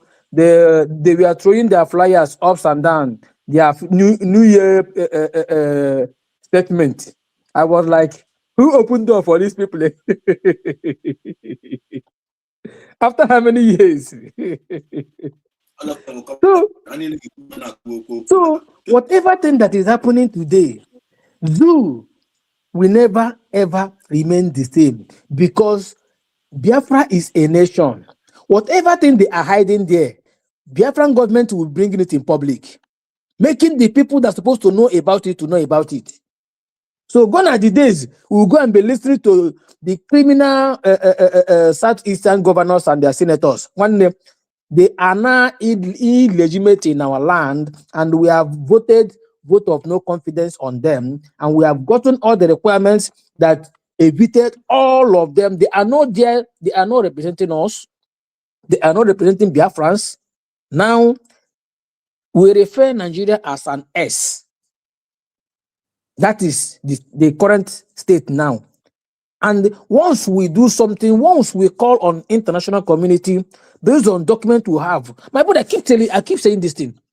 The kind of document USB have now, no country of the nation, the kind of success we made and where we are, our position based on the diplomatic ties and document we acquired.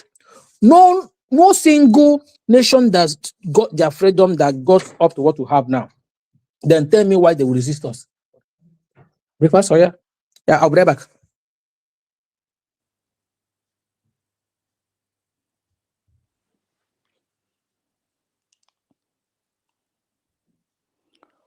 Organization name. Exodus. Or something not clear out. Okay, something. Or network not clear out. I'm going to I will get back. I will come back. Okay. I'll be a Exodus.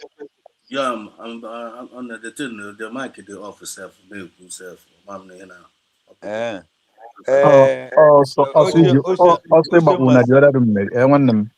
Ocean Master. Ịma na o were ife a na-eme na chọọchị. Ka m were na ị na-aga chọọchị. Mbọsị mmadụ na-agba akwụkwọ, like mbọsị m bara akwụkwọ. Instead of onye na-agba m akwụkwọ isi m, o were anything ga-eme ka a ghara ịba na m akwụkwọ ọ ka m ghara ịba na dịsa akwụkwọ. The person atọ no back jụọ ndị congregation ndị nọ one side so o were ga-ekwu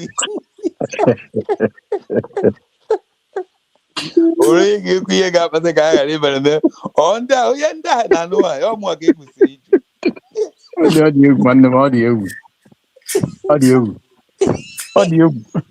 China ịkpọdo omenala isi na ịkpọdo isi na ana. So ihe Priest ahụ enemy of progress. Priest ahụ enemy of progress.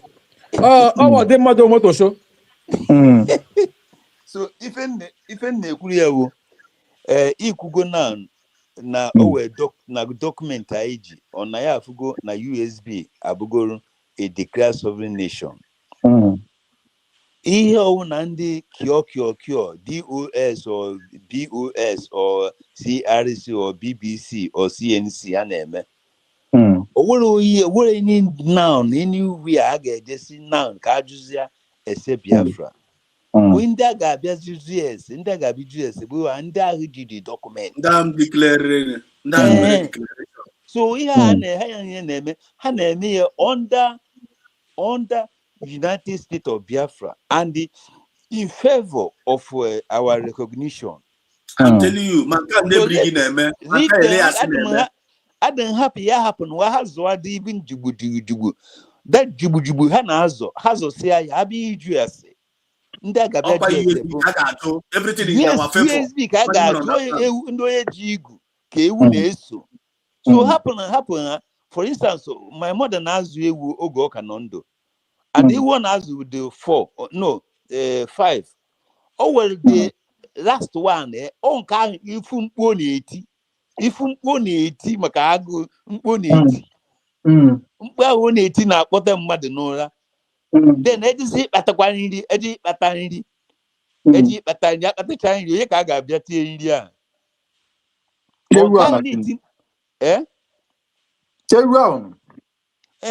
no ndị ewu ndị ọzọ nọ dị a nke ahụ na-eti nke na-ewere nke ahụ ewere isi mana ọ ya nwe na-etikarị. So mana ma mmadụ ji kpata nri o ji kpatacha nri ndị ọ ga-atinye nri bụ ndị na-aba uru ndị na-amụ nwa ndị were isi na-ewu but onye na-eti mkpu ọ nwere ihe omine. So hapụ ndị a ha na-awụgharị ha mebe ihe ha na-eme of our advantage. Mbosi eru n'ọgbọ ekem nwanne anyị odogwu Enugu anyị nwere any concern about ndị nwụrụ anwụ na-eje ije We don't have any concern with them. We don't have any concern with the saboteurs, the willing tools that made themselves available. Ijina sabotage. No. Nobody should be. Yes, sometime I'm here again. What I hear Exodus Kai. I mean, what I have to reach China. Well, we got to go. Ya na agache potasiafu. Just like in car, opota nyamba n'ofia mbo nwangwere DC ki ya pia na neje ni ime ni na address ndị mmadụ for Christmas. We je call nonsense or call. Abia to reach anya awufu eri dia. We don't have any issue. We're on serious business with Biafra government. We are on a very serious business with Dr. Ngozi Orabeze, and we are marching forward. It is obvious. All the open or if I know or less more on your sipani abonisi. If you know you only asking abonis in Anuife or the land if on Anuisi. You got to go up good in rock ego na ada kaka ya nisi ego. For example. So no let me support you n'ihe ikwu before isi na kereke isi wee okwu ya maka onye mere ihe ne onye kereke isi wee okwu iji wee bido say if I forgot, but however ịma ọnọdụ ka ebe a na-abịa sị mgbe na-agba akwụkwọ ọnọdụ ka ichezoro ya maka ịbara na akwụkwọ na ọ dị since gị na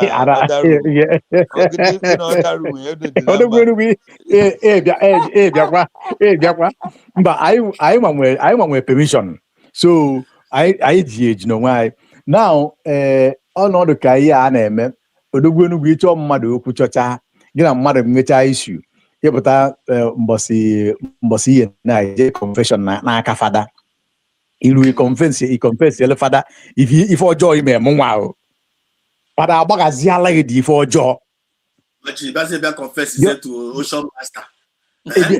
of confess to me na ihe ime ka m gbaghala gị ije na nke fada ilu fada just like sometimes when I'm discussing with people I do say it, like even in my family, I know a lot of reverend fathers. And I do tell them, I don't need advice, marital advice from you. You don't cancel me on that.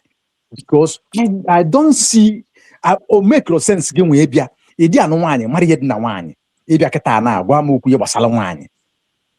understand it? Who does that? Yes. Because he have married couple. He canceling naka father. Fada maro kesi atọnwanya akwa. Fada maro kesi emo na na why. Kedu ibe ọ ga-agazi kuzibele m. That is I can't coordinate it. You got to go. I'm telling you. Idi emi ife dị na nwaanyị. Kedu zi ka ị ga-esi bịa kwala m ọnụ emi ife dị na nwaanyị. Esi that na etu Chineke si eke ụwa adọrọ mma. Mụ ọ na-atọ m ụtọ maka na Chineke kechala nwoke fụ na o zuru ọrịa. Wee were nwaanyị si ya na ya akpọ ọrịa aka. Maybe ife dị mma. Mụọ ọmụmụ ya. And the girl walking away.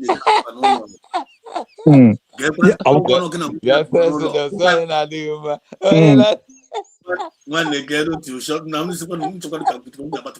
Ọkwa mụọ na-ekwu ọkwa odogwu Enugu ọkwa na-ekwu a na-ege ntị.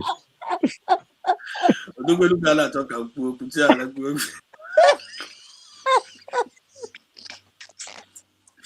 Odogwu Enugu ya tụrụ mgbe kwuriri ya. Ocean Master, and the funny thing, that father no kwara onwe ya and onwe nwaanyị ọ na-alụkwa nwaanyị and ha dị against ịlụ nwaanyị. Then you alụkwara nwaanyị ya gị na nwunye ka n'ụlọ ọ bụ na anakwa nwunye gị. Then he was a problem. Ọkwa nwunye gị gị na-abịa ụlọ ị na-ara kpọgasịrị pastọ bịaba kpewetara n'ikpe.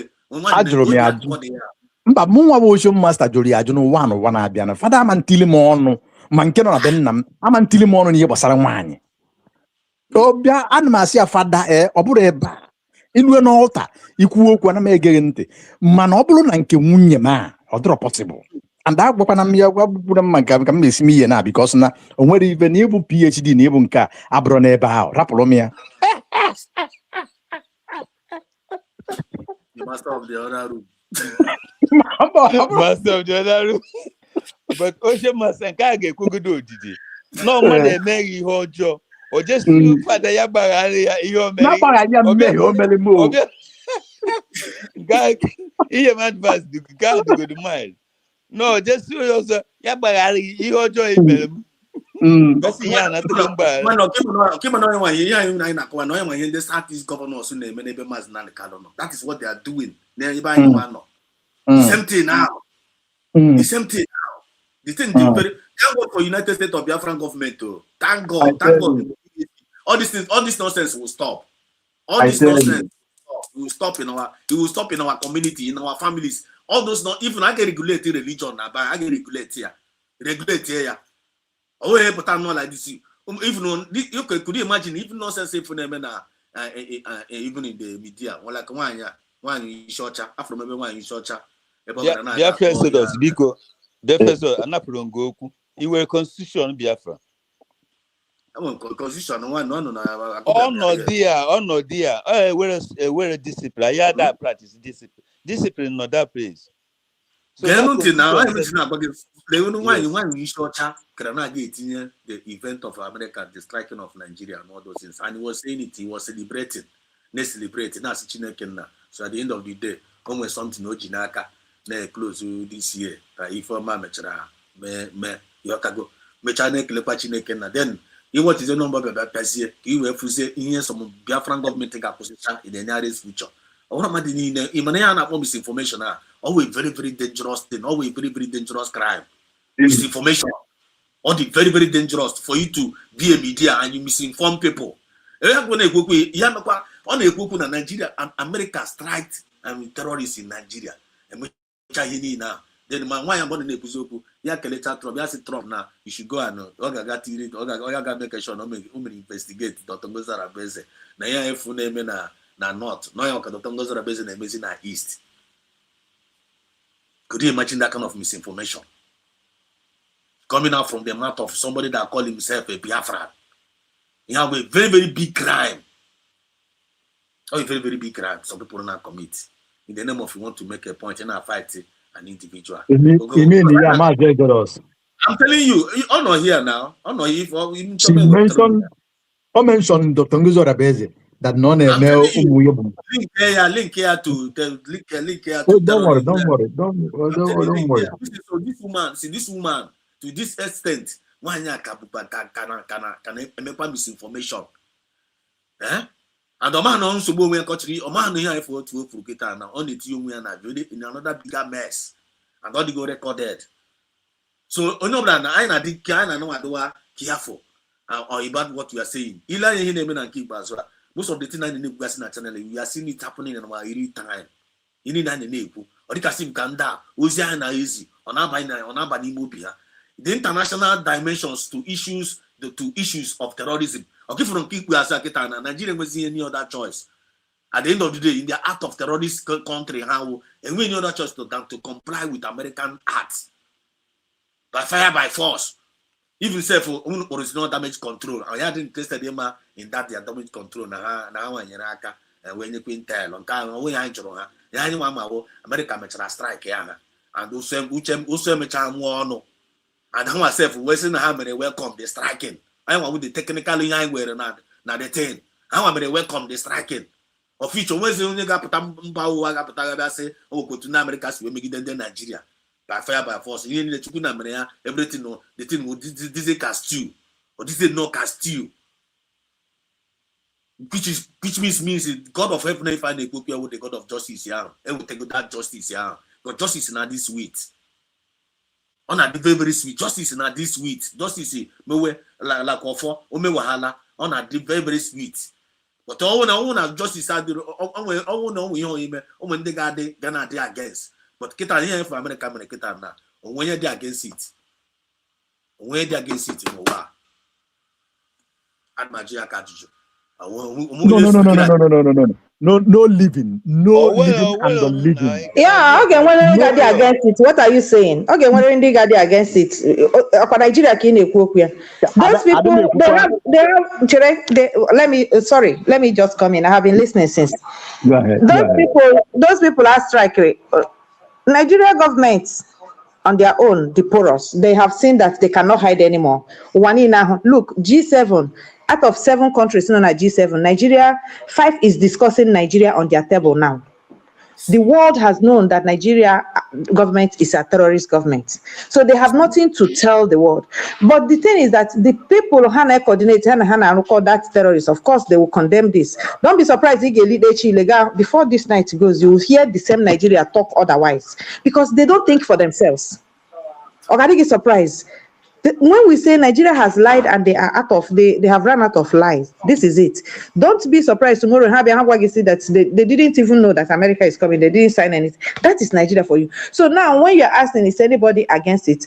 The people they are working for, those people, the collaborators, of course, they are going to be against it. There's no way everybody will not will say yes. The only people that will say yes is the people of the light, the people that knows the implication. But the people they are using, the people that are on the mission, both the ones in the West in the use, they will be against it. You know the funny thing about this thing, like you people are not getting the point now. I want you to listen, like kind of okay for you for men. I'm now people got in the women affect. I got there against it. Like in down, Gia de where any Nigerian who now see now Nigeria not against here won't they make here won't they so now no job. Now you are talking. I can tell you the number now. How can I be any movie here?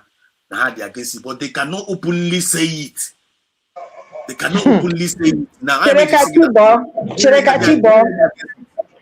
give it tomorrow, my brother. Just give it tomorrow. We are going to see in the internet.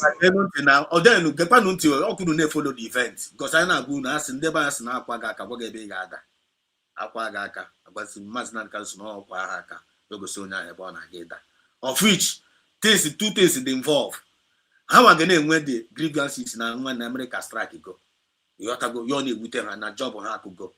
Then, how I got more targets we put openly. Challenge America saying I want to have the against America. I am not to comply. I'm not to comply. Now I was to provide intelligence of which I am an away provider. You're talking my point. I'm not to comply because any new other choice. Because I'm an hand in danger now. Do you know that all these sponsors of imagine with the sponsor for all these terrorism in Nigeria? Now America did their fights on a White House as we speak. That's what we are talking about. That is what we are talking about. They find up there. Of which kita na him any other choice than to comply. And the comply and I have an official statement. Then get panty. Then I want to answer this question to my sister. Have a like that. When automatically had you when the war, so which means at the end of the day, I will say down there made it.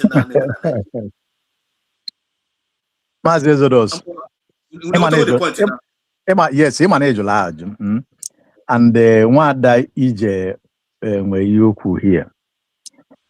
When I say it, that Namadro care of what they say today, neither maybe in short, one that EJ have capital ready. I'm not after what they will say to me because now I want a million abo. For the name is more than the abo. He can say this in the next minute, say the other one in the destiny. So it is not a problem. Let me tell you, Mazeros, how do you do the mama? Anybody against this strike is a devil, is a terrorist. You. The only person who are against this thing is people like Gumi. People like Kedaf and Karan Zambiza Forest, Kedaf Tunji Bello. Happen go in there in go so against it. Go to Sahara reporters. So soon be careful. So already against the strike. Well,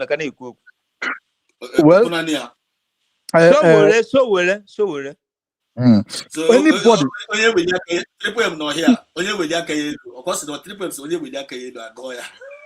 Good. Yes. Anybody against this striking of these people is one of them. Is part of them. That is fact.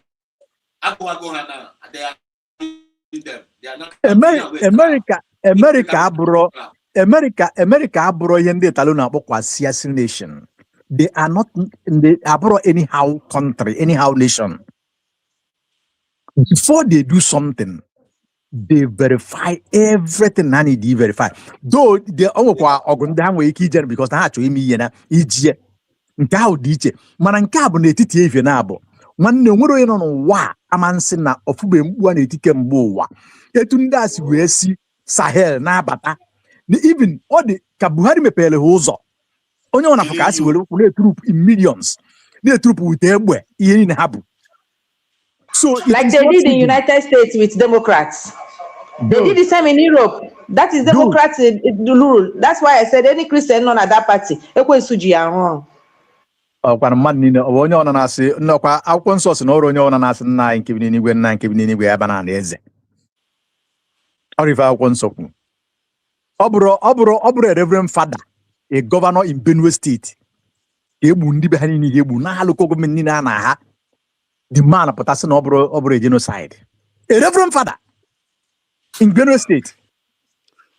Ocean Master. Kedu afa this guy Vicar Vicar Bishop Vicar kedu afa enwere iwe nwanne m nke anọ na US chere na tank fuel ọkabajuru tank fuel ọkabajuru abaju because he's in the other room so Mazo go we gare happy akokuche ba yebutere ọka yekwu okwu dị ya n'ọnụ tank ma agbadago abụrụ m Biafra Exodus ịmana ihe na-adaga m ekwu n'okwu ọ ana m na-echere nna asando autocratic Biafra Exodus ọ nọgo ebe a almost is it 7 hours so I get ka ọkwanu ume ka eji afụ ọkụ nwanne m imela ọfụma wee odogwu Enugu dikonu fuere nke m ọgbadago ka m submit ihe m chọrọ ịgwa anyị bụ na Dr. Ngozi Orebeze or Biafrans was at a phone call in Finland after our declaration. Our correspondent, Nona White House, said, Biafrans, today you have declared. I want to promise you, America is not going to be the first to recognize Biafra. Neither shall they be last. Anom in front, Anom there. I was there. He said it. So this strike or this movement of America is going to the recognition of Biafra. I want to say again what I said in X space today. Let us depend or talk more on America or any other part of the world, Israel, or even Germany, France, anywhere. What we are interested now is recognition of Biafra.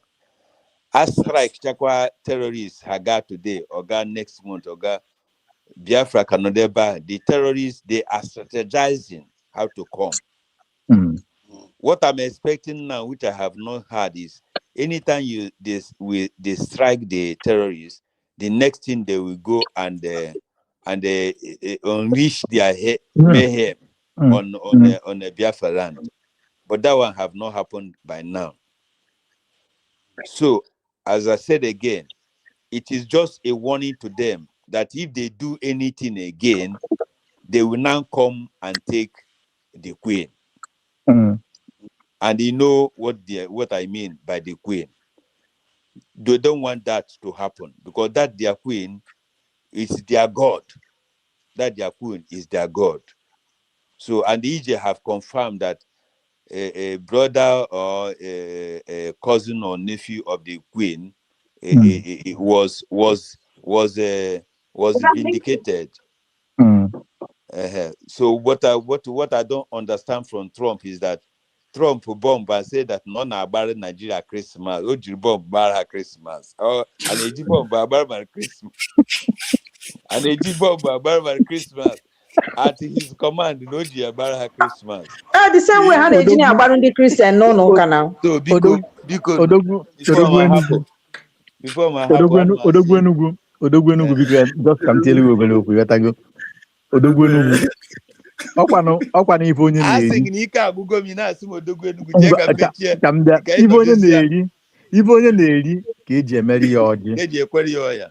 Mma onye tu ka eji anị ya aka.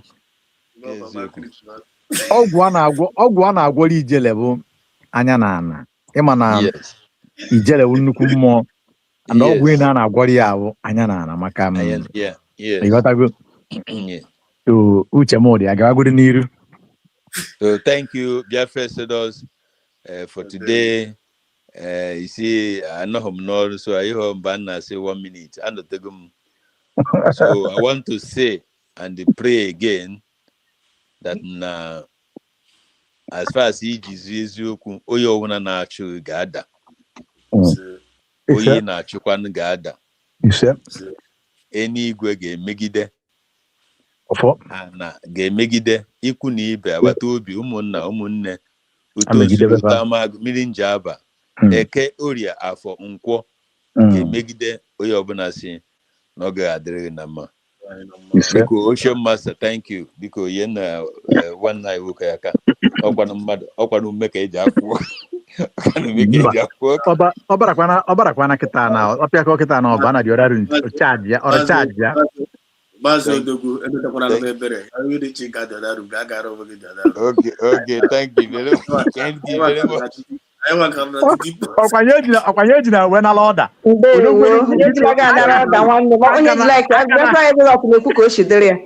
ike ọnwụ na-agịghị aka n'ukwu gị bata wee ndị odogwu Enugu si a chele jọsi na recharge dị nke a na-ekwu ya ekwugo m nke m kwuru ịchọzi odogwu Enugu jee laba hafụ anya iche ịlaba ya alaba. Thank you very much. One man si ya sịrị baba iti eziri egida ọkwago abụ. Nsogbu adịrọ anyị maba anaba. Ndewoli. Thank you very much. Odogwu Enugu. Udodo. Chiama amico, chiamami dopo. Ok. Chiami. Oppure lasciami il numero di telefono. Mamma mia, ma perché fai così? No, non misbiato, non misbiato su quello, capito? Deve spiegare con cosa, quando parliamo, ok? Va bene, ciao. Grazie mille.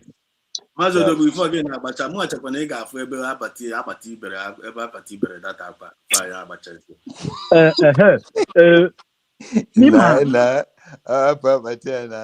biko esoro otu ihe si arịa ọrịa ịma na a ga-agwụkwara nwa mmụọ ya wụfere ya biko ya asị na esowe ụtọ ivedi enwere ike lakwa onwe ebu n'afọ ọkwaguwapụ biko kwa Odogwu Enugu ọkwa ibu nukuzi ka m na-ekwu nke akwa nke mmụta Chineke mere unu ebere ọ dị egwu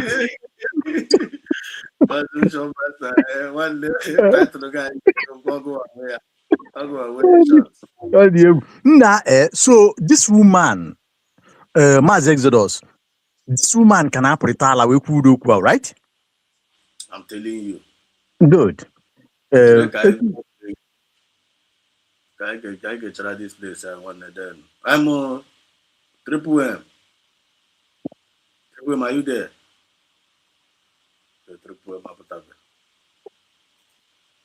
let's continue. And as regards raids and attacks. I just talk. I'm not about my team and that in explain. I have around up. Yeah, I guess it's a good century today. So until I know you are not going easily. Or the very simple. American. They did a great job by doing what they did as a Christmas gift to the Nigerian terrorist government, and the Nigerian government. It's a very big congratulations to all of them. So, a very big congratulations to American government and to United States of Biafra government, because it is in our favor.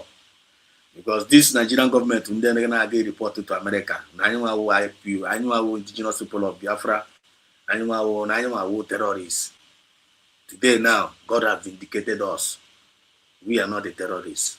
We are the peacemakers. We are ambassadors of fairness, equity, and justice, and we are progressive. America confirm online.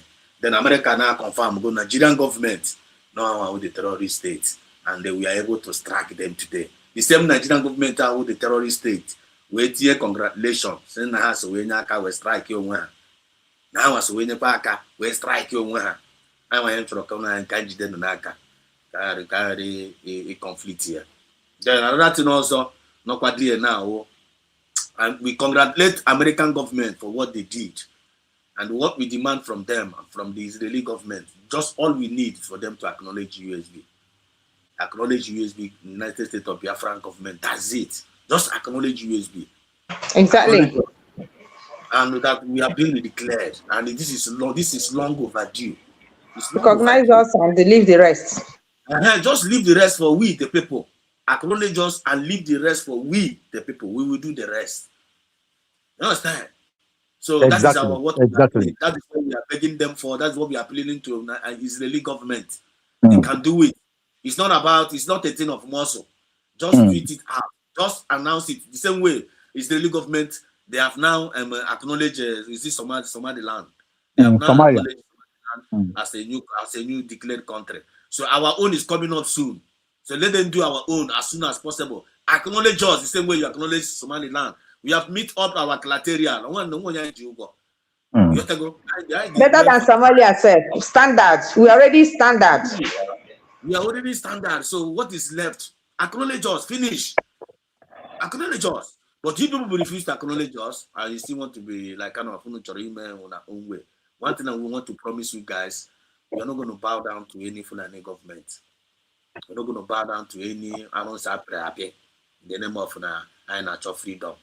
The only thing I can promise you, even if the God refused to help us out, deliver us, we are not going to bow down to this Fulani government. Fulani government because we are the true sons of Chukwuka Abiyama. I know I want to Ugo Chukwu. Ugo. I want to Ike Chukwu. I want to Mana Chukwu. I want to Udo Chukwu. I want to Chinedu. So Kelta gets you as a Chineke and noise in a mess. Does it mean that Ike Chineke never Ike? Yeah, I am going to Chineke now. Does it mean Ike knows the also? But the Papa to Yawa, Ubinigo on our behalf. So everything now is win-win to us.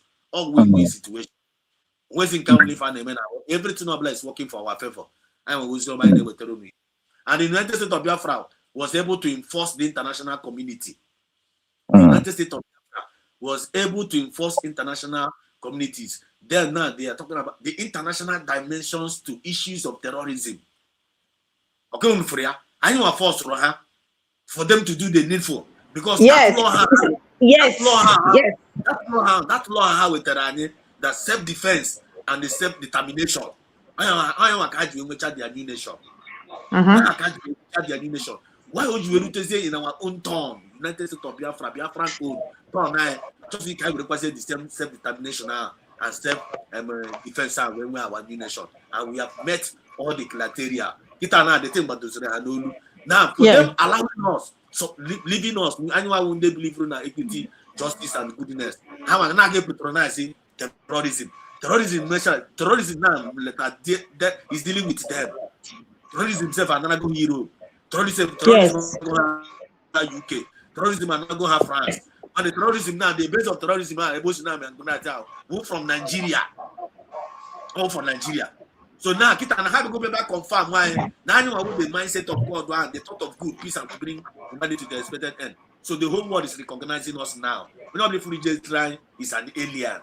When you have love for humanity. That's my suggestion. Yeah, submission. Correct. Correct. And if I must say something, can I say something? Just one. Go ahead. Okay. And based on what my brother just said, for me, it's unfair that they will even leave the United States of Biafra to go and recognize any other person at this very particular time we are. Reason being that they know what was going on since 2009 in Nigeria. The international community knew very well that people has been unalived daily minutes in Nigeria and nobody has the pause to talk because of what they are benefiting. But the awareness that the government of the United States of Biafra created, took it by themselves, and few other Nigerians that stood up to say enough gonna be enough. That is the result the whole world is waking up to see, because somebody must wake up the sleeping dog to act. And we are so grateful that Donald Trump did not toe the line of other politicians that will see evil and they will condole it just because of the benefits. No matter how anybody look at it, none of us is perfect. We all have our two sides, the good and the bad. But there is a time that you cannot just overlook the bad, especially when it affects the innocent children that doesn't even know why they are suffering what they are suffering. They don't know why what is happening to them is, they have no answer. They are full of questions that they don't even know who to ask. It is the responsibility of the government and the adults in the midst of this nonsense to stop it. And that is exactly what the government of the United States of Biafra has done. If you go, according to our brother, Rail Television, Rail TV, if you go to the archive, you will see that Dr. Ngozi Orabeze was number one of the people complaining about this thing. Then another platform you will go, I think in Wikipedia, she was number 5 to show you the hard work this our government has put in to make the world to do what they have to do. It's not like the world don't know. They do know. And that is why I said anybody, whether you are African, anybody in any way that see this and start analyzing it as a political something, when you know very well what has been, that person must be evil. We must single out every case according to the way they are. You see this one, America got it right. They need to get it right. They need to stop analyzing the innocent children, kidnapping them in the church with their parents, separating them. You don't know what these children are suffering in the hands of the terrorists. And anyone that's gone is gone. The Nigerian government will not ever bring them back. Nobody in this particular, the world that we are in, that has this international law, will ask again about them. After they read the news, they capture them, they destroy the church, that will be the end of it. And these people doesn't matter. Doesn't their life matter? Doesn't the life of Africans matter? If you have any grudges as an African to lay on, go and lay it on the stupid African leaders, those that has refused to think for themselves. That is the place you take your anger to. America did the right thing they have to do for once, to save the innocent children, to whether you call it Christian or whether you call it Muslim, or to save life, and it is necessary, long overdue. But the reason, the permanent thing they can do is to recognize the United States of Biafra. Anybody that is clapping for this, tell them to recognize the international community. You know what to do. You know what to do. In this particular time, you're supposed to recognize Biafra immediately as you are recognizing Somalia. That is the right thing to do, because the heat is too much. We have suffered enough, and you people know. You know our history better than we do. So that which you are benefiting, that which is holding you back, we are ready to share it with you. We are ready to do it, but accordingly, the way it should be. So the world has changed, and align yourself, because you like or you don't like, we are already gone. We have declared. We have back to 1 year, and we are not giving up. The land is ours, and we are the one to be in charge. Thank you. Wow. Thank you so much. I'm Kevin. Kevin is in the building. Kevin, can you hear me? Thanks for your patience. Yeah, I can hear you, my brother. Okay. Oh, Chief, my brother. Chief, get your time today. You see, get your time today. Yeah, my brother. One day, you may travel. Man.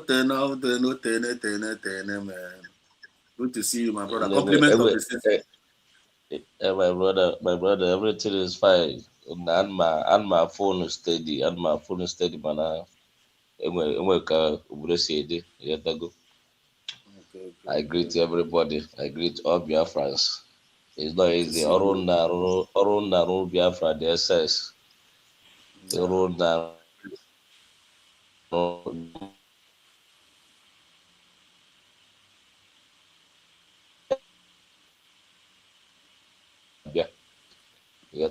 And the scenes all put from Humble Lion, Kelena TV, at that time, everybody put one time.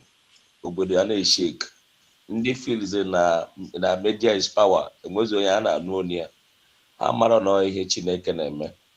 anywhere ọbụla ihe ọma na-eme ndị dị mma ya na-apụta. Look at ihe mere na Germany. Ihe mere na Germany na church, na Catholic Church na Germany. Ndị ọcha dịzi surprise kwụrụzie na-egezi egwu ndị Igbo na-agụ na Germany. Ịghọtago? Anywhere ndị Igbo nọ, mostly Igbo, Biafrans nọ. That light is there. I'm telling you. Is there. So you can never cover that light. Enwe ihe ga-eme n'ụwa ka cover the light. This thing na-make it na Sokoto. Yes, always open na jubilate, but more they jubilate. Now this thing no na Sokoto ka ọ na-eme. Many people that na ebe ndị anọ ka nkụ. Always joke that na we are not rushing US, but ka hapụ ebe that na ha mere nke onye ọra na-epreze ha ejiri indirect way generate ego, because I'm afraid of all these people. Ndị akpọrọ nwa ha ndị ọcha ndori. Ndị a bụ ndori. Of course, exactly. When I got trust. When my trust. Because ndị man na-eji blade. Yes, ha eje na sekọta mee nke a o nwere ka ọ bụ that ha just gbanyere ndị Nigeria film ka abịazie negotiate achọ nke a ya enye ha ka ha na-ekwu na ndị ori ka ha bụ. I can never ever in my life guys si na ndị a na-abịa for help until ha mee nke kwesịrị ka ha mee. Ọ bụrụ ịtụbọ mba the main problem. Ha divide the country because that country can never be won again. It can never be won. So whatever they are doing it on their own way. It's not my own way. My own way is them to make sure that that country divides. We are not one, and we can never be one. Because I cannot see reason why Hajiga had told that one bomb or whatever na Sokoto onye ọra na-praise her. For places are no.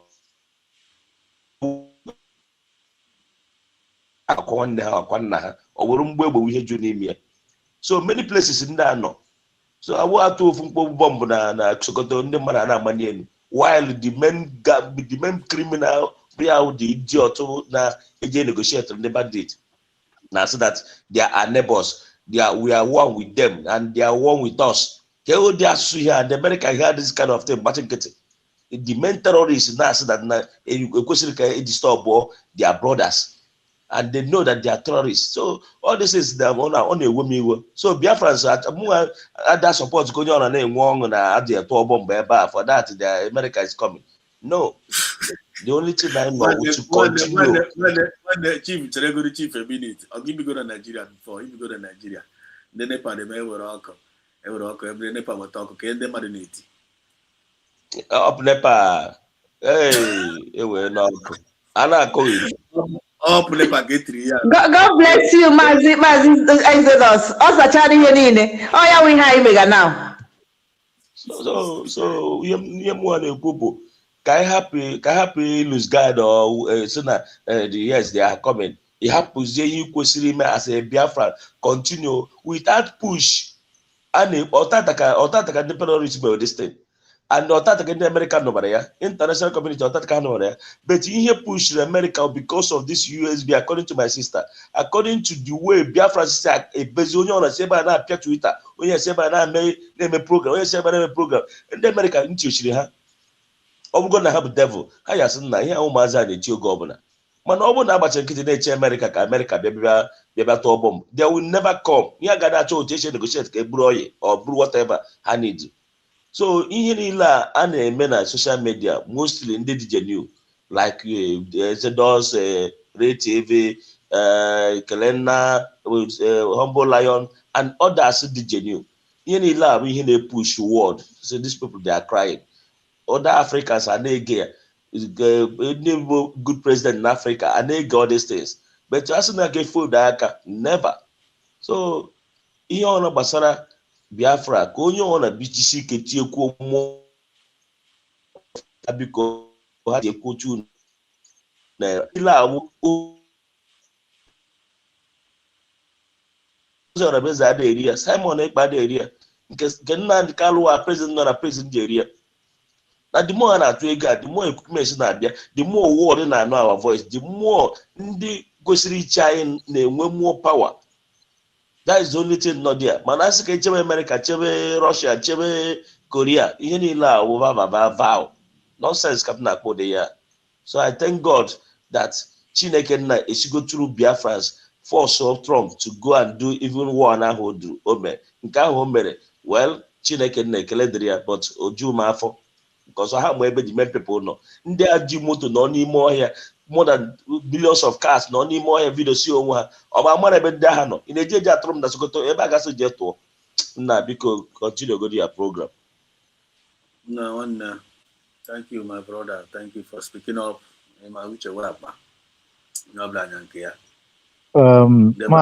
Mazi Kelvin, I greet you.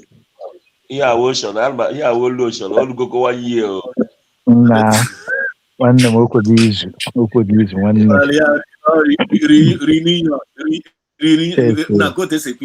Reunion. Yeah, reunion. Nah, it's going to matter.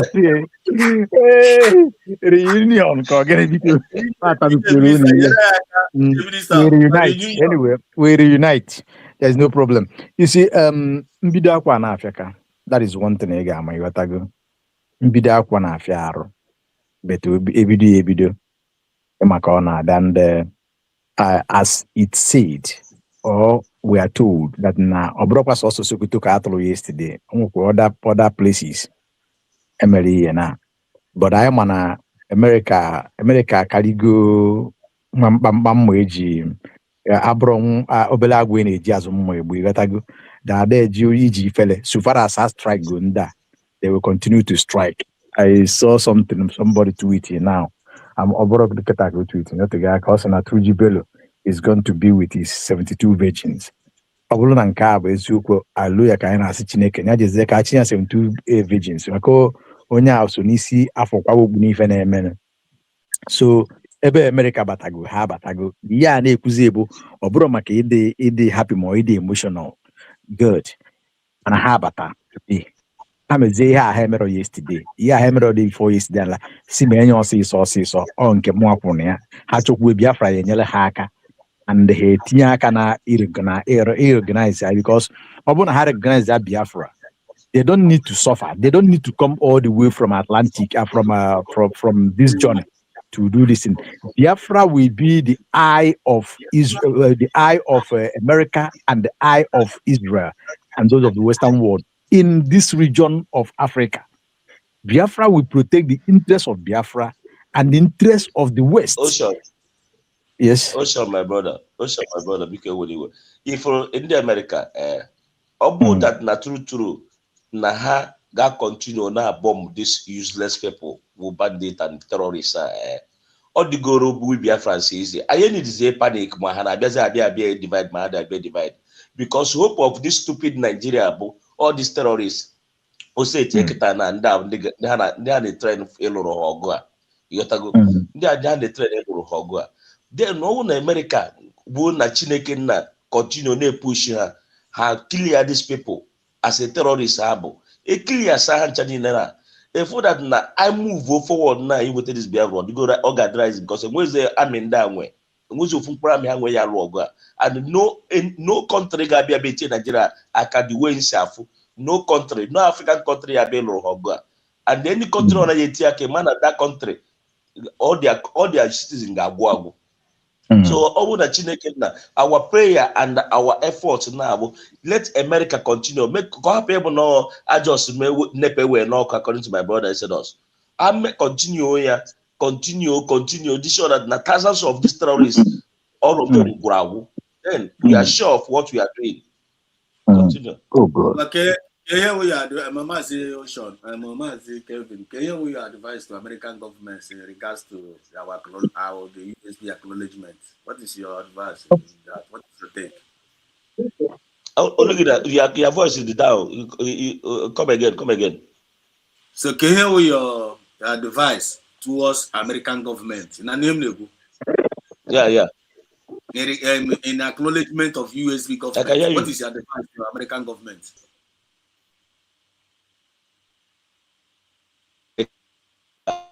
Let them continue. Hello. Yeah. I can hear you now. Hello? My advice Yes. to America, let them continue doing this work by destroying these terrorists. You understand me? If they continue to destroy them so that peace will be in that country, then our own effort from Biafra, mostly our government, then their effort now will come through. They will come up more. Then other countries will know that we Biafrans, we need our own nation.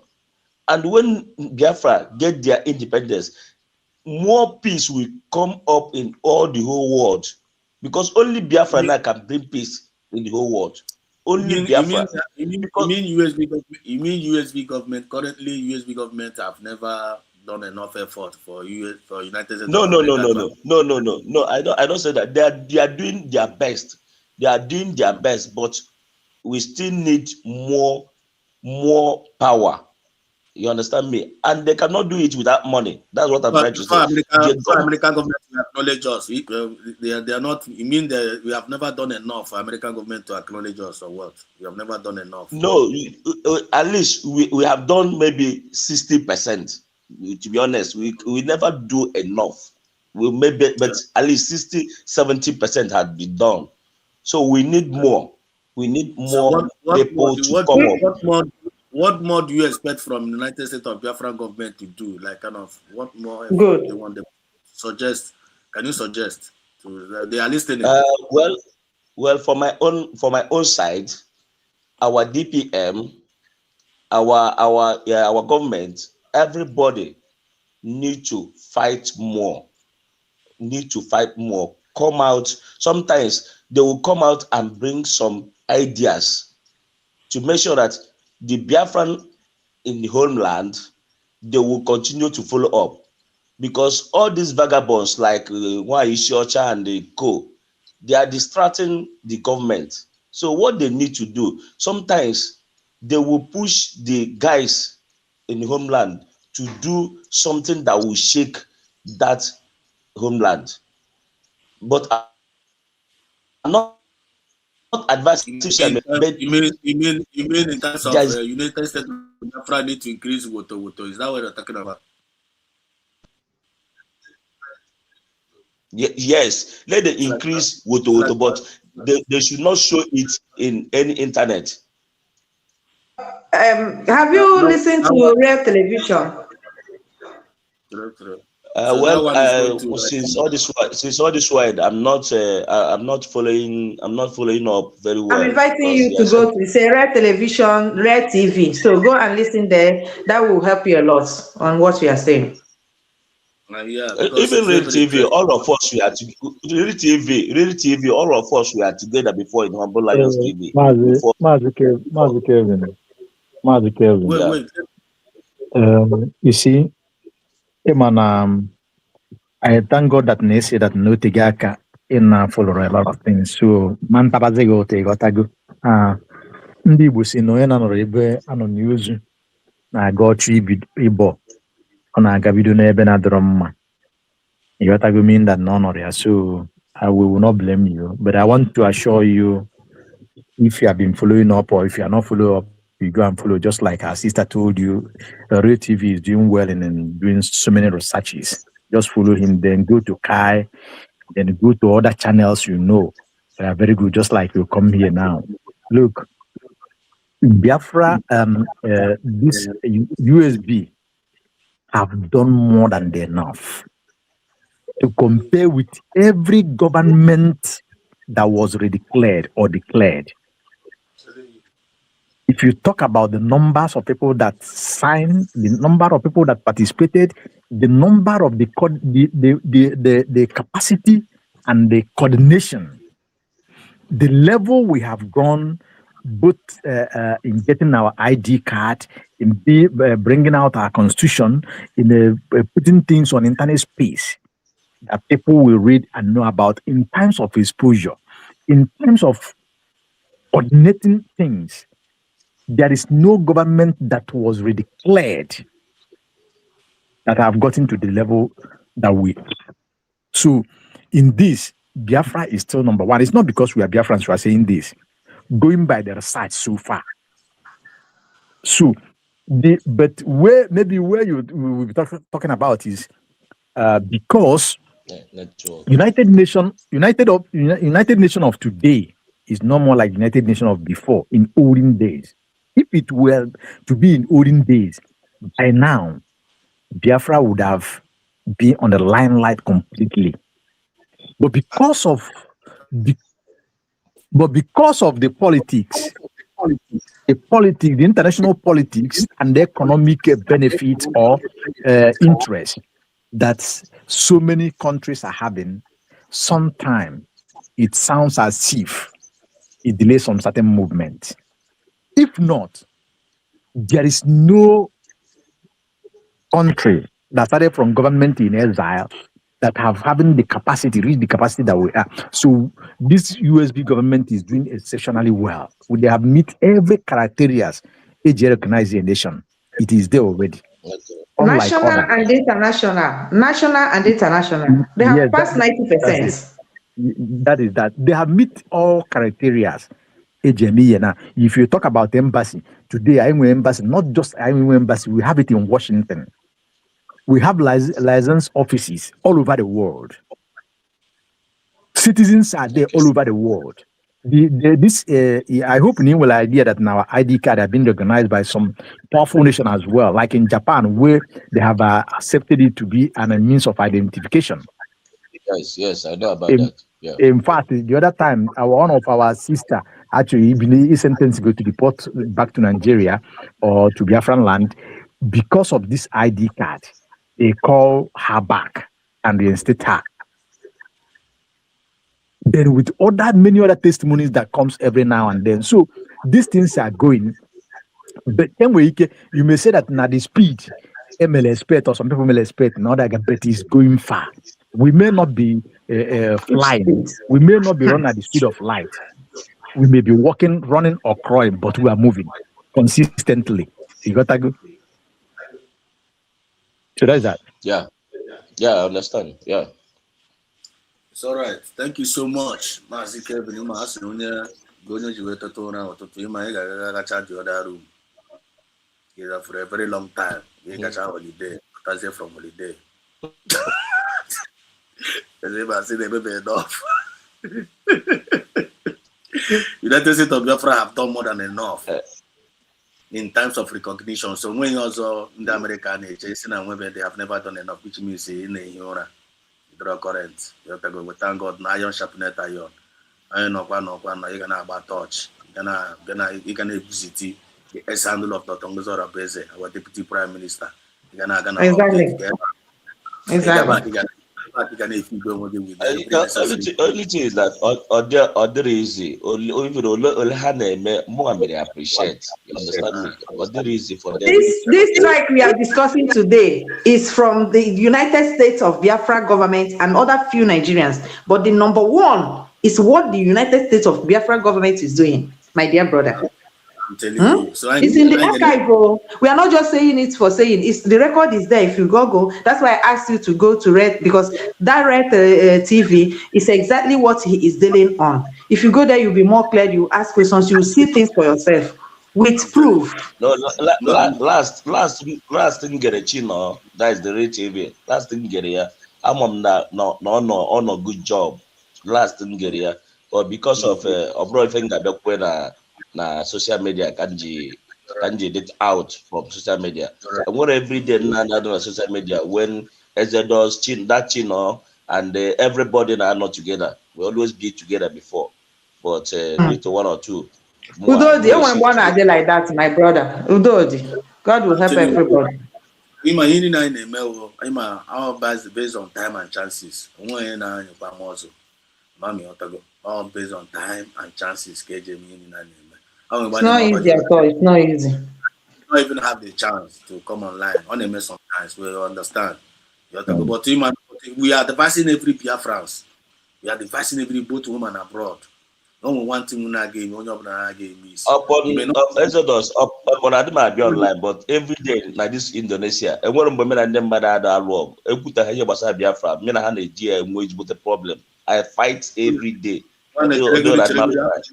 First, just listen first. Ima, we are using this opportunity to address Biafrans all over the world, both home and abroad. Onobala, Yotago, Onobala gonna pay attention to at least more good here also. Onobala gonna pay attention to ex-handle of Dr. Musa Rabeze. Yotago, and the Biafran government ex-handle. Go there and be collecting informations.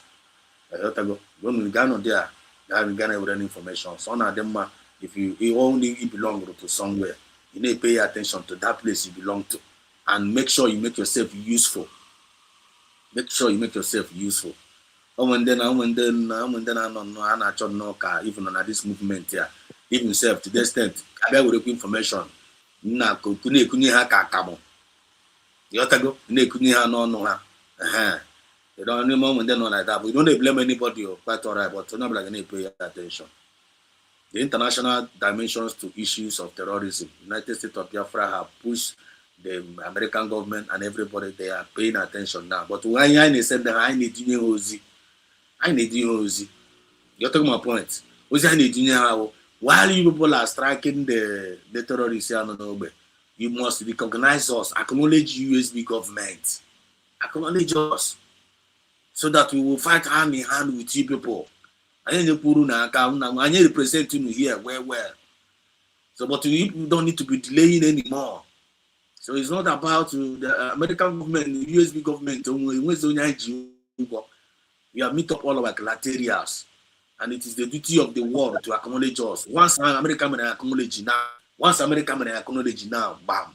Then Israel government may acknowledge. And Israel to acknowledge this somebody like again. May acknowledge. Once they acknowledge, let them leave the rest for us. We don't even need them. I need them. Maybe not that strike is and visa. Just acknowledge us. Happen the rest. We the people will deal with that. I get dealing with them. But how I feel when I have to acknowledge or decide when I have to our hope is not in America. We are not hoping in America. We are not hoping on anybody. But God can use any nation to make them for himself on our behalf. He can use anybody. But all man with hope on any man or any nation. They may come against us with their ammo tanks. They may come against us with their blackmail, with their propagandas. But we, the Genu Biafrans, we are coming against them in the name of Chukwu Kabiama. And we are coming against them with the truth. And we are coming against them with light. They can't survive us. If you don't know it. This is going to final or physical our weapon of warfare. Our canal. There's some people who water. The Afghan government will increase water. Okay, what is the meaning of increase water? It's not here water. I want to hear water when there is time for everything. Mabara water. Time in Ghana. Remember, PM Samanekba told us we are using multi-dimensional approach in this restoration. Multi-dimensional approaches. Approaching can use Roman KMS spy. We take another one. The only thing no like any pay attention. Mana Nikana don't take mana the time and the season on email. I'm talking about mana the time and the season I'm on email. And the one same at the time and the season there. In a book like this, you cannot connect the dots. They will move to go come. I can't know because I can't watch and know about tea or that thing now. Just get your small attack on Islamists or terrorists, all right? Islamic terrorist groups. Yeah. If you remember, the one that happened when an American was kidnapped around Niger, that American actually was brought into Katsina, and it was from Katsina that they rescued. I mean, the American Marine Forces, they even put boots on the ground. Nigeria also provided intelligence. So the Ministry of Foreign Affairs said it provided intelligence. That strike has happened. We've not been able to weigh what has happened, maybe when we get to people in Sokoto, but they said there were missiles that dropped around villages around Sokoto. We'll be able to weigh that. What's the casualty level? Have we been able to do a reconnaissance to be able to ascertain, okay, how many bandits was killed? Let's speak to our reporter who's on ground to give us some more updates as to what's happening there. Wait, that's just it. Dr. before we come to you, let's speak to our reporter who's on ground to give us some more updates as to. Now, get noted now. The reporter, after that strike, the somebody sick from that Sokoto, from that guy. Let's listen to what's happening there. Well, for on the ground report, we have a reporter, like I mentioned. We're joined live on the line from Sokoto by a correspondent, Suleiman Nasser. Good morning, Suleiman.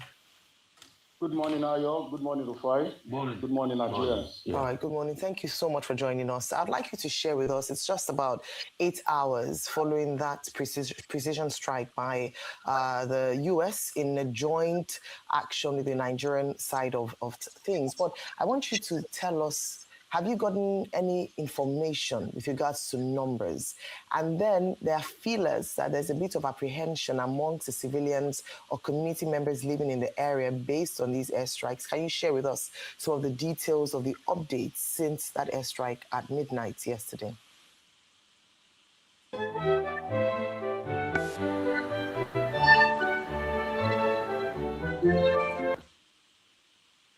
Yes, like I said earlier, up till now, the government is here to talk about what is happening. No information from the government yet, but from locals, as far as they know, no casualty has been recorded because, like I said earlier, they don't have access to the exact location where the bomb dropped. But some locals said there's panic and fear among residents in the community, and this is as far as I can confirm from the locals we've spoken with, and we are still trying to get access to the community to get there by ourselves so that we can bring information to Nigerians about what is happening exactly. Earlier on, I spoke with somebody in the... Number one now, after that strike, the Nigerian journalists, they are scared to go to the site.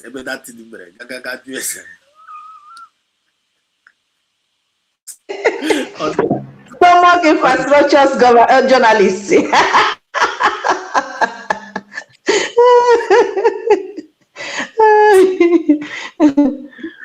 Why would they be? I mean,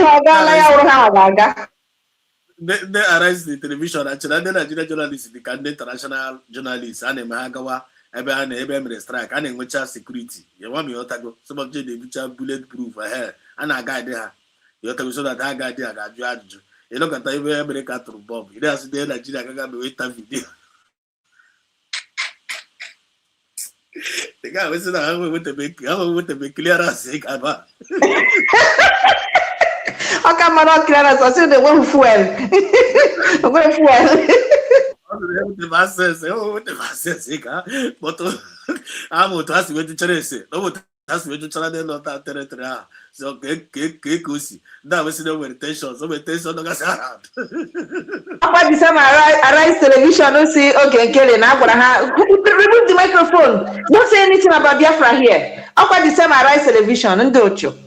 This guy to give on in the community, and who says, as far as the concern, the bomb did not in a residential area, but there are bushes or forests, if I will use that word, connecting that part to some part of Zamfara and Kebbi State, because that road would take you to even Maga, where those schoolgirls were adopted in Kebbi. There's a particular route called Kajiji, where Jabo is located. Jabo is located in Kambua local government, a community that is also close to communities in Shagari local government. And Jabo has been relatively peaceful. It was not part of communities that are experiencing bandit attack. And this is why the airstrike came as a surprise to many. But then you never can tell what the activities of terrorists are. You never can tell if they are taking advantage of the forests and bushes to carry out their operation. Those security experts who do this have intelligence before they carry out this strike. But community members, locals, says no casualties recorded so far. So we are just trying to have permission or access so that we can go to the community ourselves to talk to people and to see for ourselves what exactly is happening. The last time I heard of an attack in Jabo was in 2018 when some terrorists visited that community with evil, killing and also adopting some locals. But so far so good with this very U.S. bombing, and nothing, no casualty has been recorded from information we're getting from locals. We have made an attempt to talk to state government officials, but they are not really forthcoming. Probably they want to put their act together for the so that they will not be creating error. They need to get full grasp of what has happened in that community. More so that community, that axis that is in Sokoto South Senatorial District has been relatively peaceful, except for communities in Shagari and in Shekebe, and also Tureta, which is part of the Sokoto South Senatorial District, and a bit far from Jabo, where these bombs are dropped by the United States jet. All right. Okay, thank you so much for your time with us this morning today, man. I know that as more information emerges, we'll have the opportunity to speak to you with regards to what's happening on the ground and to get more a bit of updates with regards to the situation in Sokoto State. But let's come back to the studio now. Dr. Batsi, your take on the stories this morning, of course, very importantly. Never would have been Coco. That's going to get on to hear this guy here. You have to go. Okay, I've had a lot of puerile responses, completely childish, if I may say, asinine. You know, and Nigerians should know that. Just actually could pay attention to Oseni. Oseni is another man. Oseni in a way you go there and not go there and way. Nigerians should know that this is like the outcome of the diplomacy between those two countries. President Bola Ahmed Tinubu set up a Nigerian working group. Delegations from the US came here. Delegations from Nigeria went to the United States. The simple common sense is that there will be an outcome in that regard following President Trump's declaration, October 31 and in November, that he will come guns a-blazing to Nigeria to come and protect Christians and to prevent Nigeria becoming a hub for radical Islam. I'll tell you that in a camera. This man now for Charlie. Okay, now this man, politics have eaten this man up. Politics have eaten the brain of this man up. Because this man is not representing the people. For now, this man, he may only connect people like this. For you understand, look an angel of light. One day, only we give discernment spirit. This man will manipulator. This man is not for the people. And I'm for the spirit of the people. Maybe this man no. But whenever this man only cause with true conscience, really only query the people. Only query the people. But this man is not for the people. I want to talk on picture out about this man or not. Anybody will for them here, but they only when the interest of the people. That is the way they always sound political and with us sound though. Listen. Now, the outcome of all these deliberations is simply the emphasis on the collaboration between the two countries. Pete Hegseth, they call him Defense Secretary, they call him War Secretary, made the point in the last paragraph of his statement that he appreciates the fact that this was done in cooperation with the Nigerian authorities. Now, the American themselves, they see how many in cooperation. American government is saying that now they did this operation in collaboration with the Nigerian government. So that means that whatever was done in the Northwest, that Nigeria was fully apprised of it, and that so no whatever thing and the American whatever thing now for having in the Northwest, which means now the Nigerian government they practically in support of it. The thing about this man the thing about what I said now go there and then Nigerian go that's the thing go through the man or the man hands down. But I want to say me express. Nigeria was fully involved in terms of the details. So for people to now say sovereignty, no, that's asinine, because there is a scope in international law for cooperation. And the Nigerian government, when all of this drama started in October, made it clear that Nigeria was willing to have cooperation with the United States on the issue of dealing with international terrorism. Okay. In case we have forgotten.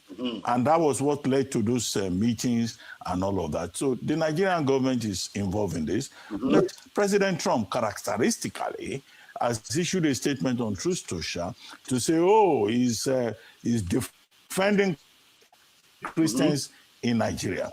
The basic point is about cooperation between two countries to challenge international terrorism. There's a sideline to that. Now, you recall that in 2014, I was there. I was in the scene. We went to the United States. We bought some equipment from the United States to have a lethal weaponry attack on the Boko Haram cells in northern, in the places where we had the problem.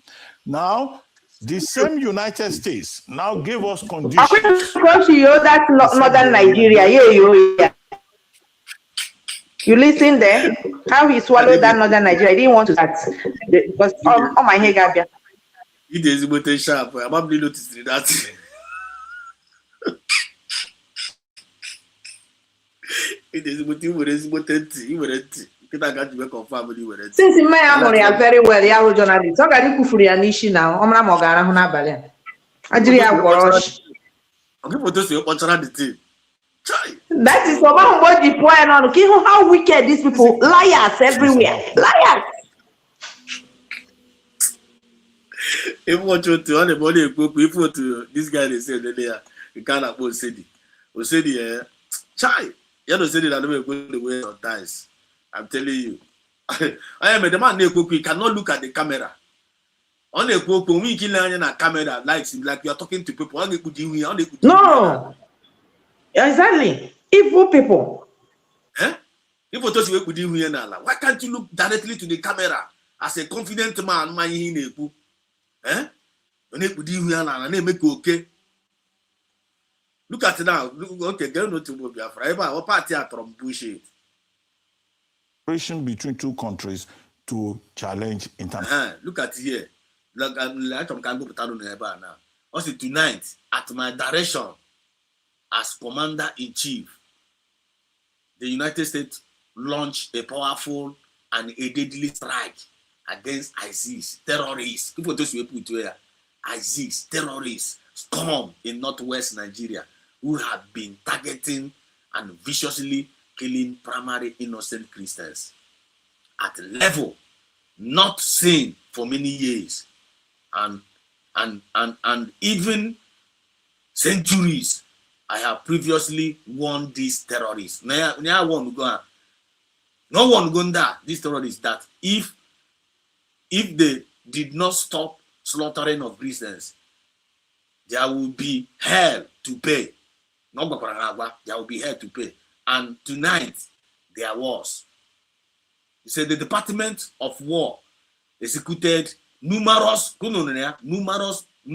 perfect strike, as only the United States is capable of doing under my leadership. Our country will not allow radical Islamic terrorism to prosper. May God bless our military and Merry Christmas to all, including the dead terrorists. If Merry Christmas, of which there will be many more if the slaughter of Christians continues. Now, listening to apathy,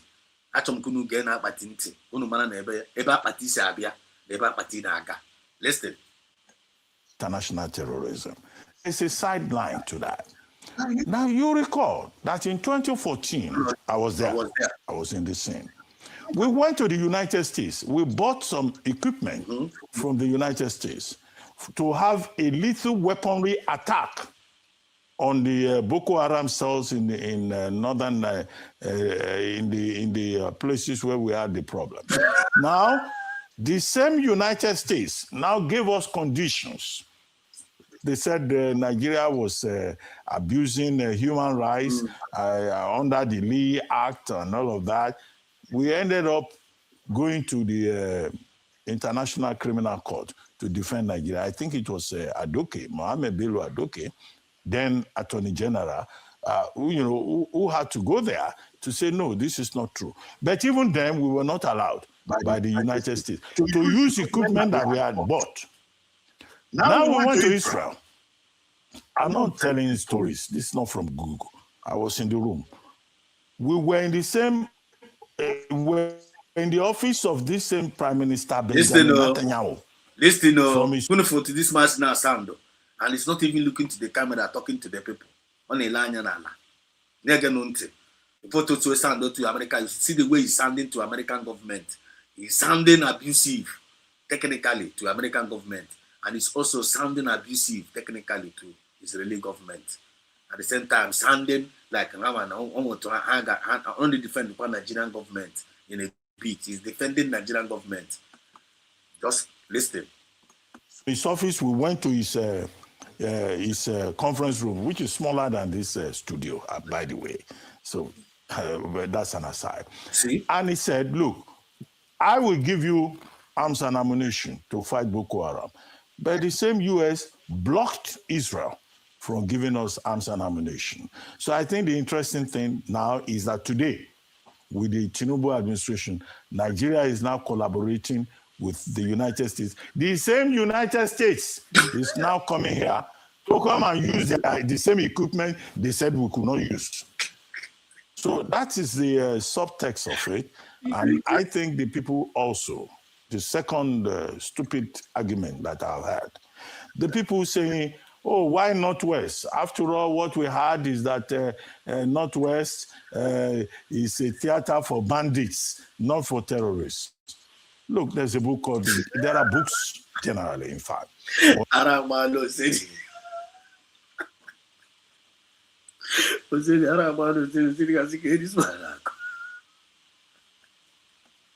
but the girl himself, group people, can I get to for Traba on how Boko Haram operates, on how terrorist cells, ISIS, ISWAP, whatever they are, how they operate. It does not mean that if you have an attack in a particular location, that it means that's where the cell is. There could be cells in Sokoto, operating in the North Central, operating in the Northeast. What is intelligence all about? Anybody can just look for a book titled Intelligence. So you can, that one, at least the title of the book that I have read, among others, is Intelligence. You know, it doesn't mean that the ISIS will wait somewhere, they will operate there and wait for you to come and attack them there. So it's just the reality. And the Americans have said, we have the intelligence. We have mapped the region. So if you think you can hide in the Northwest and operate in the Middle Belt and the Northeast and elsewhere, we will come after you. Okay. The third point that I think needs to be made is that this is just the beginning. Okay. And I think that President Trump made that very clear in the last half of his statement. After wishing the terrorists that died Merry Christmas, and also other persons, you know, Merry Christmas. He says, if the ISIS operatives in Nigeria do not stop, the assault on them will continue. So Nigeria is entering a new phase. Okay. So you have seen the Merry Christmas from Donald Trump yesterday, Christmas Day, in the Northwest. We could get other messages from other parts of the country. The concern will be, what would this have for, the unity of Nigeria, the structure of Nigeria? Because I can tell you, before now, even when the Nigerian government successively had the equipment, they could not strike for religious and political sentiments. People in certain parts of the country would readily have said, oh, it's Tinubu that is attacking northern Nigeria. Now it's not Tinubu attacking northern Nigeria. There is an international dimension to it. So are they going to blame Trump when Trump already made clear his obvious intentions? So this is not something that can even be politicized. Because, well, Dr. you think? If you know about what you put the thing, this is not something that it can be politicized. Araba would take away no na sikiwa now, bam.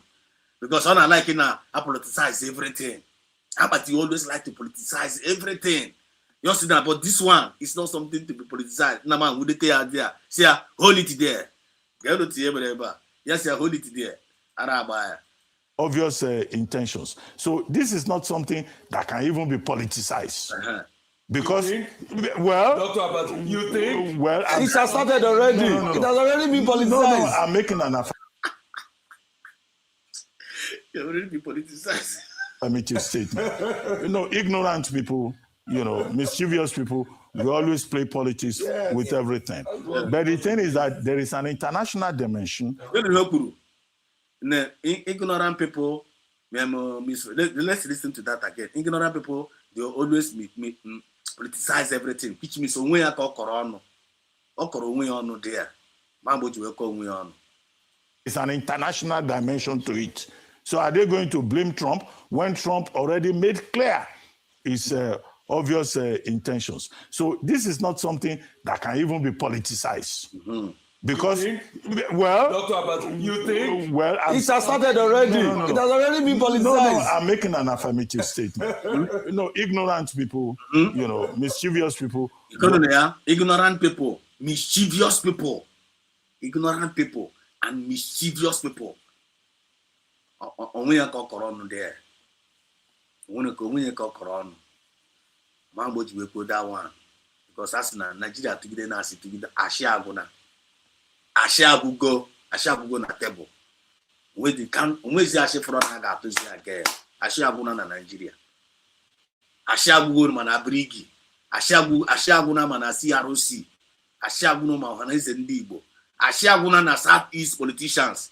Ashiaguna ma ndị IPOB Nigeria. Ashiagugo even n'ụwa. N'ebe eziokwu nọzi kita na awuzi iwe ezui. Ebe ka eziokwu nọzi. That's it. Let God be true. Let every other man be a liar. It's not happening in our own time. Let God be true, and every other man is a liar. If you know, you know. Ashaguna, apati abano kirikiri meni ni na young mako we no ya. Kakekwa onema udete ya. Just see, it's only the mischievous one that politicizes everything. We always play politics with everything. But the thing is that there is an international dimension to the issue of terrorism. And, the US and Nigeria acting under international law cannot be blamed in that regard. Now, so even the American government and the Nigerian government can be able to, at the end of the day, team up together to fight against this terrorism under international law. No one of that is supposed to blame her. Yaneti eba o get gini bagam. Even the Nigerian government already defend the terrorists. The Nigerian government has been defending these terrorists for very long years. They have been defending it for more than 17 years and are fighting Boko Haram. Yawasef sukwa we ga kwa America, gaga apply, gaga go meet American government, apply for weapon. America sina get resena. The same man apati asokwa we Israel for applying for weapon I get you fight Boko Haram. In this resena get nyere ha aka. Even okoro kokwo my office the league government call on na even no office ha tireti. O man na those government ha na eme ihe flamboyant, they are there to serve. When na beba na eme pompo. You got for a prime minister. If you're not, you only live a very normal life like an ordinary citizen. But in Nigeria, how different? They went there. He said the same America. I didn't allow Israel to give them weapon. Now all the weapon America has been giving this apathy, which means apathy in the land about. So we're not sponsor terrorism. Honestly, go with America. Exactly. Also not sponsor terrorism. I am a Roji because then I have some. You know, to Chineke shaba flaga hejoku no. Freya we na ka yelu na.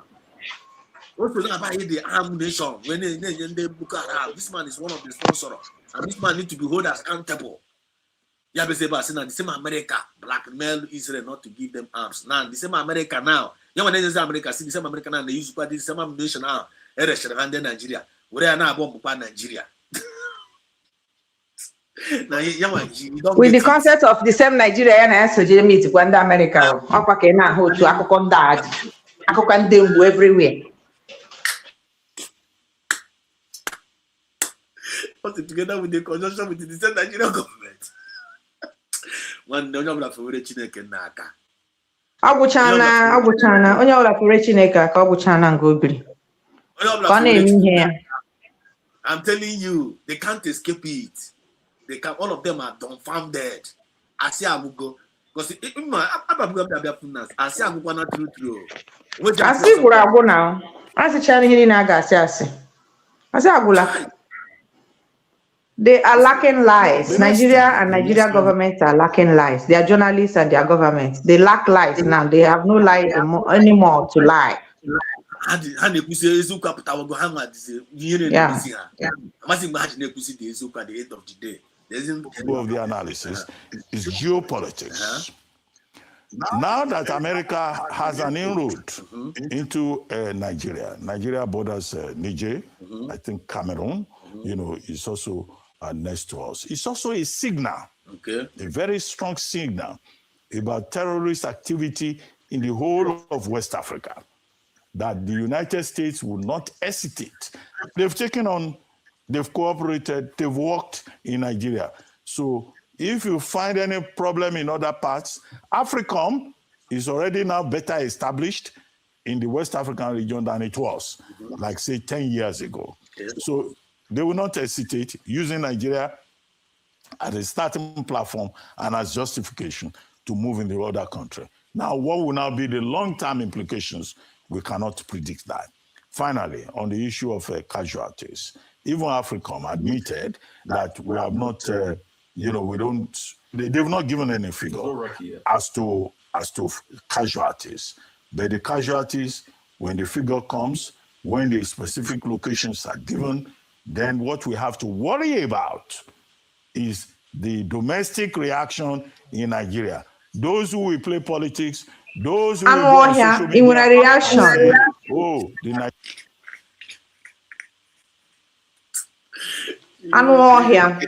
The Just look at.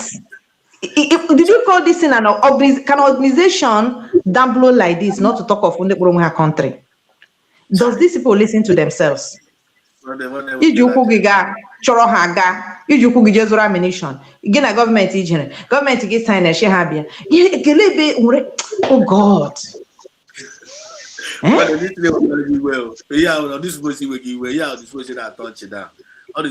chịkọ na-atọnụ na but onye ụkpụrụ onwe ya adult that is ọ na-egide onwe ya ntị ka m na-ajụ ya AFRICOM ọkwa ndị ka anyị mara na-ajụga ndị ka onye zụrụ ndị treniri ndị ka anyị hụrụ ụzọ na ọkwa ndị ọgwụ gwakwa gị sị na ha adịla well established ndị amadebe ọrịa na-arịa ha Chineke nara ekele mgbe Chineke ga-eme ihe that is how it is. I swear to God. All I am telling America is to recognize the United States of Biafra. That is the only thing we want you to do for us. Recognize us and leave the fight for us. Leave the fight. We know how to fight. We can do it. Recognize us.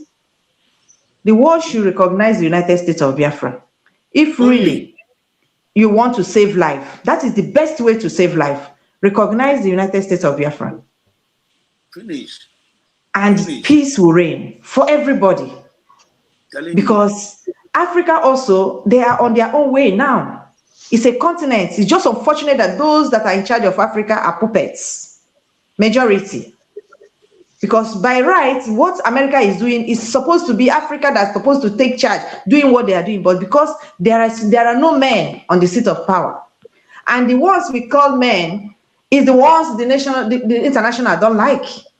So just allow Africa to fight their fight. Give us our independence. Just recognize, we have taken it already. Recognize us. Be our partner in business. And allow us. We cannot fight. We cannot come to America and fight for you. We are all the same adults, with the same one brain. We are doctors, lawyers, teachers in America. So we can think for ourselves. Recognize the United States of America for Biafra. And that is all what we need. That's all what we need. I expected that when you are recognizing Somalia, you will put along United, because the work is being done by us. Yes, sir. And by the grace of God also, because it is the time, whether human beings like it or not, it is the time that we must go and occupy our own land. We cannot continue like this every time. It's over. Thank God, this is the time. The thing for the 1 minute, the thing I go there, our brother Patrabat, when I came in, now give you mic. Let him just finish. Nigerian government is handing over to the United States. But the final point is that is the involvement We will still also get to know that in due course of our Nigerian armed forces. Now they have strong support, and I don't think any patriotic Nigerian will say that it is not a good thing to attack terrorists and to make this country safe for everybody, whether Christian or animist or Muslim, as President Bola Ahmed Tinubu reiterated in his Christmas Day message. Right. So yesterday morning, Thank you. Saya telah membeli 3. Ebe ọbụla onye na-akwụ ya salary na ebe ahụ ka ọ kwụ. Mazi Kevin, please, can you grab the mic?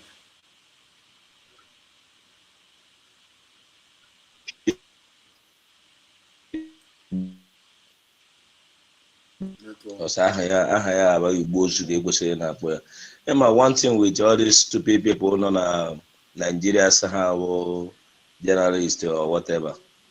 Ndị ahụ ebe belefes heti isi ebe ahụ sọsọ ego ka ndị a na otu a politicians Nigerians sha atụtụ sọsọ ego without ime ihe ha kwesịrị ime ka the same thing all these stupid people nọ na TV Nigeria na akọri ha ncha niile bụ ofu, and before you know it now chọọsọ ya nọ na journalist nka echi na-efe ojezo chairman local government or tasiri senator because some of the way of the corruption ndị Nigeria na-eme ha ncha niile bụ ofu ndị ori ihe ọ na-ekwukịta na because of that the action ebidogo now on ogo both side emete side a ha agbaji side a eme side a ha agbaji side a without mmadụ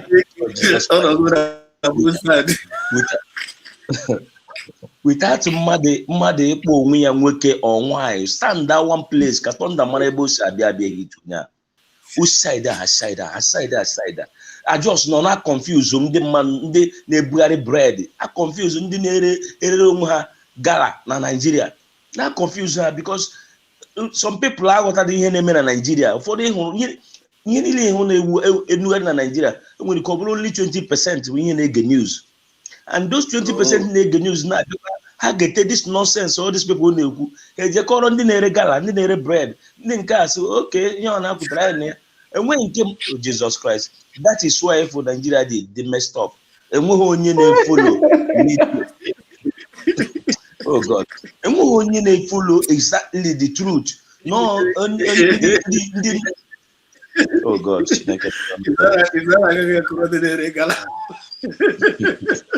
ihe awa brother kwuru otu o si dị otu ahụ ka o si dị ebe n'ọnụ ndị ke nwere generator ka ndị na-ere galaxy na ndị na-ere granọt si anụzi ihe mega anọghị ihe agbati gwara ha ka ha ga-agwa ha onye ha nụtara abịa kọrọ ndị main market kọrọ ndị ọchanja si well ebe ọ na-akwa anyị kwụ because o nwere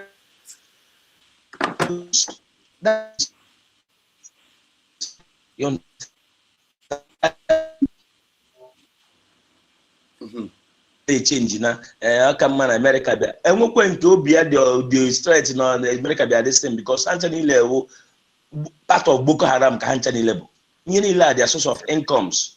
Enwere ebe ọzọ ha si enweta ego na-abụrụ connection onye kidnap mmadụ ha nara ego nke ha ka a na-medicine na because they don't have option ka hapụ ewe na ha so bụrụ the Boko Haram onye ka ihe o ji akọghori ihe ọ na-akọghori but Chineke na nọ n'eluigwe love Biafrans ya na-emepe ha ike one by one. Ị na-ekwu okwu akpati ya ndị other people kee maka ụmụnne anyị ndị Biafra na-akpọ anyị Biafraud, kee maka ụmụnne anyị ndị nke na-achọ ka dị Biafra abịa, kee maka ụmụnne anyị ndị nke na-ji aka ha akpọ anyị terrorists. All this is ihe ndị ọ na-agba ụfọdụ nlegide nsị Chineke nọ bodoro some people ọnụ ịfụ nwanne gị na fight ka onweta onwe ya ka o si n'aka ndị terrorists anụ pụta ị na-akpọkwa ya terrorist na onwe gị esi na ọ ga-adịrị gị na mma. It can never be well without any person ọbụla na fight against this Biafra of a thing. God will punish that person.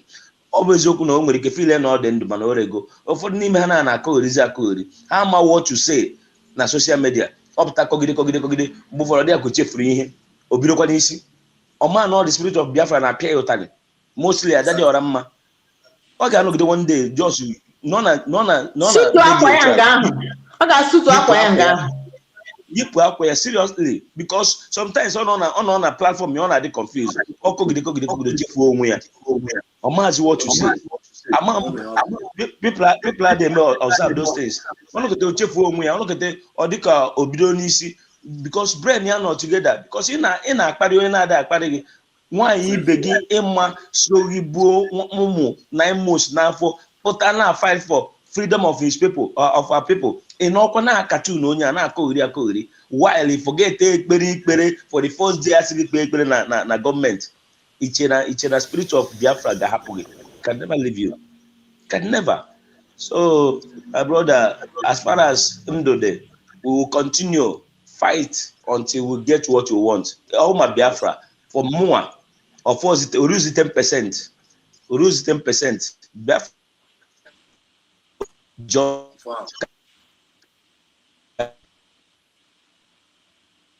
confirm. Even like Indonesia, Malaysia, Thailand, all part of Asia.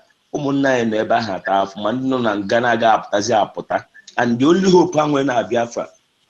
Ndị nọ life gen there says ndị nọ 20 years 30 years all the whole Asia ha ka nkụ ha there says if you say akpụkọta ha ncha niile ọnụ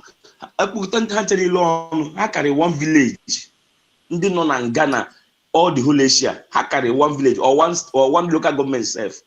So what you are trying to do make make addition at this Biafra Abia because Abia na at least here we go hope or go do negotiate.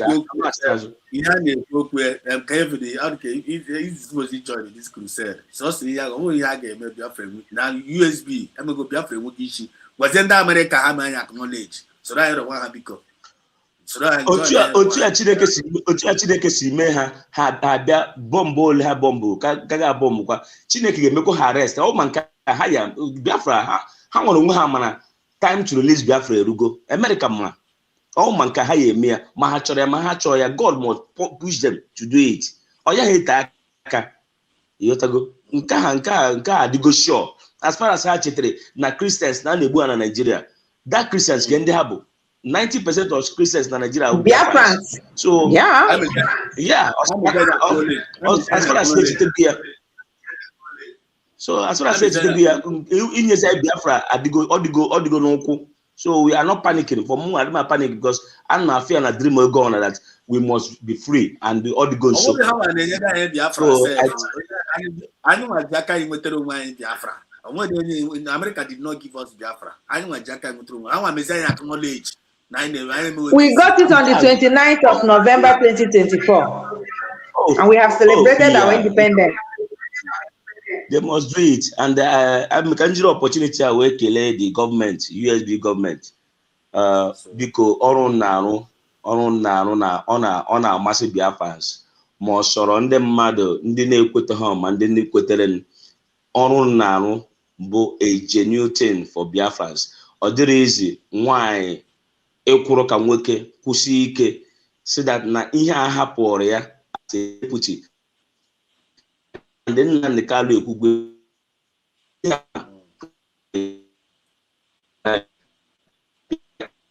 and nwere nniche n'ọwa na m na-ahụ ncheta ọ na-enye m obi ọma na-abụrụ that prophecy of Nnamdi Kanu because ihe niile o kwuru ebe ezigo ọ bụrụ nke abụ nke na-ahịa ha abịa na mmezu so ha jisi ike Ngozi Orabaeze our DPM God will continue to strengthen you. Chineke ga na-agbago ume osoro ndị iro aso ha no and I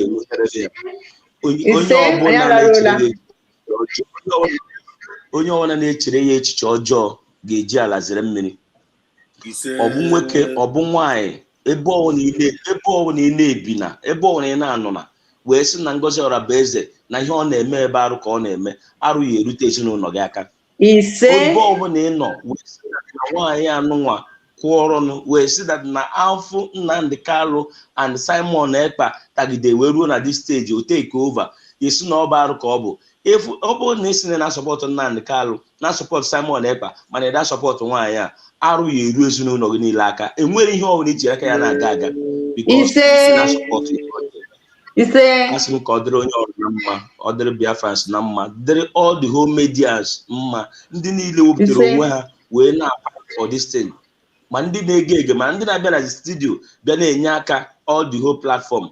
Chineke nna ga-agọzi onye ọbụla, nye onye ọbụla amamihe, nye onye ọbụla ahụsi ike iji na-apụta ma n'ụtụtụ ma n'abalị wee na-asọpọt n'aha Chukwu oke abịama.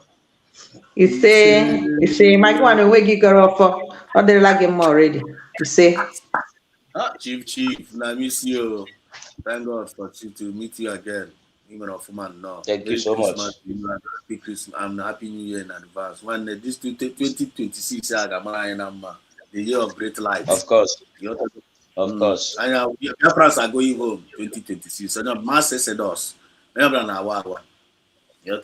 Of course. So thank you so much for your wonderful contribution. Otherwise, we go here. He said, one day why EJ minister, please, we got you got in now.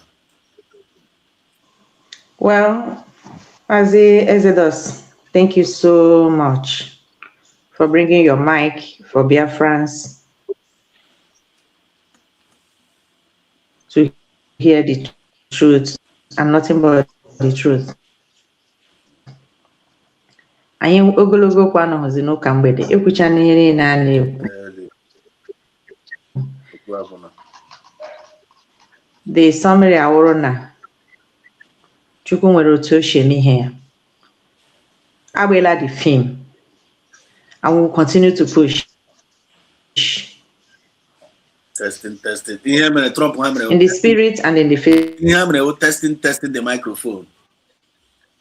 He said he would do, surely he will do. He asks us to ask and we shall receive. When we knock, the door shall be open. When we speak, he will give power to our words.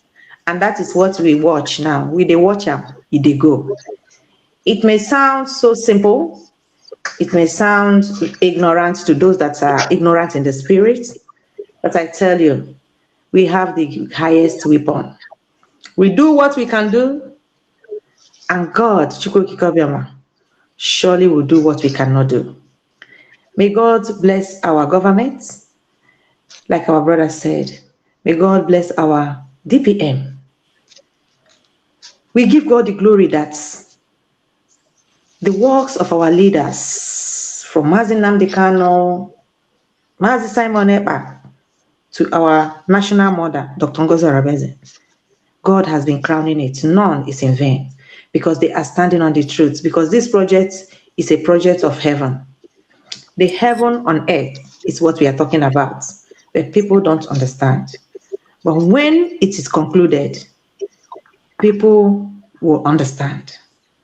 And many that fought it may not be here to see it. But those that will be escape to see it, they will regret ever being born, what they have done.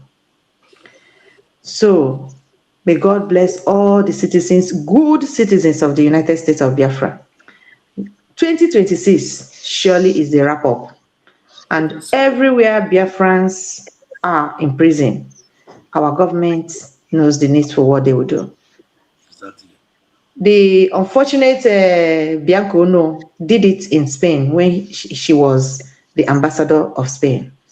Unjustly, Nigeria were shared everywhere. Nobody talks about them. Nobody. The first thing she did was going from local governments, states, prison to prison, bringing them out, standing for them, because that is what government is supposed to be. So it's going to happen. And this time, it's not just, you're not coming out to go back to where you ran from. You are coming back to be a human and to ask and to kneel down and say, God, so I live to see this day. You are faithful. They will say it because many of them that are there, no matter you may say they committed crime or anything, something prompts them to do what they did. And God knows. And that is all the cry that God is hearing. And he's in a hurry to wrap up this thing. And it must be wrapped up. And for every leader in the world that's finally yield to the voice of God to do the right thing, I pray that God will bless them. But the most important thing, if you are a good leader, a genuine one, you want peace in this world, recognize the United States of Biafra. so that even though sounding climate change, blowing the bomb and all this, it is also spoiling the climate change, causing more sickness. Recognize us. We are on ground. Give us the bone and allow us to fight, the dog to fight with the spirits. That is all what we need. Recognize the United States of Biafra. You all know that we are capable. If we are capable to help you build your nations, we cannot be coward not to build our own. Recognize the United States of Biafra. But we are not begging you people because we know who we are and the land belongs to us, and that land we are going next year.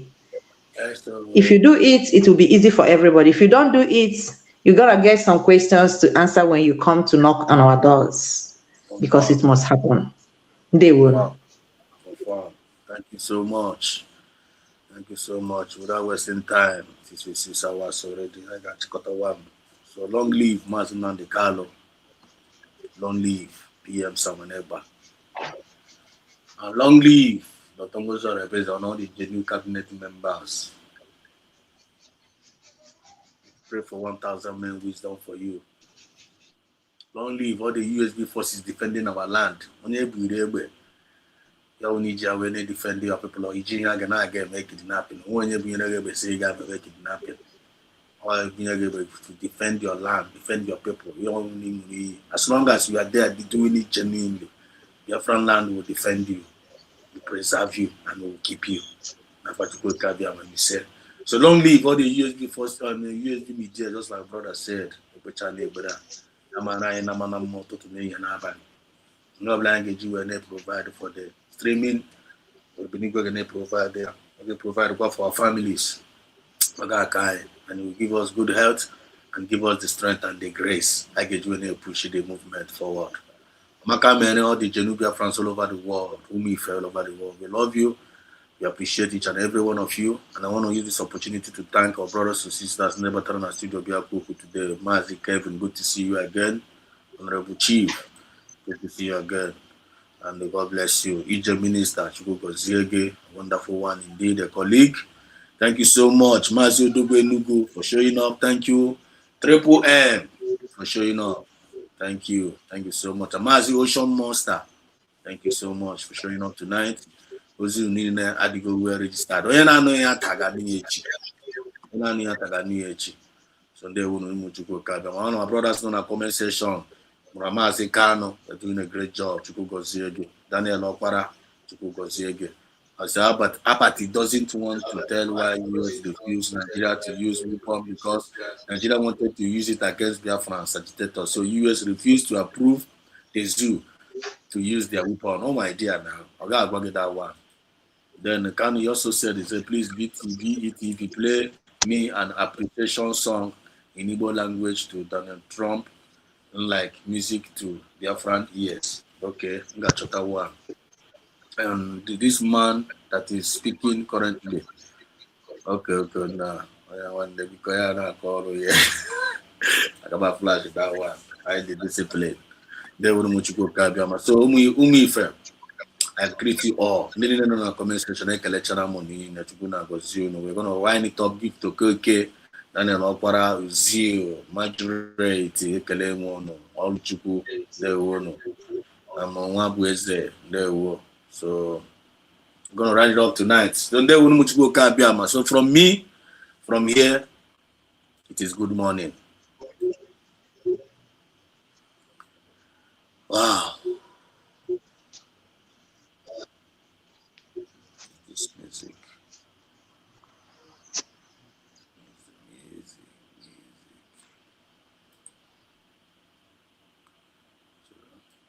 Yeah. For many days and many weeks now, many of you have tagged me at the comment section. Many have been puzzled, saying, is Donald Trump not coming again to help Nigeria to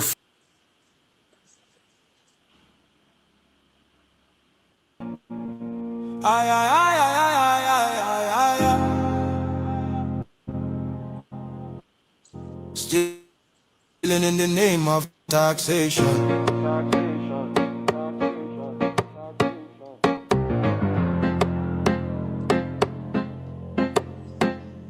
Shine your eyes, smell the coffee. This no be reform.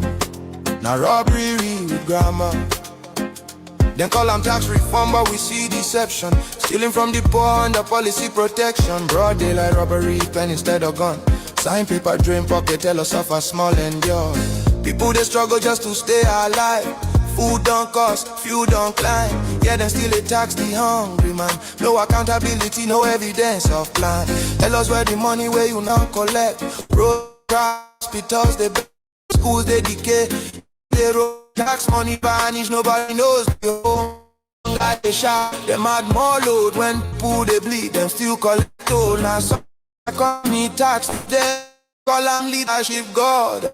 Stealing in the name of taxation of the nation. Stealing in the name of taxation. Robbery with suit and documentation. Stealing in the name of taxation. No accounts, no explanation. Stealing in the name of taxation. Nigeria before them finish us. Why France? Tell us why France? Why attacks deter they cross border by chance? Other African nations they cut them off, but Nigeria they rush go sign deals non-stop. Now whose interest no be our own? Smell them well, this thing get bone. Foreign hands on our revenue stream. Now start funding system dressed as regime. We get experts, brilliant minds. Economists, tech cheese, world class refined. We no need outsider to count our sweats. We no need Oyinbo to manage our debt. Weeks for France to plan Nigeria fate. Instead of home retreat, now Paris they wait. Every medical trip, now Paris again. After billions pour for clinic maintenance. Alphabet don't show us the pattern before. Public money move private door. Now Paris fit on Alphabet too. Collect our taxes for private few. Another pipeline, another scheme. Another legal looking money machine. Public funds enter private pockets. Foreign address, same old rockets. We still remember the bullion van. We can see your secret plan to steal from our national treasury and leave the people in penury. Something they hidden, something no clean. This closeness they worry, this they mean. Now no be born, no be sale. Our future no go enter foreign scale. We no go forget the bullion van. We know the secret plan. It is a gang of looters. They are not real leaders. Nigeria for sale. No. Our future for deal. No. Our economy for surrender. Never. Stealing in the name of taxation. Never. Stealing in the name of taxation. Legal looting of the Nigerian nation. Stealing in the name of taxation. Shine your eyes, Nigeria now. We no trust in Ubu's alliance with France. We no want another colonial master life. It's not for sale to Macron of France. Nigerians, let's stand together. Speak out now, before it is too late.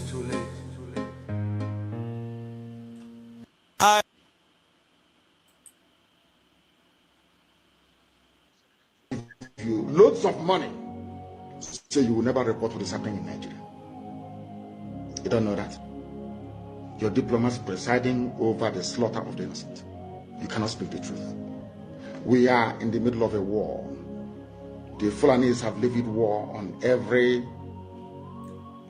indigenous population, ethnic group in Nigeria. You all of you can see it. And that is why people are dying in Nigeria. Nigeria is the only place in turmoil, not making it onto the front pages of newspapers all over the world. Nobody talks about it because they are all compromised. They've been bribed.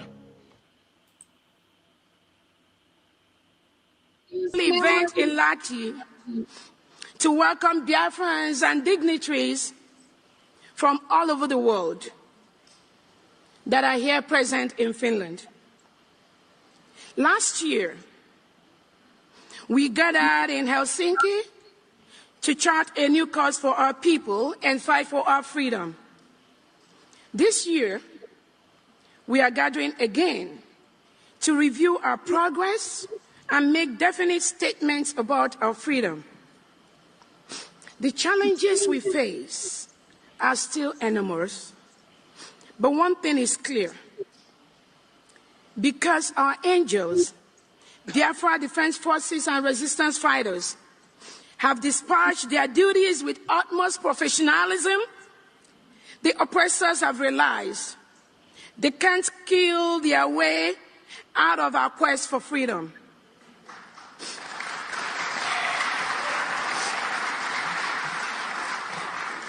They apply to deceive the people with fake restructuring and state creation will not work.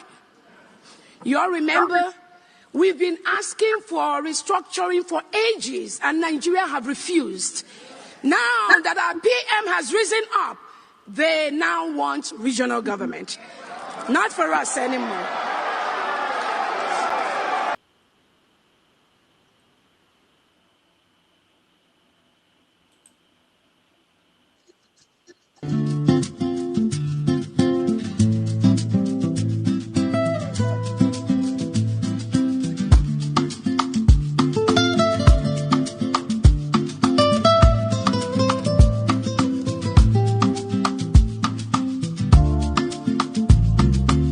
The United States of Biafra had come to stay. We are not Nigerians, we are not forgotten, and we are not defeated.